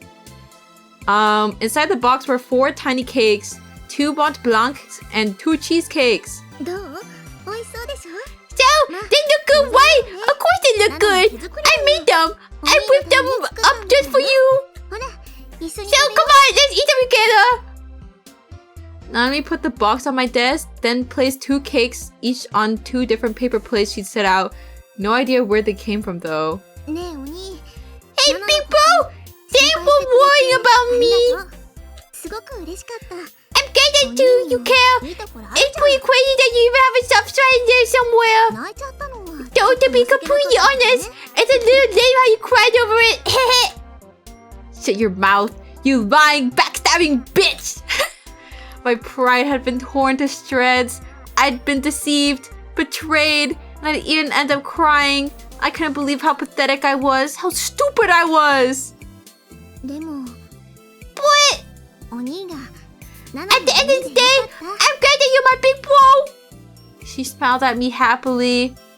It was a more peaceful sight than I was used to. How nice it would be if that was actually what happened. Bruh. Yeah, that was nothing more than an overly convenient, easy to swallow delusion of mine. Life is good with your Chungisimoto. Yeah. Nanami still hadn't picked up, and the sound of someone's ringtone continued to echo throughout the room. The melody was a happy-go-lucky one, something that was in harsh contrast to my current state of mind. The sense of dread within me was growing. There's no getting around it. Nanami's phone was in this room. I couldn't think of any other explanation. I couldn't avert my eyes from reality anymore. P.S. Before I forget, did you get my present? This wasn't happening. It couldn't be. It didn't matter how much sense it made, it just couldn't be true. I slowly lowered the hand holding my phone. I couldn't even blink. My throat was dry as a desert. Even still, I searched for the source of the sound. This time, I slowly, ever so slowly, examined each and every object scattered throughout the room. I hated myself more than ever for not cleaning my room. Lol. If only I was more organized, I could have spotted where it was coming from immediately. Where the hell is it coming from?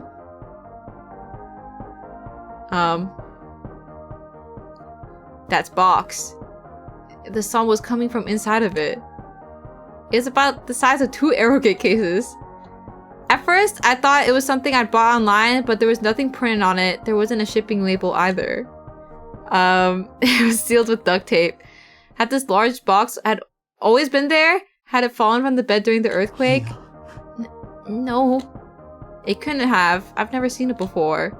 If it was something I'd bought online, I would have opened it straight away. If it was something I sold and it was shipping to someone else, I'd send it off the moment I sealed it up. For a second, I considered that maybe Nanami had dropped it off, but I couldn't remember her bringing in a cardboard box of this size, which could only mean during the hour I'd been at school, someone had entered my base. I have a present for you. I hope it pleases you.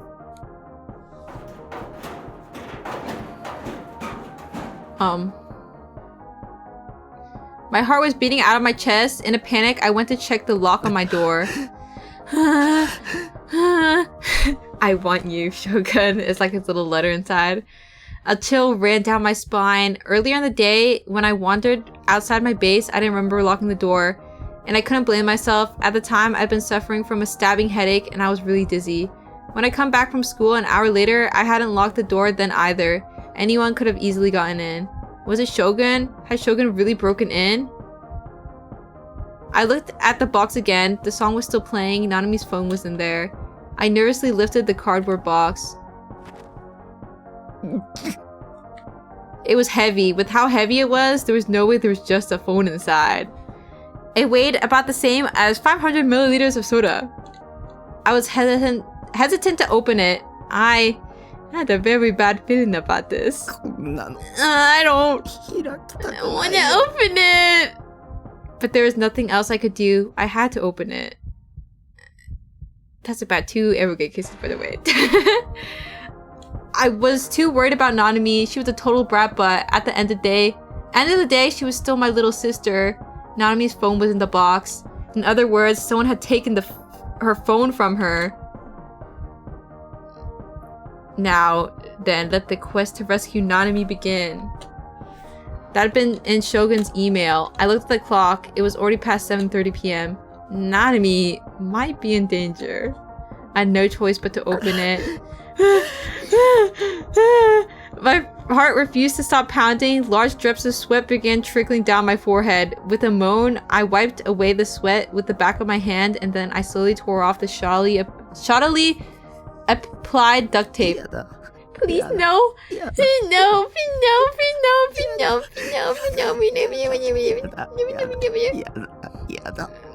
Bubbling that like a prayer, I opened the box. Oh my god! Chicken tenders! Inside was a lump of aluminum foil packed carefully with cushioning material. I peeked fearfully inside the box, but the phone was nowhere to be seen. The song was coming from inside the foil. Sweat got in my eyes and it stung. Before I knew it, my entire body had gotten soaked in sweat. No, I can't do this anymore. Why me? Why does it have to be me? I nearly said those tearful complaints out loud. I pleaded with Sayraton for comfort, but she didn't say anything.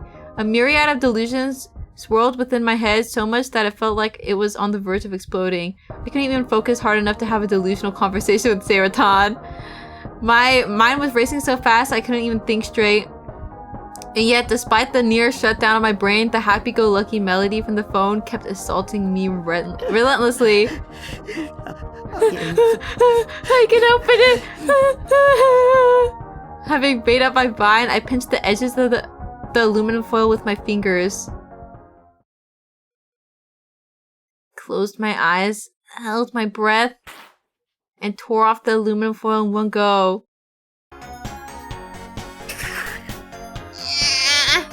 I could hear the song even more clearly than before. I was too afraid to open my eyes.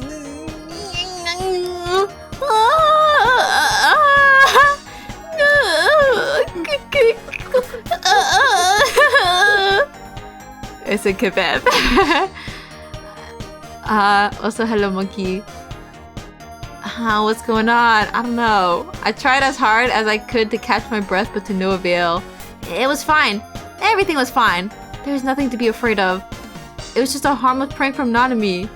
Just wait, any second now, Nanami was gonna burst into the room with a big smile on her face, yelling, "Surprise! Haha, I got you!" Yeah, I was sure of it. There was no reason to even consider anything else. Once she did that, I'd lay into her like never before. Then I'd never talk to her ever again. Get on, Nanami, prove me right. I had to open my eyes. I couldn't keep staring at the darkness. Not looking at it was only making things worse. All it did was force me to imagine what horrors could be inside. I couldn't handle any more terrifying delusions. And so, I slowly opened my eyes and saw it.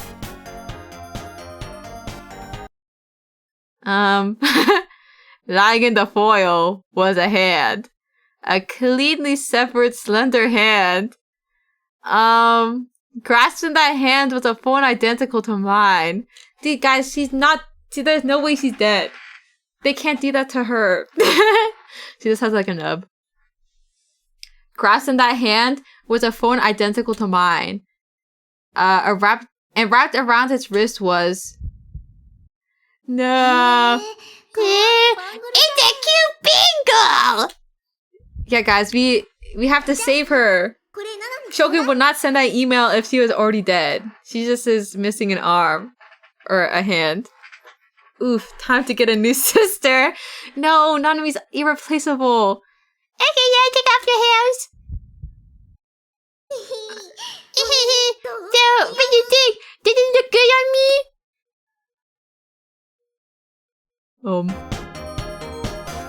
A yellow leather band that had turned crimson. A bangle.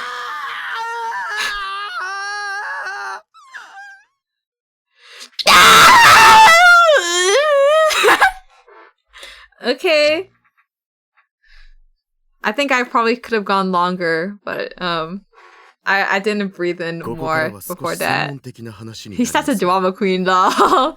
Me when I see a chopped up hand.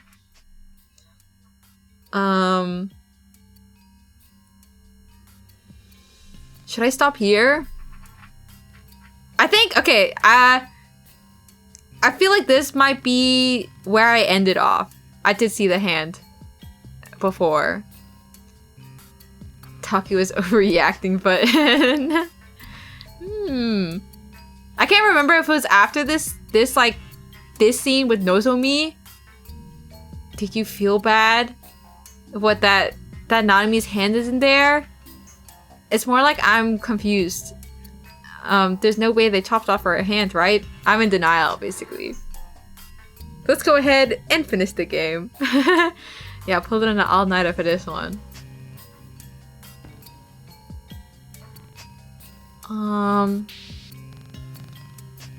Wow, this game is actually fucked up. Why would they? How could they do this? Maybe I'll finish the Nozomi, because it's probably info dump. What I'm about to discuss from this moment forward will get rather technical. You are a former doctor, are you not? It would be most appreciated if your explanation remained clear and so concise, much like you would be with the patient. I will strive to do so. Chaos head, more like chaos hand, am I right? Yeah. Now then, within the human brain are hundreds of millions of cells. Each of these cells are linked together by microscopic, slender threads. You may think of these as a circle of people, as if a circle of people were clasping hands. Yeah, let us mourn the loss of Nanami, even though she's not dead yet. She just has a... I don't know. Surely she has... 3 hands. Am I muted? In actuality, however, positioned at the edge of each nerve lies an extremely narrow space between these sets of aforementioned hands. When information is sent via electrical signals to a brain cell, microscopic molecules of dopamine are transferred to the palm of the cell's hand, perhaps akin to a thrown ball. The brain cell on the receiving end then catches these particles, converts the information contained with them back into electrical signals, then repeats the process with its neighboring cells. Simply put, the brain is structured around the repetition of this process. The second generation, Noah 2, developed by my company, interferes with this mechanism and allows us to show people artificial images. Noah Tua. Something akin to a hologram, or perhaps a hallucination. It would be closer to a hallucination than a hologram. However, the distinct difference between those concepts is that the artificial image possesses a definite presence. The human eye, our sense of sight, is truly most fascinating. The field of vision of a single eye extends to approximately 60 degrees nasally and 100 degrees temporally. In addition, the overlapping fields of vision for both eyes is 120 degrees, and including the peripheral vision, it reaches from 180 to 200 degrees. And yet, within these impressive measurements, there are, as I previously detailed, dead spots. Sight is, without a doubt, the sense which is most deeply connected to the brain. Around 80% of the brain's usage is dedicated to the processing of information obtained through the optic nerves. The committee of 300 is paying close attention to the subjects as well. The human sense of sight remains immersed in mystery. Around the world, even counting only the facets of research that specialize in it, you will find well over 1,000 topics involving the matter. Several years ago, the United States of America produced a memorandum named Strength Protections for Human Subjects of Classified Research. Was that a consequence of the committee's pressuring? No, it did not arise from pressure, it was a selection. The Committee of 300 does not welcome the prospect of some researcher of unknown origin setting foot into this field of study. Naturally, those instructions weren't given solely to the United States, but to other countries across the globe as well. Our country has quite the freedom in comparison. It does not even hinder the actions of a person such as I. Don't be misled. What purpose do you think we're here to serve? You have already been selected. Thus your actions are expected to bear more fruits than the commoners. Results that would surpass even the committee of 300s, you mean. I advise you to avoid such careless speech. For the time being, we mustn't allow anyone to learn of our real objective. Not even the committee. Pardon my speaking out of turn. You may resume your explanation. The artificial images produced by Noah 2 are converted into optic nerve impulses and radiated as electromagnetic waves. They penetrate the skin and cranium of the person targeted by them and are then intercepted by the dopamine receptors, which I previously referred to as the palm of a hand.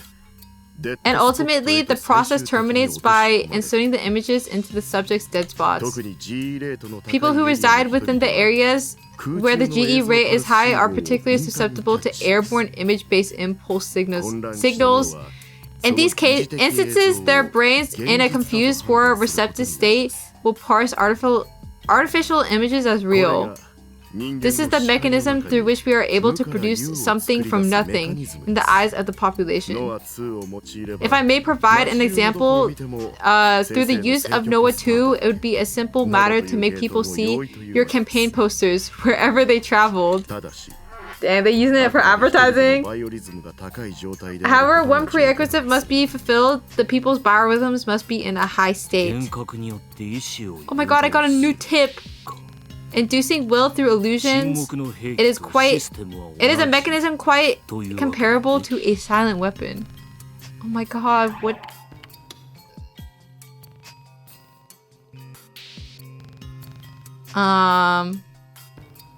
Devices used to implement mind control on a global scale, they allow for the automation of society and the enslavement of all humanity except for the few elite.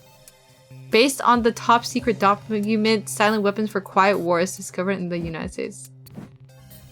As long as the requirements are met, one may transform the world perceived by the subject as they see fit. Does that mean its power equals that of the gigalomaniacs? And that is correct. Noah 2 could very well be described as a mechanical gigalomaniac. If it begins operating according to the theoretical values, it will soon be able to reproduce a power that is equal to, no, greater than that of a gigalomaniac. But what if its practical range of effect, when the electromagnetic waves leak into the surrounding area? If so, that foregoes any hope of multiplicity of use. We have no desire to conduct indiscriminate brainwashing. Subjects are meaningless if they cannot be precisely selected. Worry not. A certain factor has been implemented for that very purpose. If I may direct your attention toward the monitor.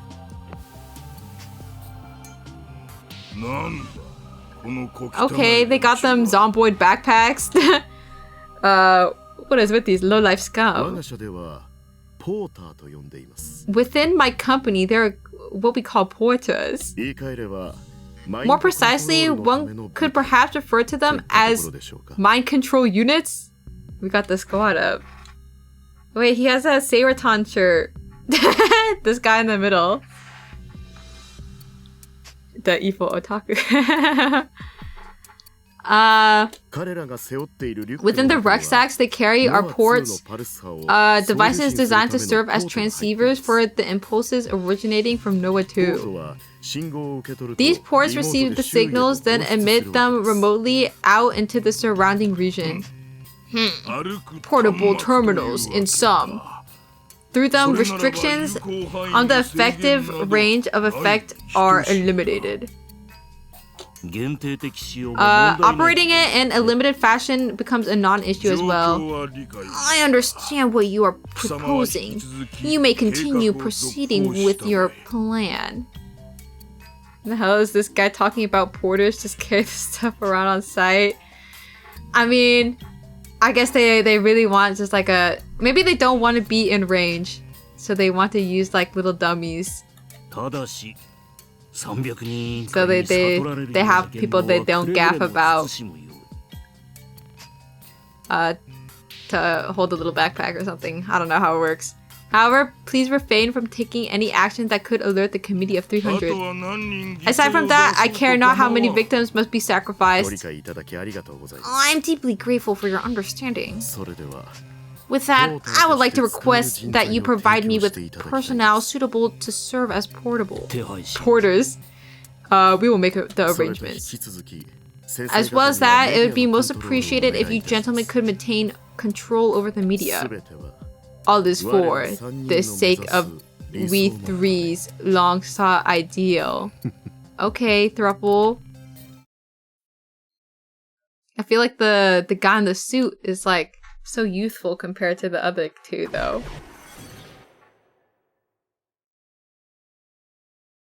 Oh my god, Seraton! I was gonna stop, but I have to read this one. Taki! Hey, Taki! Can you hear me? Yeah. I can hear you, Seraton. So, I've been thinking, we should just quit the game. Game? I know that Nanamichi is your precious little sis, but it's probably already too late. It can't be too late. You like give up on your sister, lol. It can't be. I mean, when you get your arm lopped off, you usually bleed to death from it. It might be different if we were in a game, though. Why? Why Nanami? I'm sure this is already game over. If you don't quit the game fast, loads of people will die. But Seraton, you always beat up the bad guys. Seraton, this is OC. This is our character. That's cause I'm from an anime. Musical note.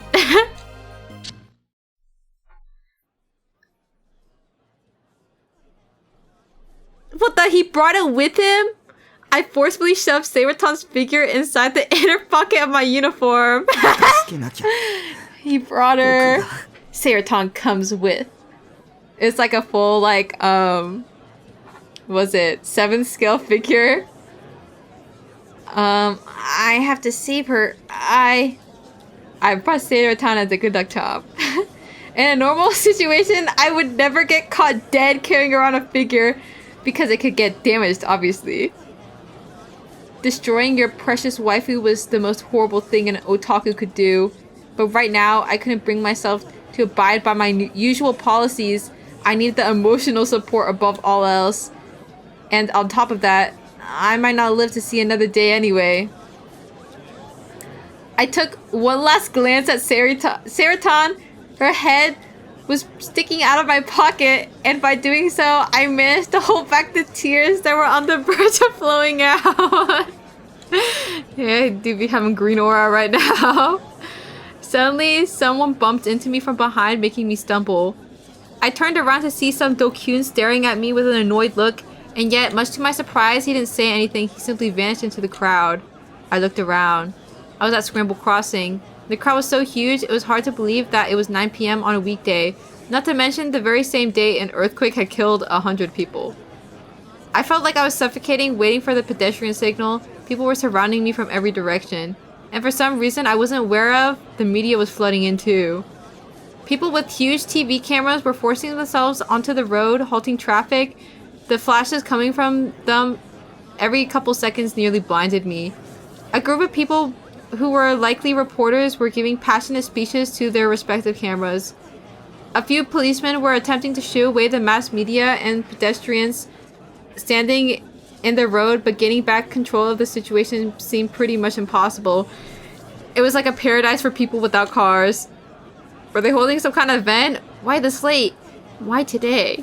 Considering 100 people had died, this was definitely in bad taste. Didn't they have any kind of respect? And if there was an event, it was crazy that even the mass media was joining in on the insanity. Japan was over. Meh, that didn't matter to 助 me. けなきゃ I have to save her. 助け I なきゃ have to save her. The place Shogun had told me to go to was O-Front, a building which sat in the front of Scramble Crossing, the one with Tatsuya and Star Bricks located inside of it. Yeah, he's such a good Oni-chan. I really didn't want to come alone, but I couldn't get in touch with Rimi no matter how many times I tried. And the police were probably still mistaking me for the Nugent culprit, so I couldn't go to them. But the time Shogun had sent was getting closer and closer, and I was too worried about Nanami to stay home, so I had no choice but to go there while holding onto Seiraton. The cheeks on the guy in the green pants. Is he good? I carved a path through the sea of people and somehow managed to get inside O-Front. Unfortunately for me, it was pretty crowded inside too, but I didn't even have the strength to be upset about it. The only thing on my mind were my prayers for Nanami's safety. I took the escalator and led to the upper floors. Using one of the windows inside the Star Bricks, I was able to look down towards Scrabble Crossing. Now that I was looking at it from above, it was even more crowded than I thought. About to blow his ass out. It kind of looks like the poopers, but from Discord, and not the poopers from the Twitch thing. It's like that, but with no poop in it. It was even more blinding now than when I was down there. It felt like all lights were pointed at me. He's clenching. Yeah. He must be worried about something too. Also, I like that I can tell that his upper body is a 3D model. But his body isn't. With each new floor the escalator brought me to, my heartbeat got faster and faster. I took out my phone to check the time. There was 1 minute left before 9 p.m. the time he'd set. The thought of Shogun killing Nanami out of anger, it terrified me so much that I ended up sprinting up the steps of the escalator, pushing aside anyone in the way. Okay, that's kind of alpha. I changed to an elevator to access the top floor. I didn't know how to get on the rooftop after that, but as I wandered around, I spotted an emergency staircase. No one stopped me as I shot through it, and I successfully made my way to the rooftop. A strong wind was blowing. Considering it was the end of October, it was weirdly lukewarm outside. It took a minute, but I soon realized it wasn't a natural breeze, but one blown by the outdoor AC unit. I buttoned the front button of my uniform so that Seiraton wouldn't fall out. Thanks, butches, you big dum-dum. You're welcome. I felt a slight sense of relief when I heard Seiraton's voice in my head. Seiraton was with me, so there was nothing to be afraid of. I desperately tried to convince myself of that. Before that moment, I had yet to realize how dark it was. The only source of light was from the back of the lit O-Front sign. Ironically, the neon lights from the surrounding buildings were too bright for me to see anything. If someone was hiding in the shadows, I would have been incapable of seeing them. What the fuck is that voice? He's gonna get drawn and quartered live. Yeah. I feel like this is peak Mickey Mouse voice. You're late! My heartbeat, which had finally started to calm down, skyrocketed once again after hearing those words break the silence. I looked all around me, but I was unable to figure out what direction that voice had come from. And then I heard a sound, a squeaking sound that I'd heard several times before. This time, I deliberately focused my gaze into the rampant darkness. There, I spotted the glow, the backlit outline of a wheelchair's wheels. Huh? Oh. Shogun! Welcome, Takumi-kun! He was talking to me like he knew me, like we were friends. It felt so wrong. bumps sprang up on my skin. I don't want to talk to him. I was too scared. I wanted to get out of there as soon as possible. Okay, then let's hightail it out of here. At this rate, Taki, you're gonna get killed. But Nanami was... You really are a brave guy. You came here alone, just like I told you to. You've definitely got my thanks there. Wait a minute, something was off about him. He was different from before. Yeah, his voice. Something was off about his voice. That voice. Our voices. Just vibrations moving through the air. The way it sounds depends on the conditions around it. Aren't I correct? What was going on? His voice kept changing. Was he using some kind of voice changer? Did he want to hide who he was by disguising his voice? Why now then? Why hadn't he before? I'm always saying so. Oh my god. Shogun used his Discord. That aside though, I wasn't following what he was saying. Taki, don't let him confuse you. Don't let your guard down. No trust in anything anyone says. You're right. You're completely right, Seiraton. Seiraton always spoke nothing but truth. I tightly squeezed Seiraton's body through my clothes. Where's the Nanami? It felt like my heart was about to burst from the fear. Even still, I desperately forced out my voice. I thought stuff like this only happened in TV and video games. Is Nanami already dead? Nope. Yeah, no, he chopped off her whole hand. Don't you remember? Even if she was alive, it wouldn't change the fact that she'd be about to bleed to death. No, not Koibi Chungus. Burger eating Nanami. Tears began to flow. Nanami's sulking face appeared in my head. Honestly, she was a brat, a really annoying one. And yet, despite that, I was so sad. Sad enough for tears to flow. Nanami is my little sister. My precious little sister. Why? You kill her? That's horrible. Do you think she's dead? Did you ever consider that the hand I sent to you, your place was someone else's? Huh? Yesterday he was like, I hope this stupid bitch kills herself. Well, now that it's become reality, he don't want it. What I'm saying is, even though the phone and bangle are Nanami-chan's, the hand may belong to someone else.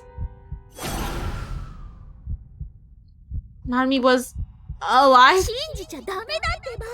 I told you not to trust him, just don't listen. If you successfully complete the quest, I'll return Nanami to you. No questions asked. Alive, of course. Quest? Shogun used that word again. Do you want me to think of it like a game? But the real me wasn't a hero. He wasn't like one. A quest like in video games. However, if you aren't able to complete it, Nanami-chan won't be coming back. Suddenly, Shogun's voice became cold as ice. Getting scared of some old guy like this was pathetic, but this man, he wasn't normal. This man was a new-gen culprit. I'm sorry I don't need to explain what'll happen if you disappoint me. So don't let me down now. You can do it. What? Why me? Can't you pick someone else? It has to be you. But why? You are the chosen one. I was the chosen one? Don't get the wrong idea, Taki. When he says chosen, he's talking about now you're the next victim he chose. Please torture and kicks off someone else. The tragic end of all the Nietzsche victims flashed through my mind, sending shivers down my spine. Don't you remember what happened at noon today? I'm sure you do. noon. At school, you saved Kishimoto Ayase. Shogun had also mentioned Ayase's suicide attempt in the email. He must have been observing the whole debacle from somewhere. Or maybe he'd been mind controlling Ayase. Maybe he's the reason she tried to kill herself. Thanks to that flower bed, Kishimoto Ayase survived! Do I have that right? Shogun knew my power back at school. No one had even questioned the existence of the flower bed. The only one that had was Senna, and she'd gone on to accuse me. You had a delusion of it, didn't you? Taki, deny everything Shogun's saying to you. Go on, give it everything you got. Right, maybe the entire reason why Shogun was following me around, why he was trying to kill me, was because I had powers. If I claimed that I didn't have powers, maybe he'd let me off the hook. I don't have any powers. Powers? I don't recall saying anything about powers. Shit.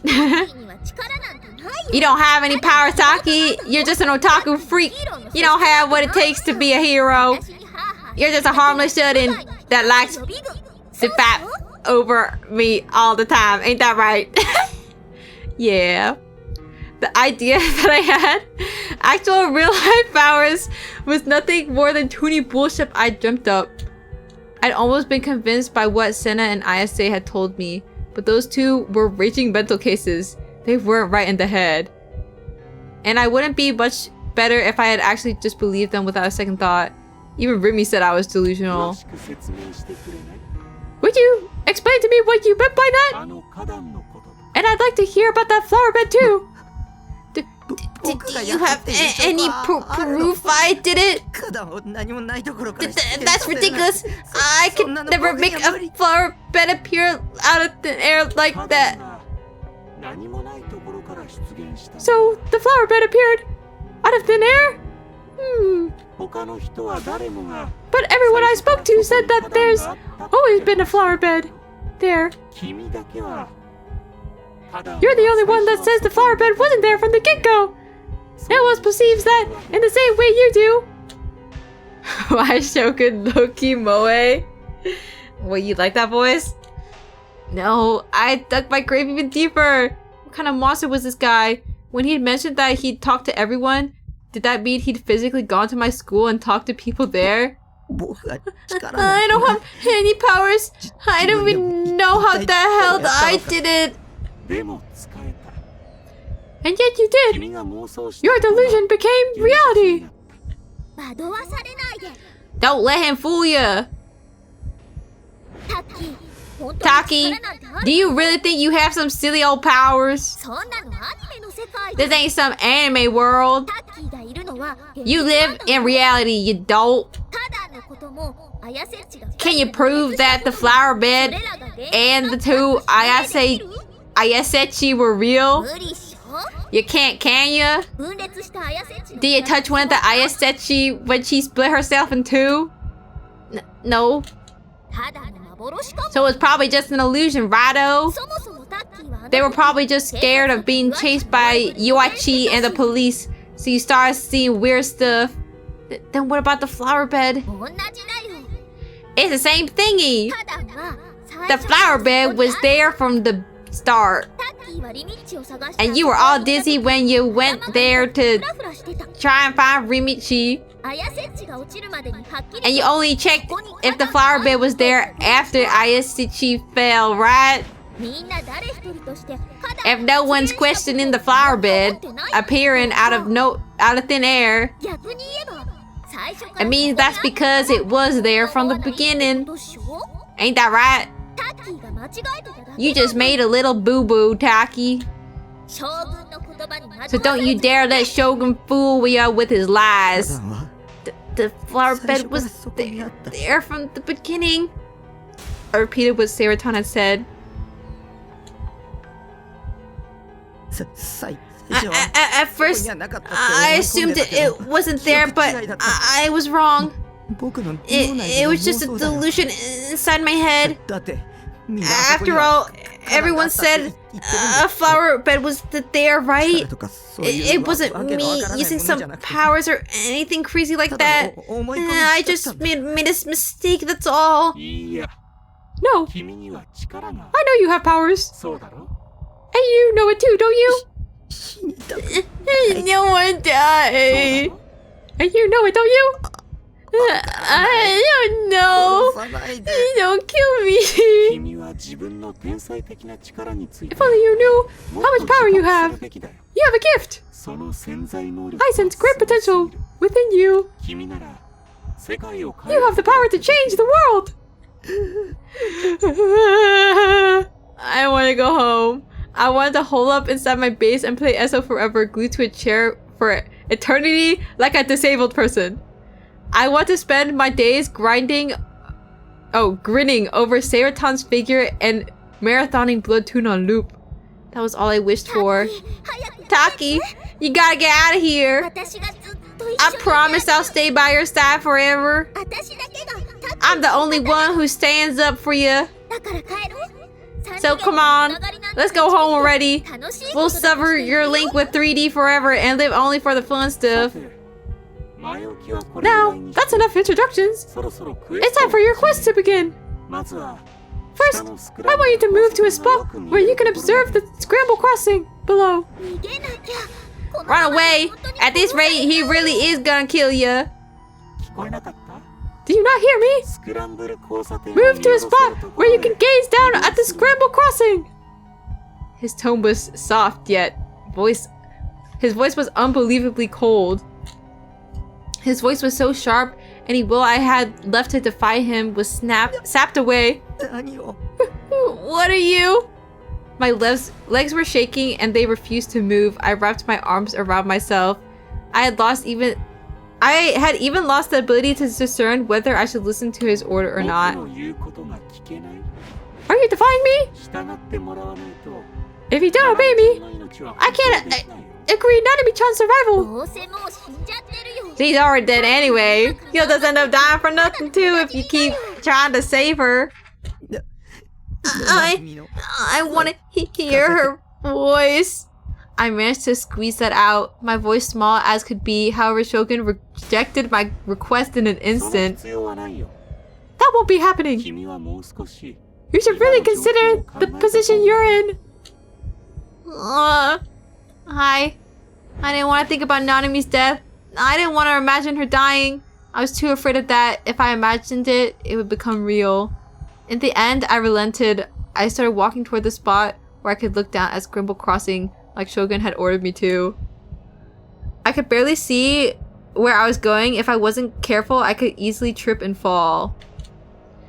On the side of the rooftop facing Scramble Crossing, a transparent acrylic plate protruded out and up like a wall. It was about 3 stories high.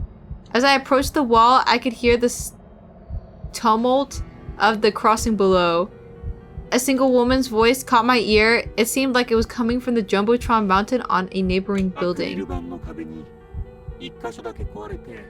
you see the broken part of the acrylic plate wall? Where the hole is?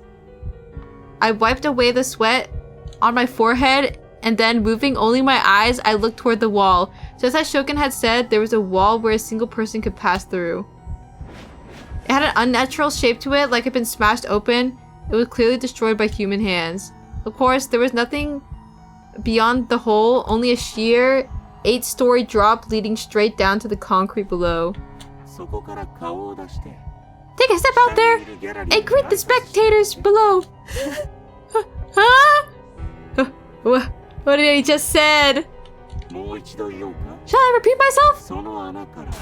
I want you to lean out of that hole, then greet the people below. He couldn't mean... See? He wants to kill you, Taki! 100%! I gulped. Was this how he'd gotten the 5 people to jump off? It really was exactly as Seirotan had said. There was no way out of it. I was going to die. He was going to make me jump down there and die. I can't! If you refuse, Nanami-chan dies. But if you obey him, you die, Taki. What the hell was I supposed to do? I tried to figure out what the best course of action was, but the only thing circling my mind were the most negative delusions possible. I was unable to think straight. Someone save me!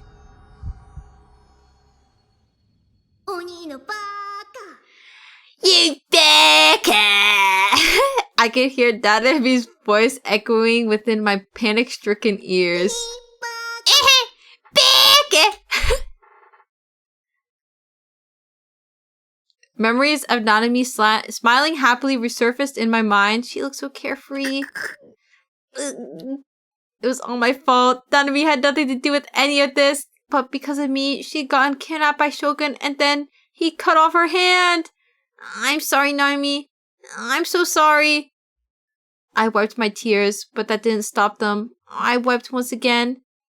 Then, with my vision still blurry, I slowly approached the smashed hole. And then, more afraid than I'd ever been before, I looked down. Oh. Don't jump, Taku. Suddenly, a huge cheer akin to the rumbling of the very earth itself came from the people below. A large crowd was gathered in front of the station. The media was there too. They were all there for an event that was about to unfold. Suddenly, a blinding light hit me. I squinted reflexively and looked away. Then, when my eyes landed upon the jumbotron of the closest building, what I saw was unmistakably... Oh my god, it's him! Me. What? Me? Live talking suicide group watch? Oh my god, we're gonna watch him jump!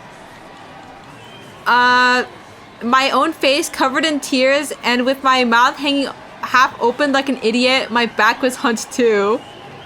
Also, hello, Sned the sheep. If Shogun convinced him to do a flip. Jump! No, he can't jump. For a split second, I thought I was hallucinating. A chill ran through me as I thought that someone was secretly recording me somewhere. I then considered that what was being projected there was actually images taken from my thoughts by Shogun. Oh my god!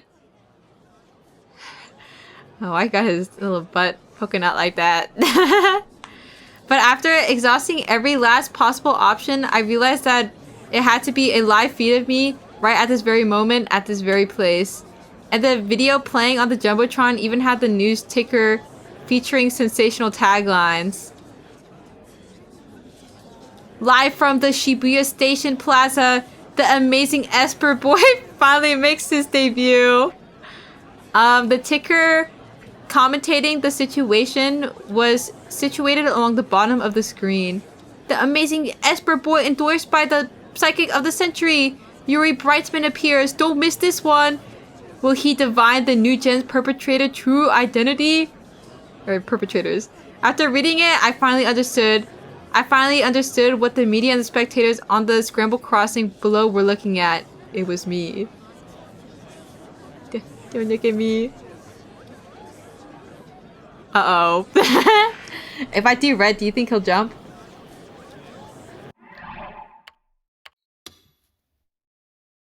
I guess we can probably save over my old one. Yeah, do red. Why were they fixated on me? Esper Boy! What the hell was that all about? Did any of them have any idea what happened today? We got hit by a damn earthquake. A seismic intensity 5-1. Over 100 people fucking had died. Sorry. So, why were there each and every one of them? Why were they waiting there just to see an otaku freak like me make an ass out of himself?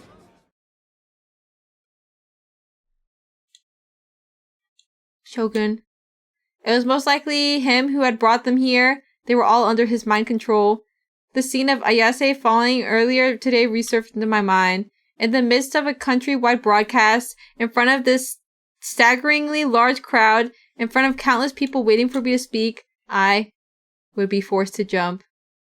And once I did, it would be a prime example of how dead men tell no tales. The expert boy who planned to use his gift of clairvoyance to reveal the new gen perpetrator was actually the culprit the entire time. A shocking conclusion, an unbelievable plot twist. The population would then complete their false narrative, one in which I leapt to my death as a way of repenting for my crimes. The curtains would close on New Gen after a most shocking display. My body would smash against the concrete, my limbs would warp in unnatural directions, blood and gray matter would splatter from my crushed head, and the entire country would witness my mangled corpse.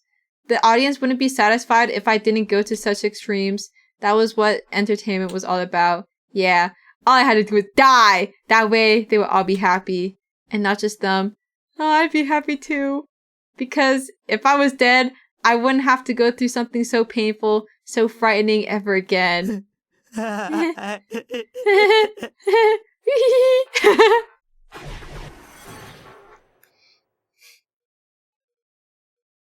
Okay, so... Oh. Time to die! The world would be better off without me. Kill yourself, Takumi. Nah, haha, go kill yourself. Actually kill yourself. Heh. Had the answer always been that easy?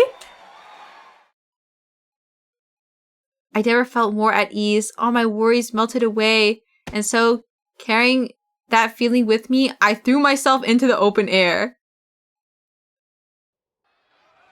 The nightscape of Shibuya Station spun around and around. I fell to the earth.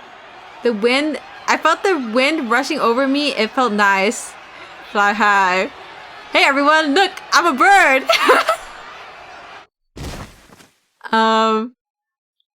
This bird don't got no wings.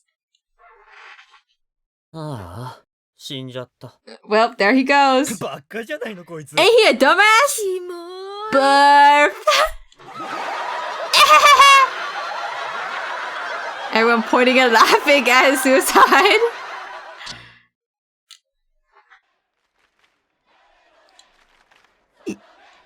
Wait, what are they chanting?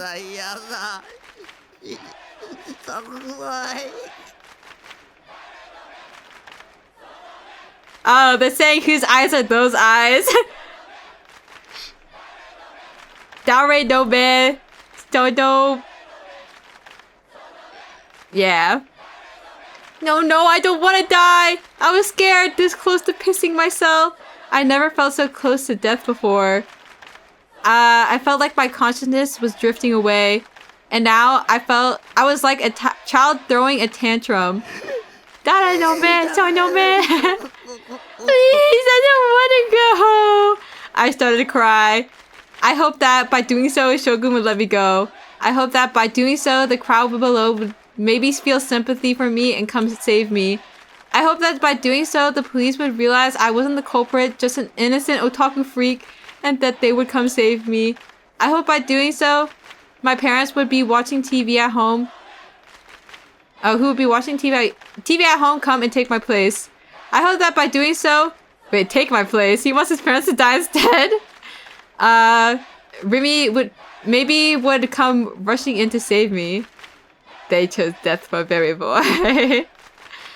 I hope by doing so, I would suddenly wake up and realize that it was all a dream. With the pick a taller building. Oh, you don't want to hear the people below.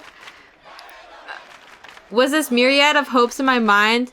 With this myriad of hopes in my mind, I shook my head desperately and then I cried out my soul wish. I didn't want to die. And yet... If you take one more step back, Nanami-chan dies! Shogun's tone hadn't changed at all from before. You're already standing on the stage! This is the perfect place for your awakening, don't you think? Everyone who's gathered here is waiting for you. If you disappoint them, they may turn into an angry mob and chase after you. When he said that, I froze, unable to take a step back nor look behind me. Quit your worrying. He's just trying to scare you. Nanamichi's already dead, Taki. Running away right now won't make you a bad person, I promise. Even if that was true, I want you to focus on the scenery standing before you. Shogun's voice was very calm, which somehow only made him all the more intimidating. I couldn't even find it in me to say anything back. Starts jacking off, tucking me. Unzip your pants. There's only one task you have to do. I can't jump. I'll die. No one said anything about doing that. What was I wrong? Did that mean I didn't have to die? Without moving an inch from that spot? I want you to find your D sword for me. Okay. Find my D sword? How? I've been searching for it as hard as I could for a long time, but I've never even gone close. It was completely absurd to think I could suddenly find it here just because he'd ordered me to. A D-sword can be referred to as a delusionary sword. Do you understand that much? No. Don't let him fool you, Taki. These swords aren't real. A delusion becoming reality is just plain stupid. I'll never find one. Before you came here today, you'd already run into several others who have swords. Isn't that right? Surely they told you how to get your hands on one. Remember what they said? This sword is that which bends fate to its will. This sword is that which converges all sorrows. This sword is that which interferes with the transcendental planes. It is akin to another space, another possibility within the same dimension, or perhaps a delusion. Stating it that way does not provide much in any way of meaning. This whole thing we can know for certain, however, is that this sword exists within that region. It was there before I knew it. At first, I did not perceive it. But when I ever so slightly altered my perspective, it all became clear. Perhaps it is already visible to you, Takumi. You just aren't seeing it. Doubt the world, study its mechanisms. Is that scenery your eyes perceive truly real? It's possible to turn delusions into reality. Objects that aren't real blend into the scenery around us. In other words, it allows errors to be perceived as real. That's right! You already have a number of hints. It should already be visible to you. Within the scenery that stretches right before your very eyes. So, what he was saying was, Shogun was hiding a D-sword somewhere in the scenery I was looking at, and I just had to find it? Wait, is that is that his D-sword right here? Oh my god, guys, I see it! If I find it, will you let me go? Finding it isn't the only thing you have to do to complete the quest. It's like I spy. You need to actually grasp the sword. Just make sure you follow the rules. You can't move a single inch from that spot. There was no way I could do that. How interactive. I know. Does that mean I gotta play I Spy? If I couldn't move from here, how was I supposed to grasp the fucking sword? What the hell did he even want me to do? I'm telling ya, he asked for the impossible cause he wants you dead. At a doornail, Taki. I think I'm blind. It's okay. I'll point it out next time. If you're unable to do that, Ganami-chan's life will be forfeit. Let's run on home, okay, Taki? But he just said that if I move one step from here, Nanami'll die. I've told you 1,000 times, Nanamichi's long gone. But he said that I could save her. Are you really believing what he's saying? What if he's lying? I hope that's a red herring. Nah, I feel like that's actually the sword. I strained my eyes. The bright lights from below made it hard to see much of the scenery at all. The farther away it was, the harder it was to see. Guys, I spy with my little the little narrow needle thing. Is he stupid? I was trying as hard as I could to look around, but the scenery I could see from here wasn't all that vast. Most of it was hidden behind buildings. Dora the Explorer over here. But I had to find my sword. It just ain't possible. What the hell was I supposed to do? I thought about what Ayase and Senna had said once more. Oh, but I ever so slightly altered my perspective. It all became clear. Objects that aren't real blend into the scenery around us. And when I thought about that, for some reason I recalled the pattern of the ceiling in my parents' house. Back when I was a kid, I remembered having random thoughts about it before I'd gone to sleep. To me, the grain of wood on the ceiling had looked somewhat like a face.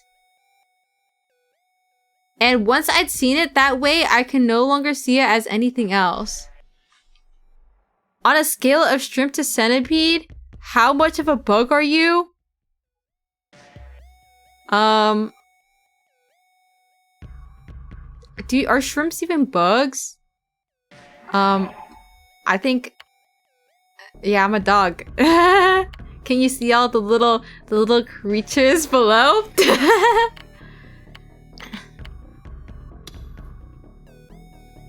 Pareidolia. An optical illusion in which the shape of a stain on the wall looks like a human face. The shape of a cloud in the sky looks like an animal or some other similar phenomena. A large majority of spirit photography is simply pareidolia. So yeah, I'll take it. Dogs can be bugs. Why can't I just be a dog?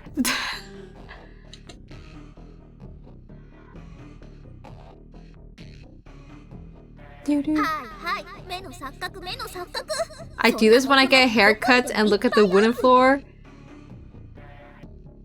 I don't know. I mean, I feel like I've probably...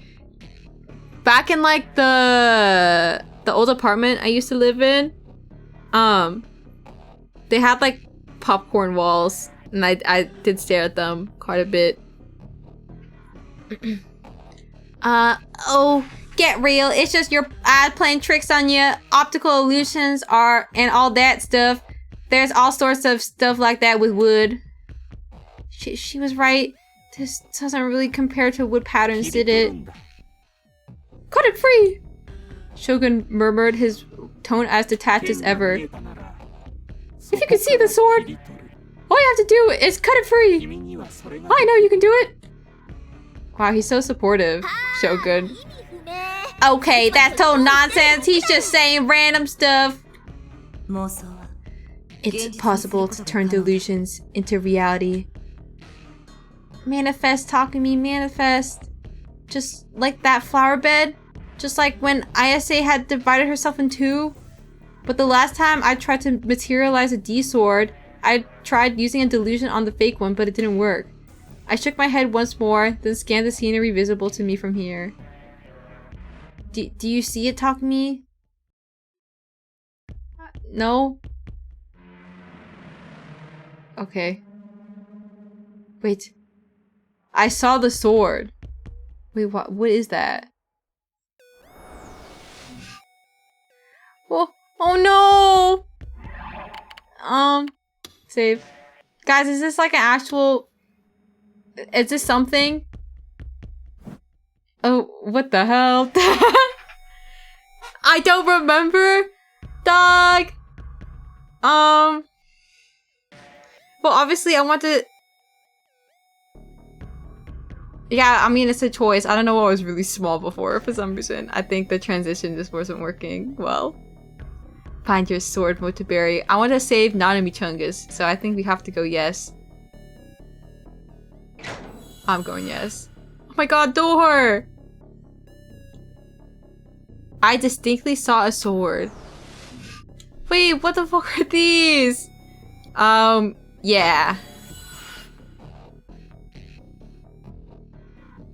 If I move from here, I can take it. We gotta manifest this. Yes, yes, yes! It looks more like a lance to me. What? You disappoint me? No! He pushed us! I felt a strong push against on my back. Before I could even notice, someone had moved up right before me. You can't move. Oh. I hadn't felt any presence. It couldn't have been Shogun. I hadn't heard the creaking sound of a wheelchair. Then who? Dog, he's cooked. He got your ass. Got me when I answer yes to every question. This is gonna be like me when I go through customs, except it's no. No, I don't have this. No, no. The nightscape of Shibuya Station spun around and around. I fell to the earth. I felt the wind rushing over me. The ground was closing in. I could hear screams, or rather, cheers all around me. Is this it? Is this how it ends? Is this how I die? Oh god, no! Not like this, not like this, not like this, not like this! Where? Is this a water bottle, ma'am? No. It's a bomb. I can't believe we actually got a bad ending. Good thing we saved before that, right? Yes. Don't quiz me again. I saw a sword. Yes. I see sword. I distinctly saw a sword. Yes.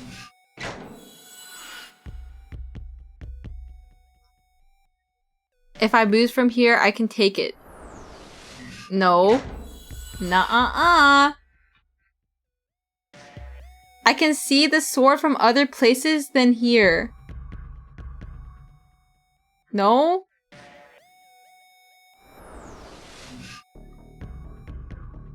There's only one sword, isn't it? I'm gonna say no.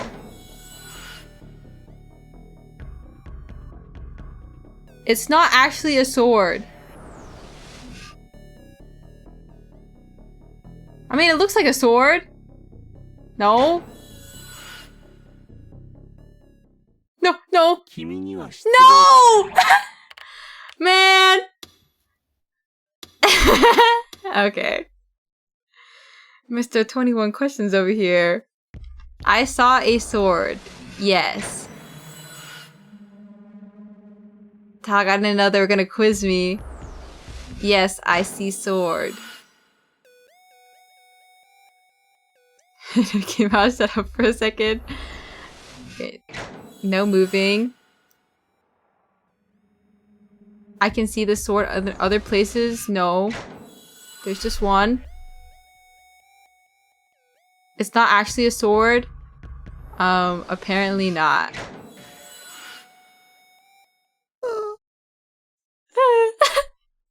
I'd seen it. Oh my god. What do you mean it's not actually a sword? Unless they mean like a toothpick.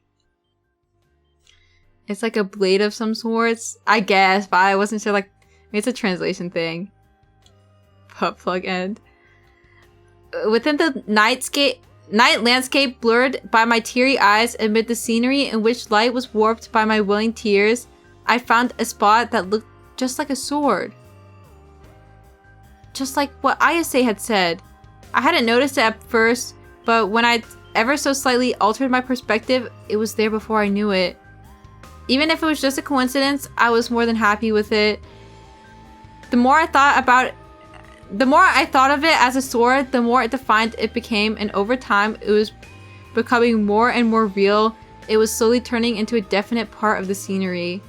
And eventually, even its contours became clearly distinguishable. You found it, didn't you?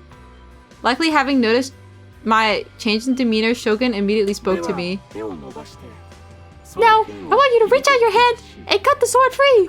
You didn't have to think very hard about it. You can do this.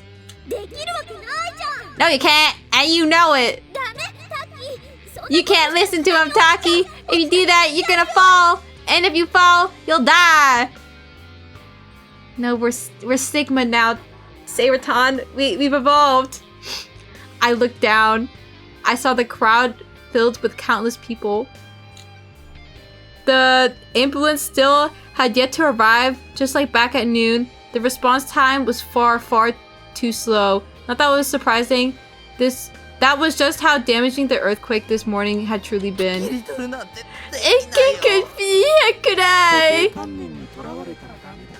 Don't let your preconceptions restrict you. If you think that you can't do it before you even try, you won't be able to. Throw common sense to the wind and simply see things as they are.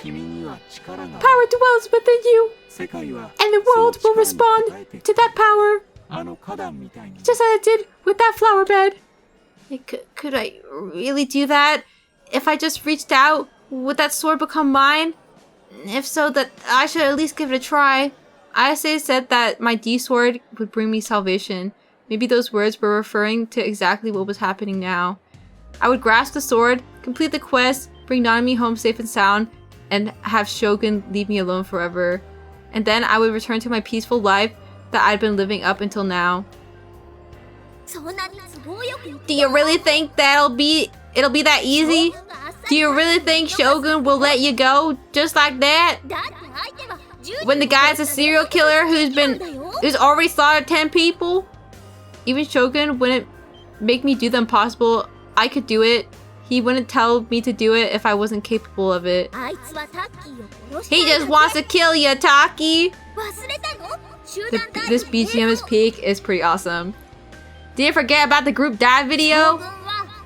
Shogun's already made 5 folks fall to their death without even touching them. Remember? I'm sorry, Sayraton, but I'm already reaching for my salvation. The crowd below started rumbling. Every move was being monitored by the thousands of people packed in front of the station. And it wasn't just them. I was also being watched by tens, if not hundreds of thousands of people all over Japan watching on TV. I started feeling nauseous. The extreme pressure imposed by such a large number of people made my heart feel like it could explode at any second. No, just forget about them. If I stayed focused on them, I'd be too nervous to even lift a finger. I need to only focus on the sword. Being as careful to remain my footing as possible, I reached my hand out. I tried to aim directly at the sword, letting my intuition do the rest. I felt nothing. The wind rushed toward me relentlessly.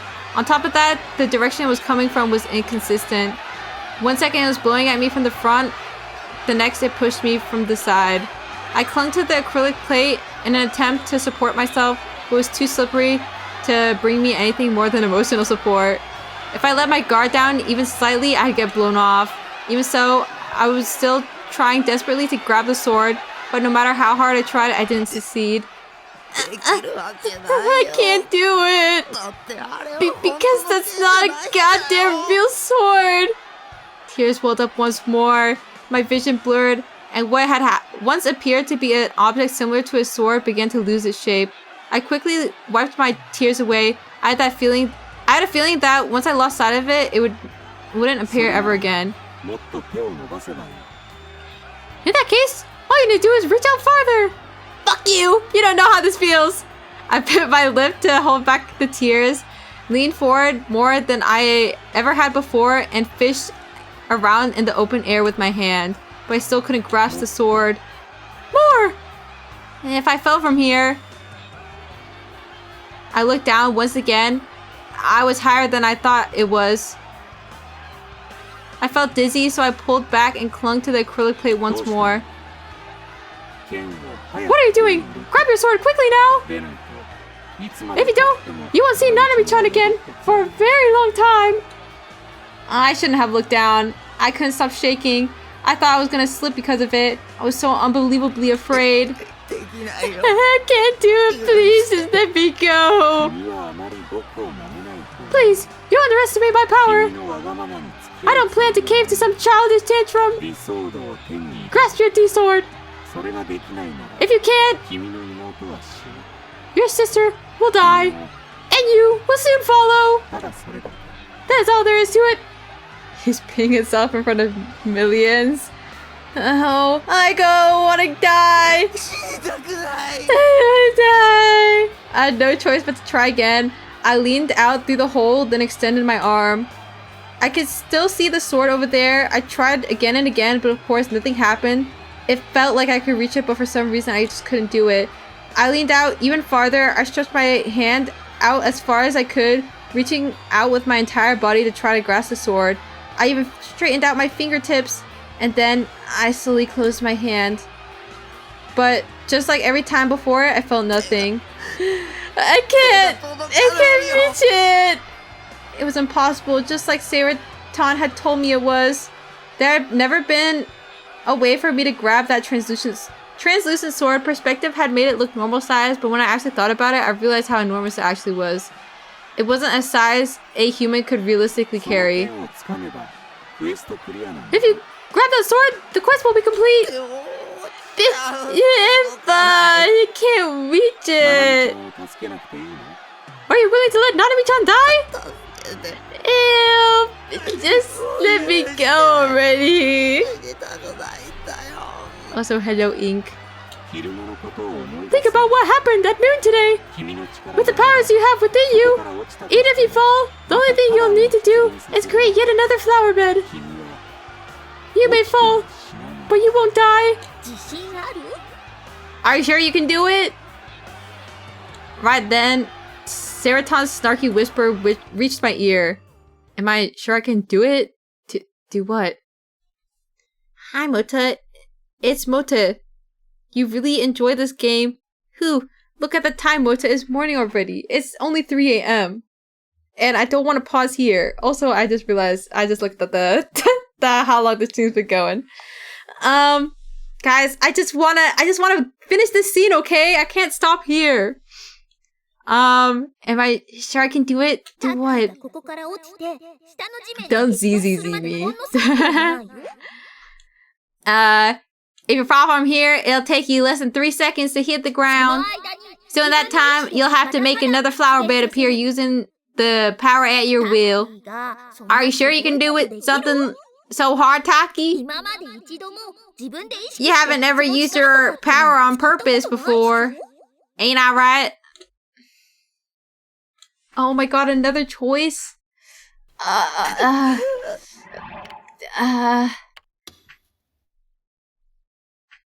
Flower bed first, then go? That's what I'm saying. But I think it's easier to manifest things if you already have the sword. Yeah, let's do green. He needs his dub. He's been thinking about this for a little while now. That was true. Even if I did have powers, I had no idea how to use them. So let's run away, okay? You done good, Taki. But anything more is just too much for you. You don't want to die, right?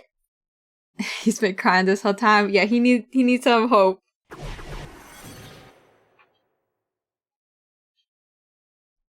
Oh my god, Seira! But Nanami. Taki, you did good. Now you can live as a tragic big brother who lost his little sister. Music note. The tragic big brother? Tell them you have PTSD and they'll let you off the hook no matter what. You can become the best shut-in ever. Oh, there may be some fake old goody two-shoes with money to burn, take pity on you, and provide you with everything you need. If you write whatever's on your mind on a blog, maybe you'll get picked up by a publisher and become a best-selling author. Just slap a review like the book that made all of Japan cry on the back, and you'll get hit by a storm of rave reviews from naive dumbos who get all invested in it. I was so moved. I've never felt so bad for someone and stuff like that. And then royalties will come flowing in. Then after half a year, they'll make a movie out of it.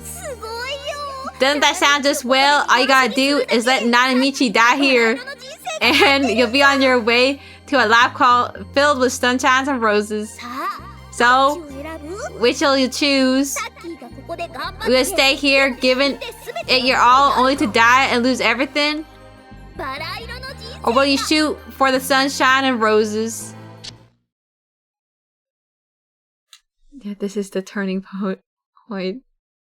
死にたくない。 I wanna die. I don't wanna feel pain. やだ。 I wanna be dead. I don't wanna disappear. どうなる Whatever happens to Nanami 痛くも痒くも doesn't ない affect me. I muttered that all to myself.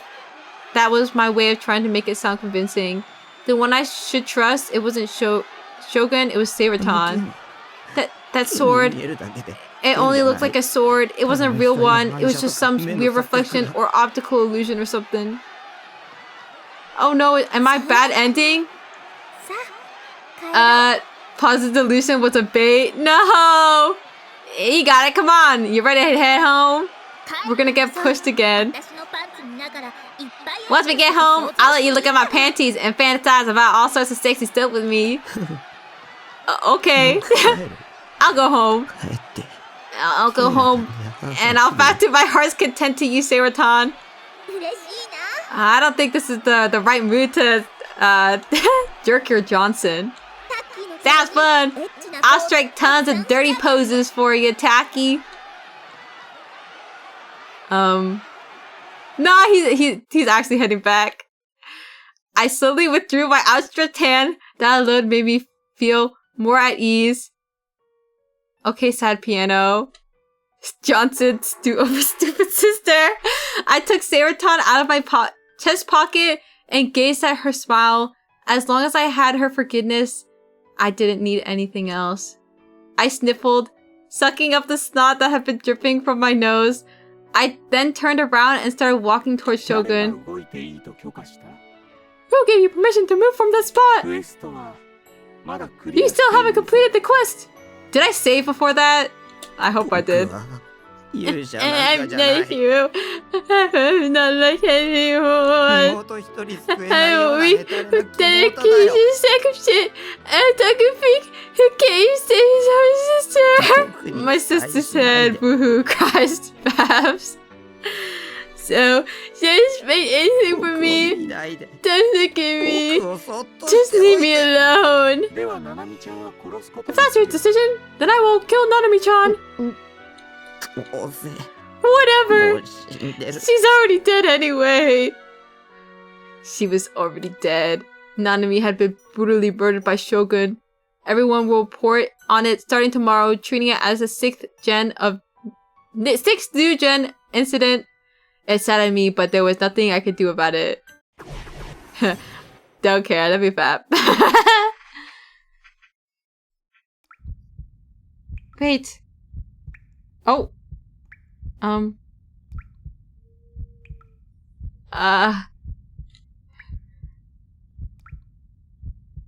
Blunk. No.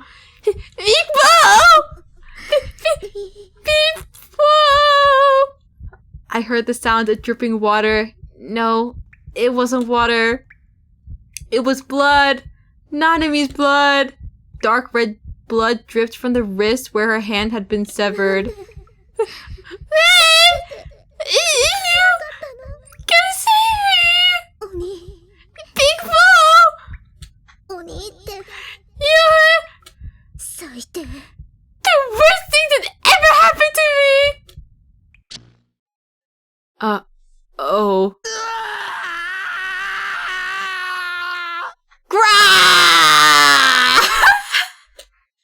I spewed my guts out. よくもよくもよくもよくもよ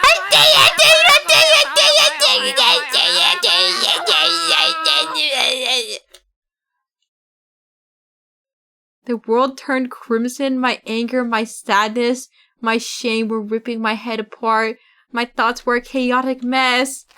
Without any rhyme or reason, I charged towards Shogun. I made to grab him.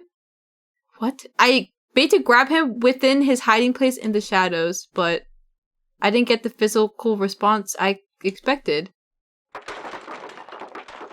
I collapsed along with the wheelchair. I must have hurt my elbow as pain was shooting through it. Grimacing, I searched for the person who should have been sitting in a wheelchair. At my feet, a head tumbled across the ground. Terrified, I slowly reached out my hand, and what I felt was extremely hard. Rather than a freshly severed head, it was very clearly a helmet. What? Pitch black helmet. Spider-Man. Darth Spider. Darth Spider. Sorry, my bad. What did What? The big reveal. Dog, what is going on? Wait. I feel like the first thing, like, the first playthrough of this game, like, none of the choices are super important. So I feel like even if I pick the red answer, I think we would end up the same way. But I want to just look. I want to just peek. And then, after I peek, we will end here, because it is getting quite late. I feel like the choice didn't matter. Yeah. I feel like he just can't see the D sword. Well, can't see, but he didn't grab. Because, like, I'm pretty sure, like, the first playthrough of the game is, like, you can't really get, like, a different ending. Yeah, I think he bitches out no matter what first playthrough. Yeah. Also, Joji5500, thanks for following. He's too stupid. No, he didn't believe himself. He had too much doubt. I can't believe Darth Spider was behind all of this. That's crazy, though. Oh, I that of all things.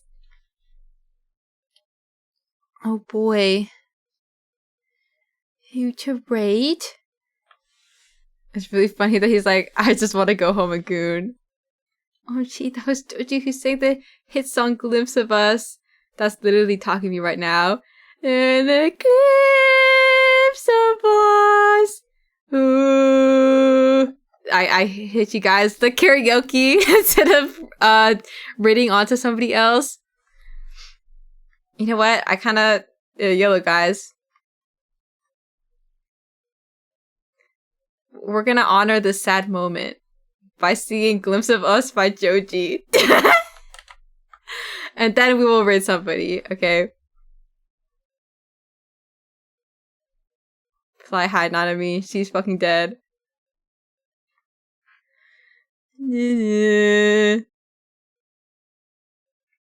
Rest in peace, Funimoto. Is this too loud? She'd take the world off my shoulders if it was ever hard to move.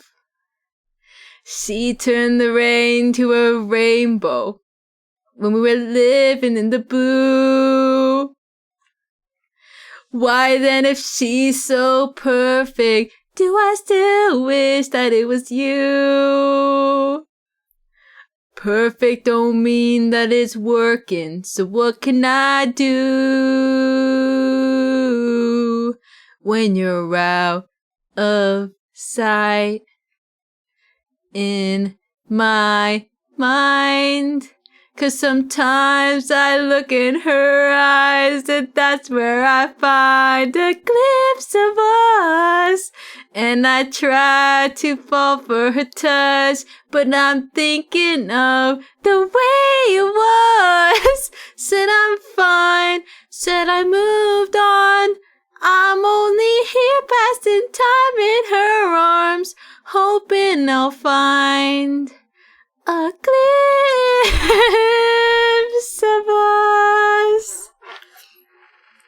Tell me he savors the glory. Does he laugh the way I did? Is this a part of your story? One that I had never lived?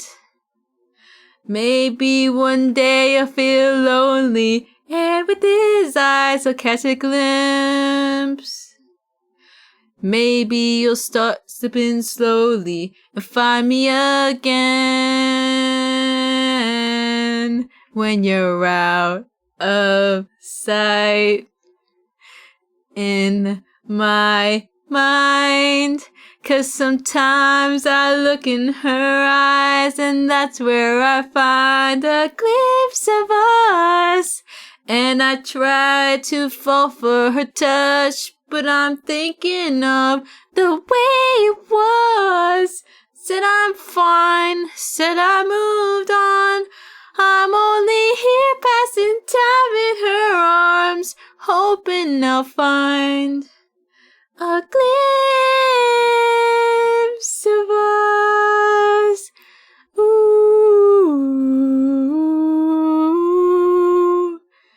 ooh.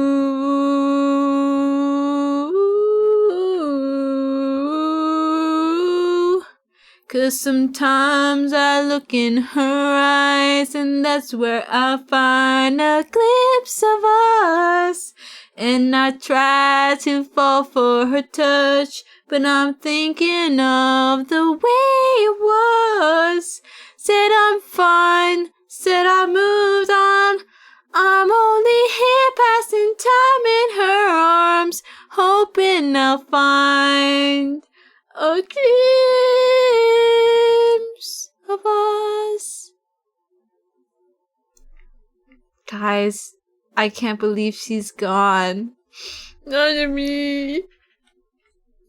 Her Chungus Emoto. We couldn't save her! 3 a.m. karaoke. Yeah, and that's the last one. Also, hi Mookie, and also goodbye Mookie. We're rating.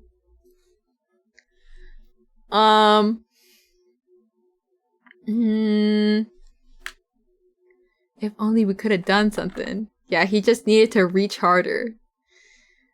Let's rate Mishimoli.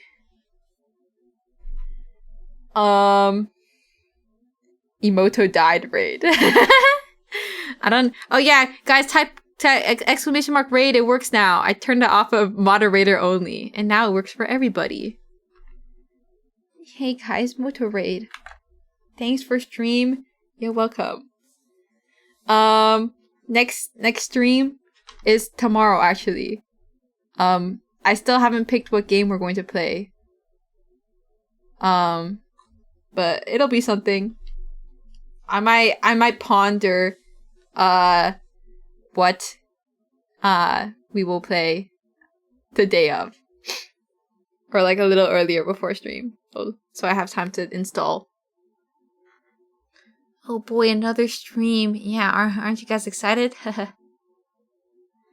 I don't have a raid too. My bad. If you're not subbed, I don't know. Just say Mota raid in a single sentence. Oyasumi Mota, Oyasumi chat. Yeah, good night everybody. I'll go check up on my dailies and then I go log off and chill in bed. Lol. Good night, don't lose your hand. Yeah, I'll try not to lose my kawaii moto too. Okay, bye bye.